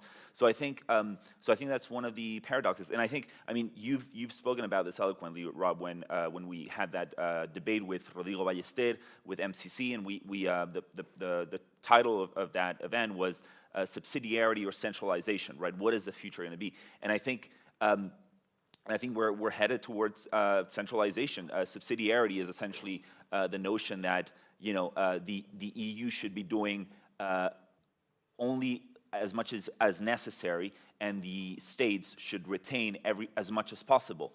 But that's not what's happening. We're seeing the EU take ever larger swaths of sovereignty. We're seeing the jurisprudence of the ECJ, which is essentially conceived to expand the powers of the EU. So there's no such. I mean. That's I think one of the key problems is that we don't have a judiciary that is going to hold the supranational institutions in check like you have in America. In Europe, the courts are there to advance the mandate of the supranational institutions. Wonder what. Christian? Yeah, I just want to follow up and agree with George here. But I think that if you really believe that sovereign nation states is the best way of having democracy and economic development in the long run, then of course you are more or less programmatically against unions taking that sovereignty away. And we have some really good examples in Europe that has not been very successful. It was the Soviet Union and also in the European Union having great difficulties. And of course you are against empires, because empires are also taking away your sovereignty. That was the First World War in a way, when the Austro-Hungarian Empire broke down, and there it started it all because it was some kind of heterogeneous system that was not sustainable in the kind of new kind of thinking, that they wouldn't accept it. So what we actually see that how do we develop a global system taking care of this national sovereignty, accepting that nationalism is actually the biggest driver as presented from Denmark, and how do we handle that and do the very important distinction between nationalism and imperialism? Because in a national view, you have no right outside your nation's territory, and that's why the German expansion during the Second World War was not justified in any means or another. And I think it's very important to do these distinctions, clear it out, and make this new story. And as I try to end, we need this new story. We need to handle the criticism. We need to say why we believe this is best for peace, it's best for the economy, and is then totally best for the new global order. And that's our challenge, actually. We cannot make it any less, because there is where we are challenged, and there are where they are now coming, for example, in the Norwegian debate, that, oh, no, we have to join the European Union because it's a peace project, just looked at Ukraine. Very hard for me to see this combination of thoughts, but that's what we are presented, and that's what we need to answer. Thank you. Kasper? Well, finally, Europeans got rid of empires through a long and very violent process, and now now people are trying to establish an empire again. I mean, that's plain stupid, because try to get rid of nationalism is, well, it's not recommendable, because it will pop up again and return with vengeance. So we really should be take note of the violent European history and consolidate nation states. But I think that there are two other problems besides this problem with democratic legitimacy. Of course, Roger Scruton has written about this, and transnational jurisdiction always leads to a decline in accountability. But the other problem is that what's the idea behind the EU's integrating force? It can't be that Europeans are united through a common culture, because they don't have the common culture, don't have the same territory and the same language, two most important elements. So it must be the idea that they are united through a constitutional patriotism. That is, a common adherence to the abstract principles in the Constitution. But that has never united anybody. That's one problem. The other problem is the EU doesn't have any identity. And you cannot feel connected or attached to things that does not have identity. I mean, EU is built up again around these abstract principles. And that's also why they tried to, at least for some years, to make Turkey a member of EU. Why? Because EU doesn't have any identity. The EU don't recognize that thin common European identity we do have, though. Christianity and so forth. But Christianity they couldn't be written into the Constitution, for instance. So it's a purely abstract project, and nobody can feel committed to an abstract project. We need culture, common culture. And of course, you can read all about this in Scruton's texts. It's almost as Theresa May said to much protest by the media a few years ago, where she talked about people who described themselves as being citizens of everywhere end up being citizens of nowhere. Hannes? Well, the question about the future of the European Union is really whether it will be an open market or a closed state. And, I think that the ideals of the European Union were to be applauded, to make peace and not war. It was really a peace treaty between Germany and France, and the other nations followed that. They proclaimed the four freedoms. But there are countries in Europe that are not really fit for this, because they just have other concerns. I think Iceland and Norway, for example, we are not a part of this continental project. We were not at war with any of them, so we don't belong there. But I would actually like to use the opportunity to say a few words about the Nordic solution to a pressing problem, which is now the war in Ukraine. I think that in the history and in the experience of the Nordic countries, there are actually solutions to the Ukrainian problem. One of them is what I would call the Danish solution.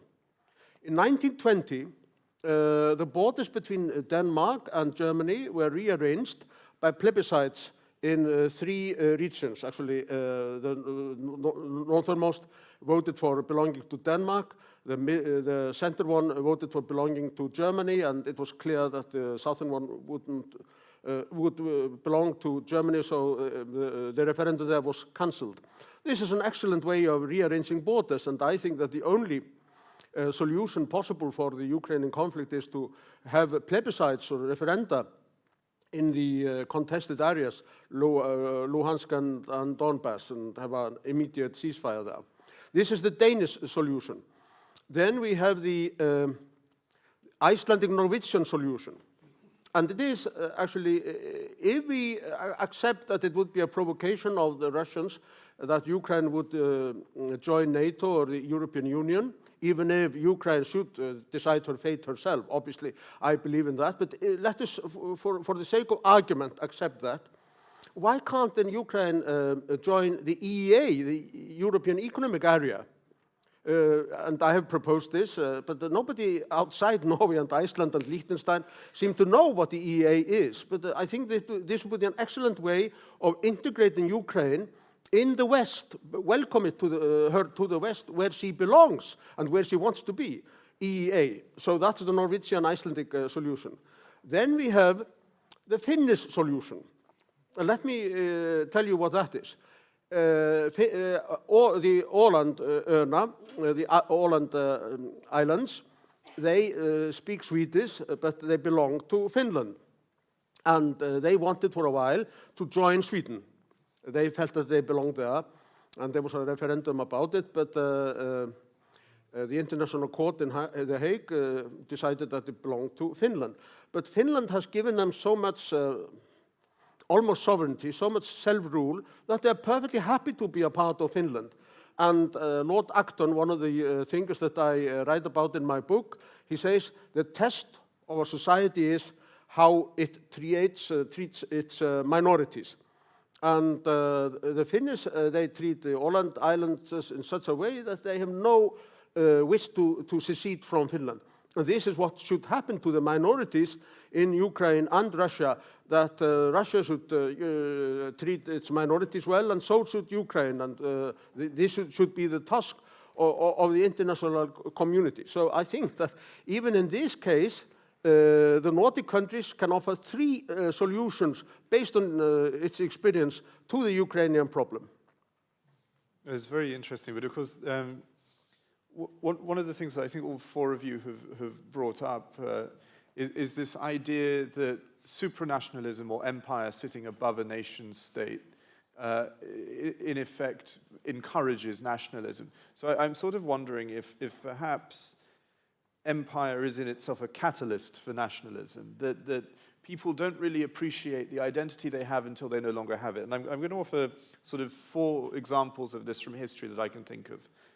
The first one is French revanchism in the late 1800s, when Alsace-Lorraine was occupied by the German Empire.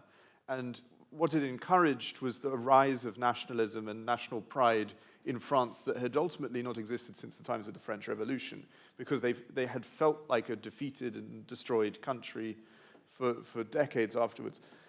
So that's the first example. The second one I think of is of Baltic nationalism under the Soviet Union, which is that under the USSR, there was a period of Russification where Russia tried to stamp out and destroy the individual identity of Latvia, Lithuania, and Estonia. They tried to wipe out their languages. They tried to impose Russian as a native language.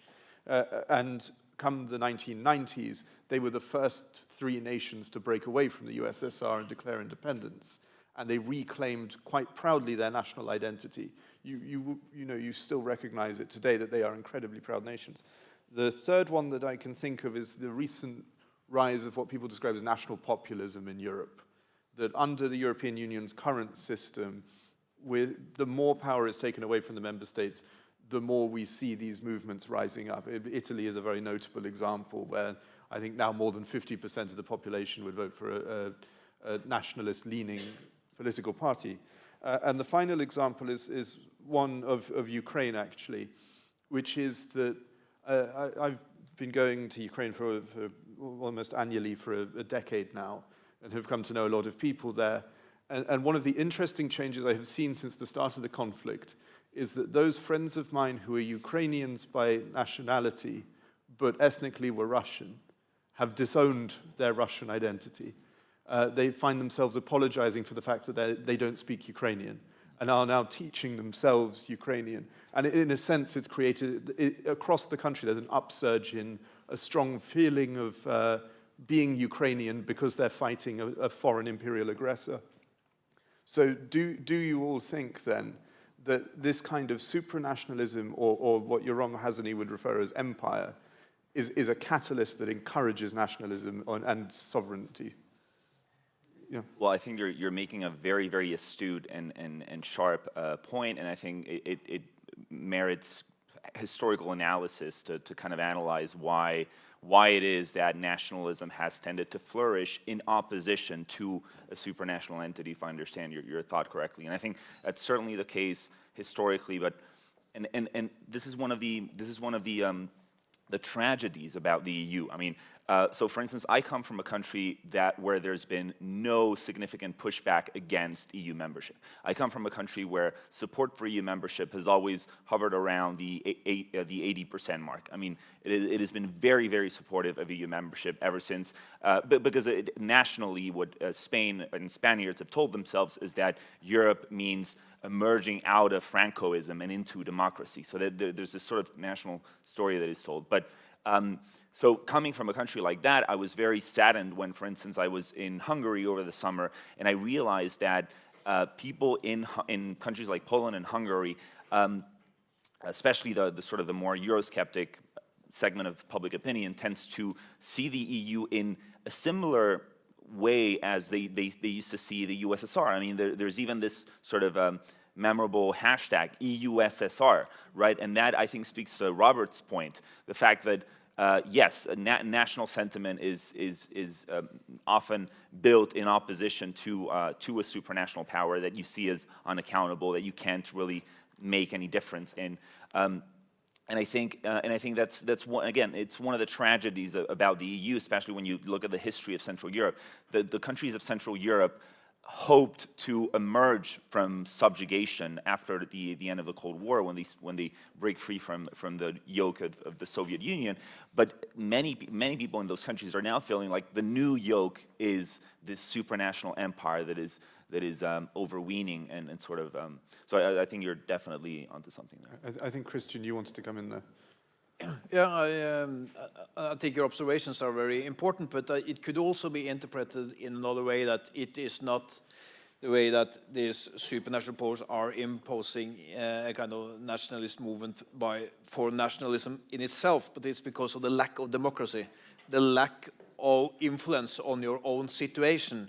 And what we actually saw in the 19th century and the building of the nation state was a nation state which gave the best democracy. It gave the closest and best possible way of having democracies and increasing living standards. And then the national state is a kind of vehicle to achieve that. And so I think much of this is coming down to democracy, more or less, in different aspects, democracy and freedom. And then you can add on to what Milton Friedman wrote about capitalism and freedom. So we have this, try to sort out this nation states, democracy, freedom, economy, which has to be built as the new story around the new vision for how to arrange it. And I think, Kasper, you wanted to come in as well. Well, there's nothing as useful for unity as a common enemy, of course. And the reason is that identity depends on difference. I mean, I am somebody because I am not the other person, and that goes for nations as well. But the question is, what will happen the day that the Russians are no longer there, if it happens? Will Ukraine then emerge as a homogeneous nation state? Maybe, maybe not, because I mean, Samuel Huntington wrote terrifically good on this subject in A Clash of Civilizations, where he actually predicted more or less what happens today, because what he said was, Ukraine is a torn country. And so Ukrainians have to deal with this messy problem. And in East European countries and other places, the track record is quite bad. But who knows? I'd hope for the best. I think that we have to make a distinction between two kinds of nationalism. One is the aggressive one, that believes that one's own nation is superior to other nations. The other one is the peaceful one, which believes that you have to cherish your country and love it, but at the same time you have to respect the love of other nations for their countries, and you are not trying to conquer them in any way. And small nations are more apt to hold this kind of non-militaristic nationalism, not least because they are simply powerless. They cannot impose their will on others. But your question brought up a very interesting, I think, question, which is this. Why does Switzerland succeed while the Habsburg Empire failed? And I think the reason is decentralization in Switzerland. What they did basically after a short civil war, and being divided into 4 linguistic communities and several religious minorities, was to accept the decentralization of power, which had actually existed before, but they accepted it. This would also have been solved the problem in South Africa. I was there in 1987. And it was. I spoke to a lot of people there. There were more or less 4 groups there: the blacks, that were 20 million, and the whites, that were 5 million, and the coloreds, that were 3 million, and then Indians, 1 million. And the whites realized that they had to hand over power to the majority.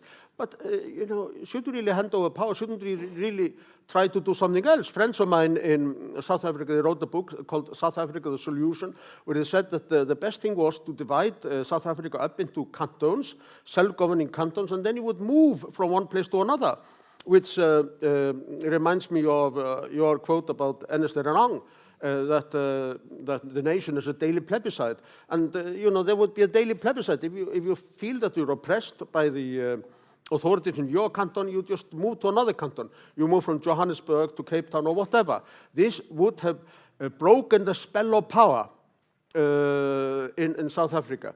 And a third example would be Czechoslovakia. The reason Czechoslovakia failed was that suddenly both the Slovaks and the Germans in the Sudetenland, they found themselves being ruled by Czechs. Nobody had asked them for it. So I think we have to have a flexible system of various units, political units and others, federations and so on. There is no one size that fits all. The best thing is to have flexibility and the freedom of movement.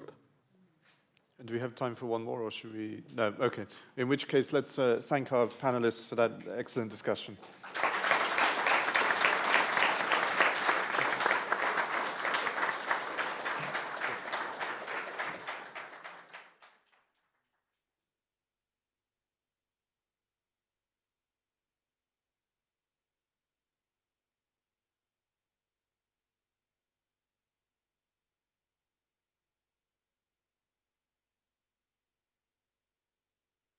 Now we have come to the last point on the program. So the last is that Professor Ferenc Hörcher, who is a historian of political thought, poet, and member of the Roger Scruton Legacy Foundation, is going to give a keynote about the life and legacy of Sir Roger Scruton. Please give him a warm welcome.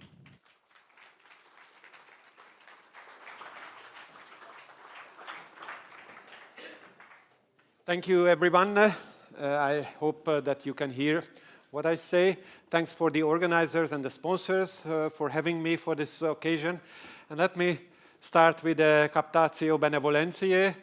I have never seen an audience like this for a philosophy day, a day for political philosophy, such a large one, intellectually eager and politically motivated. So congrats for that, and go for that.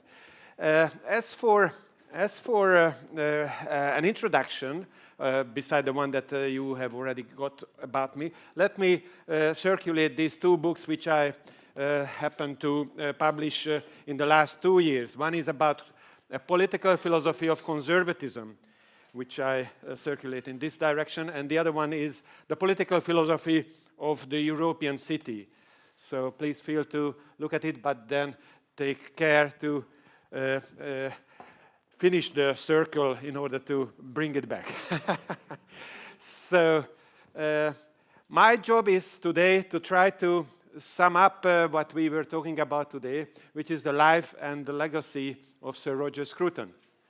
And the reason why I can do that is, beside being one of the older ones of this grouping, is that in the last year and a half, I've been working on a manuscript about Sir Roger.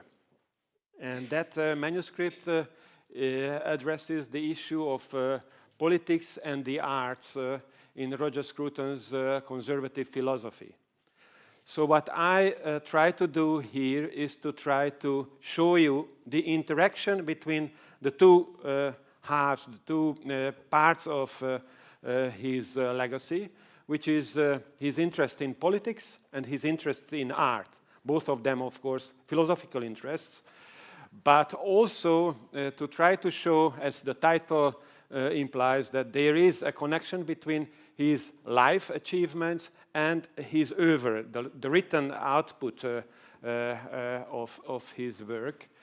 And I thought that this photograph might be a good starting point, because it shows that indeed he represents a certain attitude, a certain character, and that is the character of the Christian knight.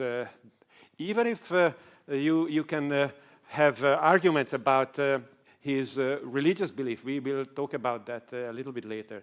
But the picture that we have here is about you know, the royal subject who takes the honor from the prince, and that's the honor for his life achievements in philosophy and public affairs.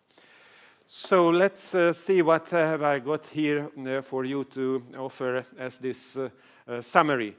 I thought that 15 slides might make the impossible job to try to sum up life achievements of more than 50 books. So you have to appreciate that this is an impossible mission. Yet, and I know that you might be tired. So 10 slides about his life and 5 slides about the legacy. I think that they are representative. You can surely find other aspects of his achievements, but I thought that this might be interesting to look at as a kind of a pensum. What I am doing here is to do the pensum, to do the duty of ours to have a look at the achievements of this philosopher in the right order.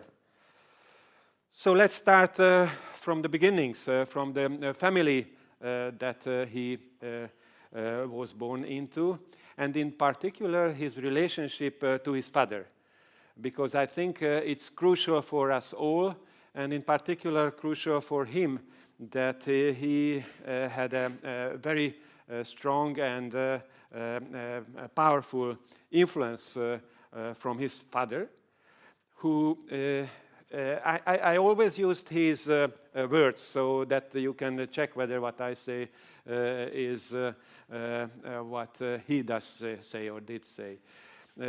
Here, two aspects. On these slides, I try to share with you two aspects of this relationship, which is a troublesome relationship. One is that the father was a kind of a demonic character.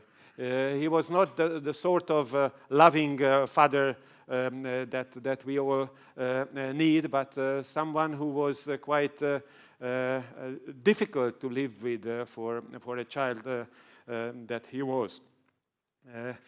And the other aspect is that this father, this demonic father, was also very powerfully motivated in politics and representing the old-fashioned socialist type of the English school, as he calls it. And that's, I think, very important for a number of reasons.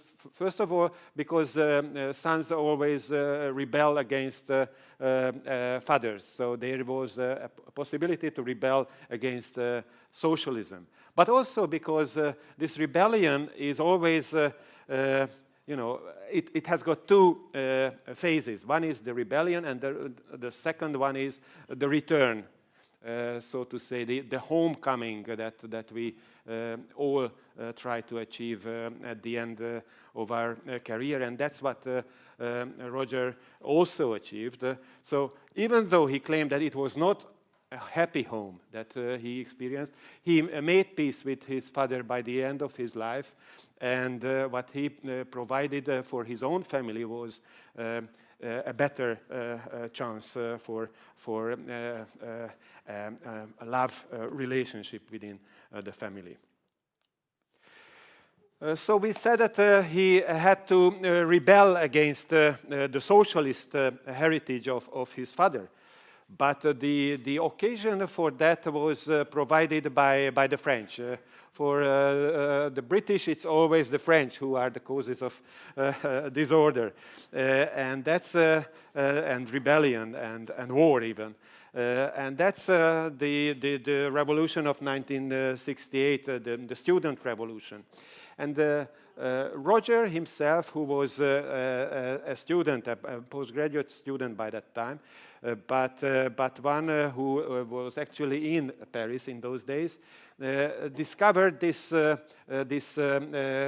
aggressive general sentiment, volonté générale of the Paris youth, and he identified himself as opposed to that sort of attitude, that sort of political culture based on vandalism and aggression. So his mentality was countered with that. And in his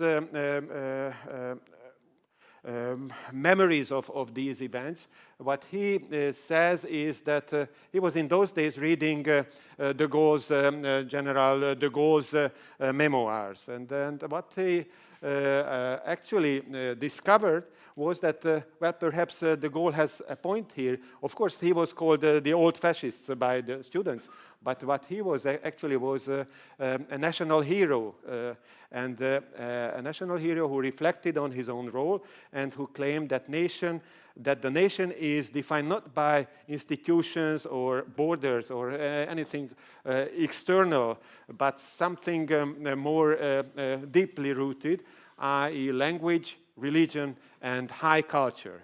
So that's the direction Roger wanted to take.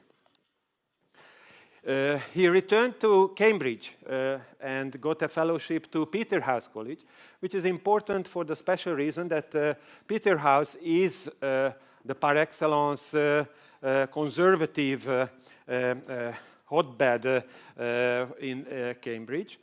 And he has got a lot of important fellowships that he experiences, and in particular with the art historian and historian of architecture, David Watkin, who was mentioned actually by one of the earlier speakers. And he is inspired by his, David's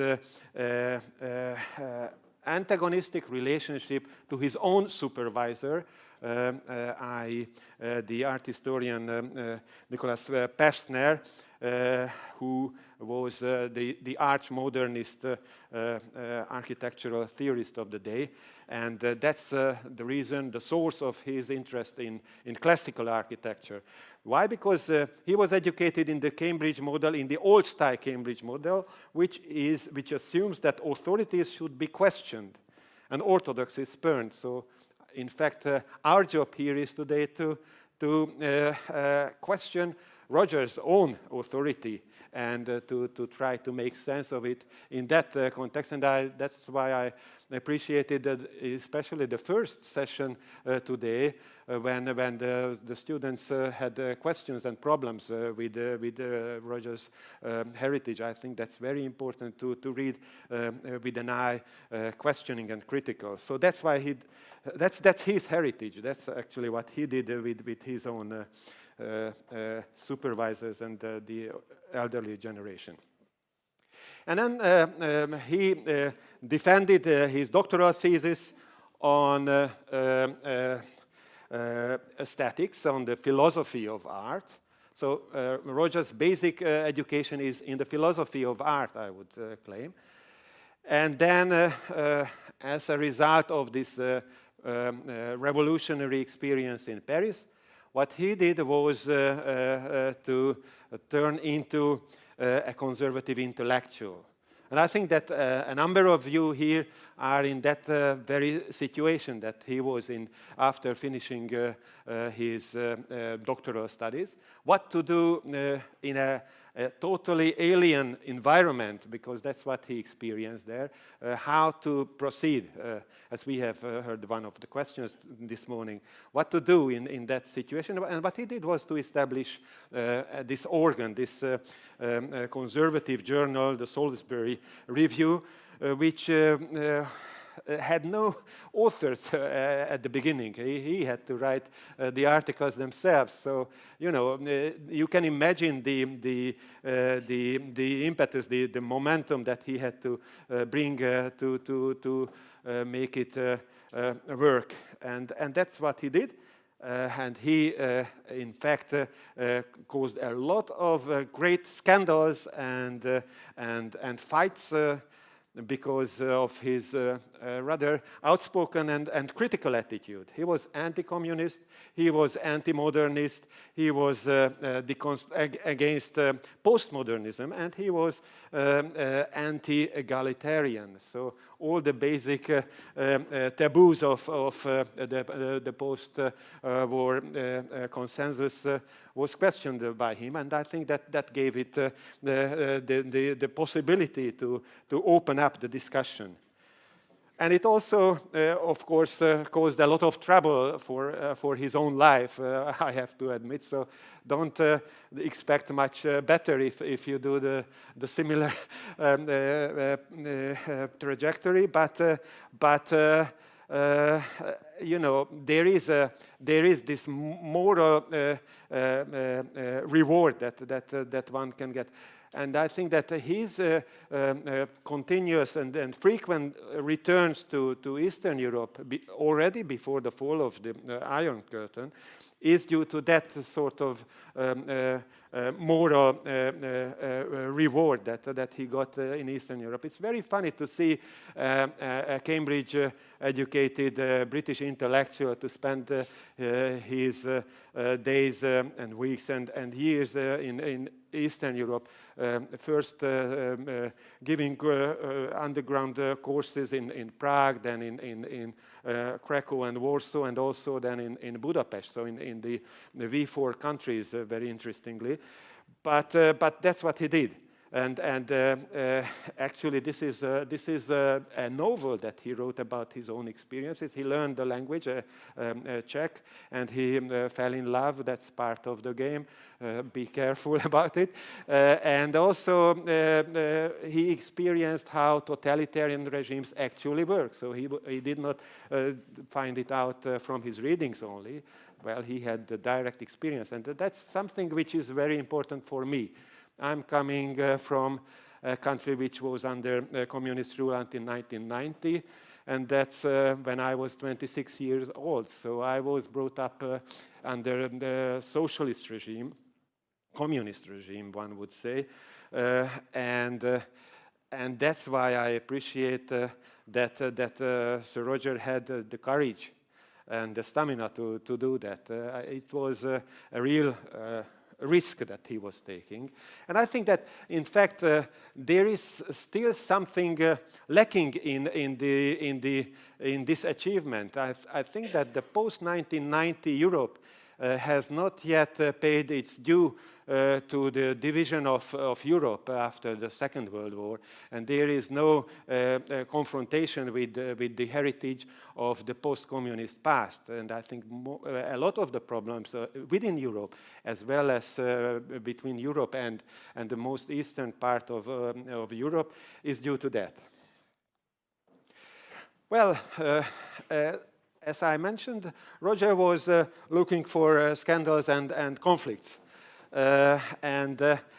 In one of that, he was also responsible. He admitted later in his conversations with Mark Dooley that, in fact, it was a mistake of him to take a contract with this tobacco company, Japan Tobacco International, for which he had to write articles in favor of smoking. So that's a rather important and sensitive issue in his career.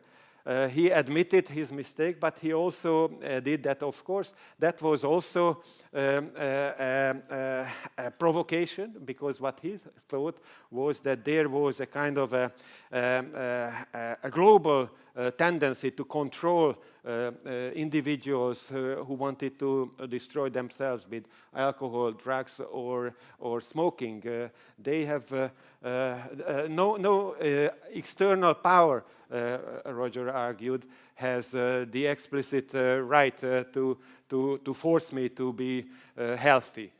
That was the basic argument. You can of course argue against that as well, but that's how it happened. So they decided actually to leave Britain at that moment. They were newly married, full of hope, but attacked and destroyed as far as their consultancy business was concerned, and that means financial insecurity. So they, took the decision to emigrate in a way. That was an intellectual emigration on his side, I would claim. And they bought this plantation house in Virginia, and got academic positions and, semi-academic, semi-political positions in the US. And what they learned is how important it is for us to go home. That's very important for everyone. If you have not been abroad, you don't know how important it is for you to return home. And that's the experience that he had. Of course, he had some years earlier at Boston College and other places in the US in the early 90s. But to live for years with the decision that, well, I might remain here was a crucial experience, and it led him to the recognition that, well, he cannot do that. Well, he has to return home. Why? Because he belongs to Britain and to England in particular, and to the farm that they bought together beforehand.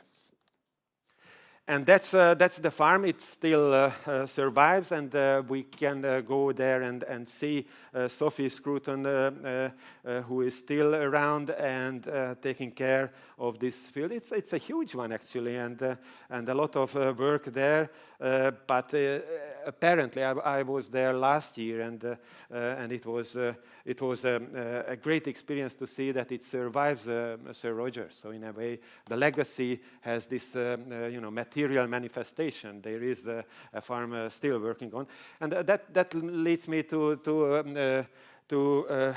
inform you that my relationship to Roger is about 30 years old. I got acquainted with him in '92. That was just after the transition from communism, when I met him in Budapest, in the newly funded Collegium Budapest, which was a research institute for advanced study. I was there a junior fellow, and he was one of the invited speakers there. And he had that red hair that you could always recognize, and that's how I got acquainted with him. And then I worked for 10 years as a journalist, so I made interviews with him on a regular basis, which made me the opportunity to keep that contact alive. And this is one of the last photographs or occasions of Sir Roger's life. In the 2010s, he returned to Eastern Europe, back from the US. Again, he wanted to see how these poor countries are surviving. They're joining the EU and giving expert advice how to handle those difficulties. And this picture shows both Prime Minister Viktor Orban when he gave the Hungarian Order of Merit to him, which is given by the president of the country. And I had the good fortune to be present at that occasion because I think that's a symbolical admission that Roger gave a very powerful symbolic help for this part of the world. And politicians had to admit it or were ready to admit it. And we mentioned earlier the commission that he took part in, which was his last project, the Building Better, Building Beautiful Commission. This was, he had the position of the chair of the commission, and that's, I think, an important thing, that a philosopher can have such a public role in a democracy. And he was, of course, attacked seriously and cruelly, one should say, in a time when he was already ill. So one should take all that into account. But he returned. The government was not really defending him, to be, courteous. But they had to bring him back to be the co-chair of the commission after Douglas Murray was, keen to show that in fact the journalist, what the journalist was doing is unfair and not something that is acceptable for democratic standards. And I claim that this final report, which was the work of Scruton, most of that was actually written, the text itself was written by Roger. And I think that it should be taken as his intellectual testament, and it includes the actual provisions that the future of this report needs to meet in order to realize the potential of it. And as we heard today from Robert Adam, it is on its process to come true, which is the dream world of a philosopher. Anyway, that's about his life. And now I've got 5 slides about his work, about the output, the legacy. First of all, I will have only one slide about politics, partly because you all know it much better than me, but also because I think that the important issue is here to see the connection between his politics and his interest in the arts, and so I will focus on his views on arts. But this is my position as far as his politics is concerned. Jakob already mentioned Burke, and he added Hegel, who was indeed a rather important philosophical influence on Roger. Most of the great conservative minds from Coleridge through the British idealists and Oakeshott had a very good German philosophical education. So learning in Germany is quite a fruitful way to learn the conservative tradition, together with the German experience of totalitarian regime. That's part of that heritage, unfortunately, or for historical reasons. But my position is that beside Burke, the other major influence, intellectual influence on his politics is the common law of England. not of Britain, but of England, and that's a distinction which one has to make, because of course the Scots have a different legal system and heritage. And the common law of England was known to him through his study of the law in the Inns of Court in London. So not at a university, but a proper workshop experience that he went through. So he does know, he did know the legal tradition of his country from direct experience from those who actually practiced it. And that's why I claim that that's the crucial influence to understand what legal concept like trust or stewardship means. It comes from the common law tradition. And now about his views on art. First of all, about his aesthetics, his general philosophy of art, which is published in that small volume on beauty. I think that it's important to see that his interest in beauty, in art, is rooted in the same source as his interest in politics, and that is homecoming, the topic of our conference today. So I think that was a very, very good choice by the organizers, because both of these major interests of Roger come back to homecoming. In beauty, you can realize in beauty, even though you have got a fragile human nature, that indeed you are created to be at home in this world. And that's the reason why he has got this interest in beauty. And what he pointed out was that the British tradition, or in fact even the conservative continental tradition, was based on a common interest in politics and the arts. His examples from Hegel, Chateaubriand, through Ruskin Arnold, to Oakeshott, Claudel Eliot, and all those, is an experience of an interest in both simultaneously in politics and in the arts. And in particular, he has got an interest in architecture. We had a lot of very rich discussions of the topic.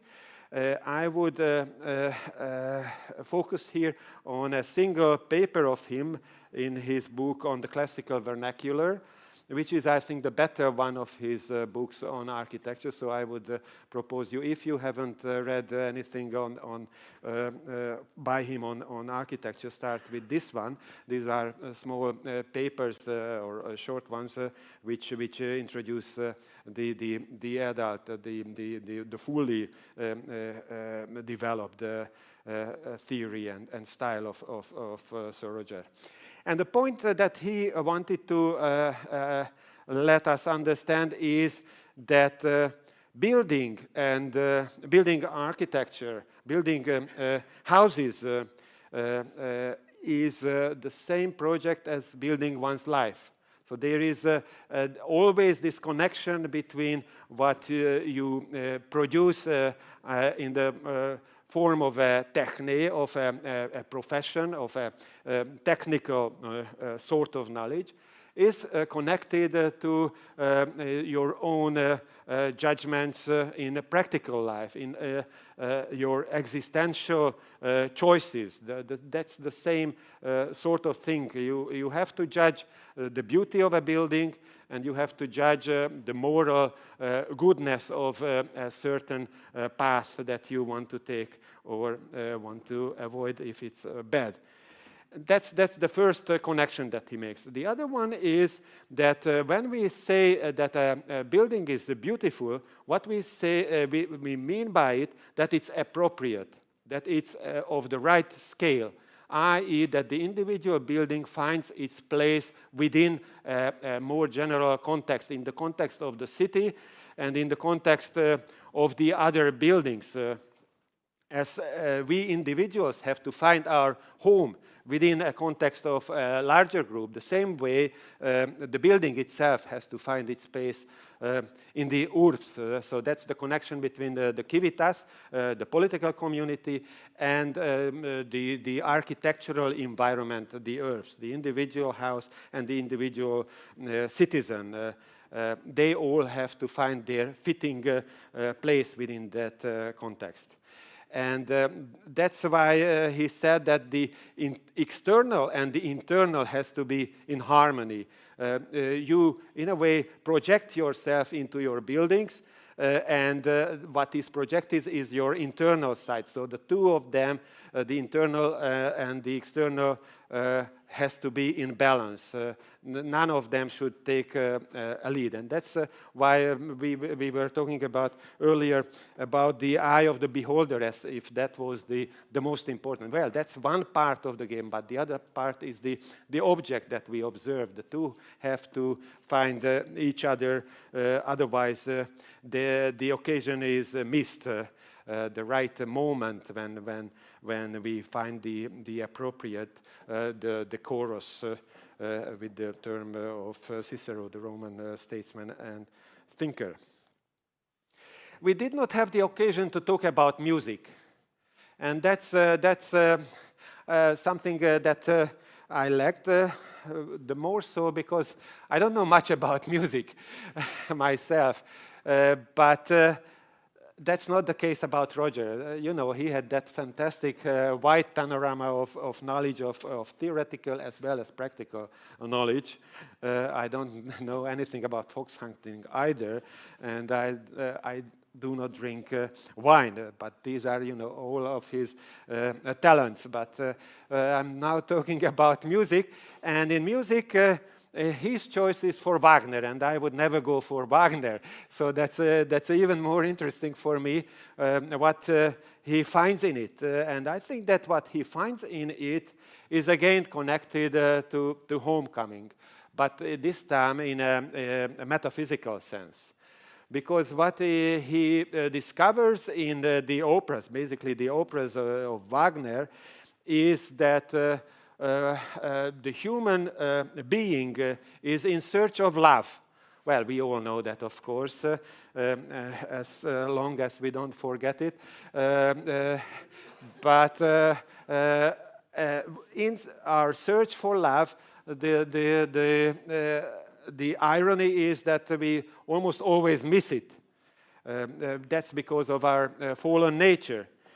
We always love the wrong one, and it's always the wrong one that loves us, except for the case when the two fit together. And here again, you see that his whole panorama is interconnected. Because again, what is needed in love, and that's a reference to his book on sexual desire, is to find your fitting partner, and that's the difficulty, because there are so many options, and you only can find the right one, or should find the right one. And if it happens, what is happening, he claims, is redemption. And that's because he did not believe, he did not arrive to a final belief in God. That's something which is his personal faith, I would say. To believe in God is a question of grace. And perhaps that did not arrive on time for him. But what he experienced beside beauty in artwork is the beauty in love that in his second marriage he found. And in that he had the parallel for the story that he discovered in Wagner's opera, which is that in love we can experience the redemption on this world, in the world of human beings.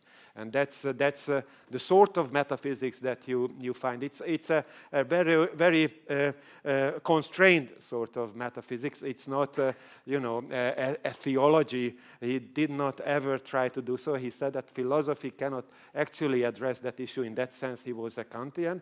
But he claimed that in art, in the experience of artwork, like in music, we can experience redemption here and now. What have we got here? The final slide, which is a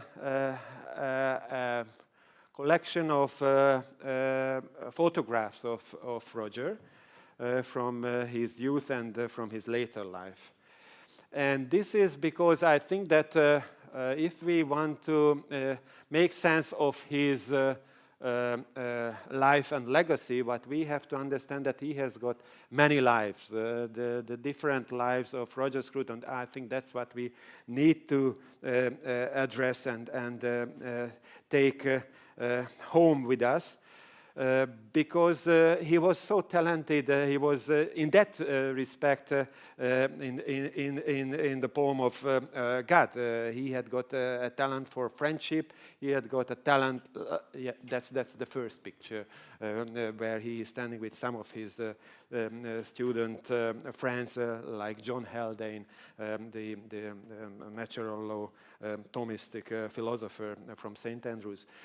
And the other one is about political friendship. We mentioned already Aristotle, who beside Plato was crucial importance for him from the ancients. And this is of course Václav Havel, the Czech dissident and later president of Czechoslovakia and later Czechia. And I also have some photographs of his later life, including practical life or the life of the ordinary human being in his natural environment, at his home with his family around him. And doing the daily duties that we all do have to do. And also the intellectual armchair philosopher. Now here is Roger in the armchair, and that's something that he also exercised. Not only the practical side of our human tasks, but the theoretical, the vita contemplativa was also crucial for him. And up there we have got this picture with him playing the organ of this small chapel that he kept returning. Why? Because he discovered that in this chapel it was the ritual was according to the old prayer book, and that's why he, the tradition was still alive there. So he had to participate in it, because the tradition only survives if we participate in it. Thank you very much for your interest.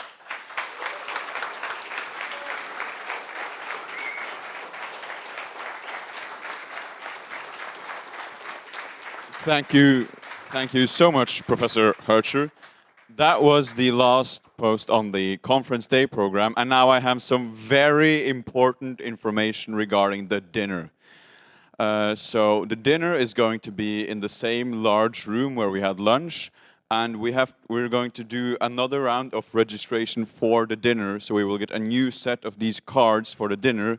That means that when you leave here, you need to keep your lanyard, which is this band. You need to keep that and not throw it away, because you get a new card for the dinner. And we also then need some time to do that. So for the dinner, meet at the latest at 18:45 in the foyer outside here. And I would also like to thank all of today's panelists and speakers, and thank all of you for attending, and we will see most of you again for the dinner. Thank you very much.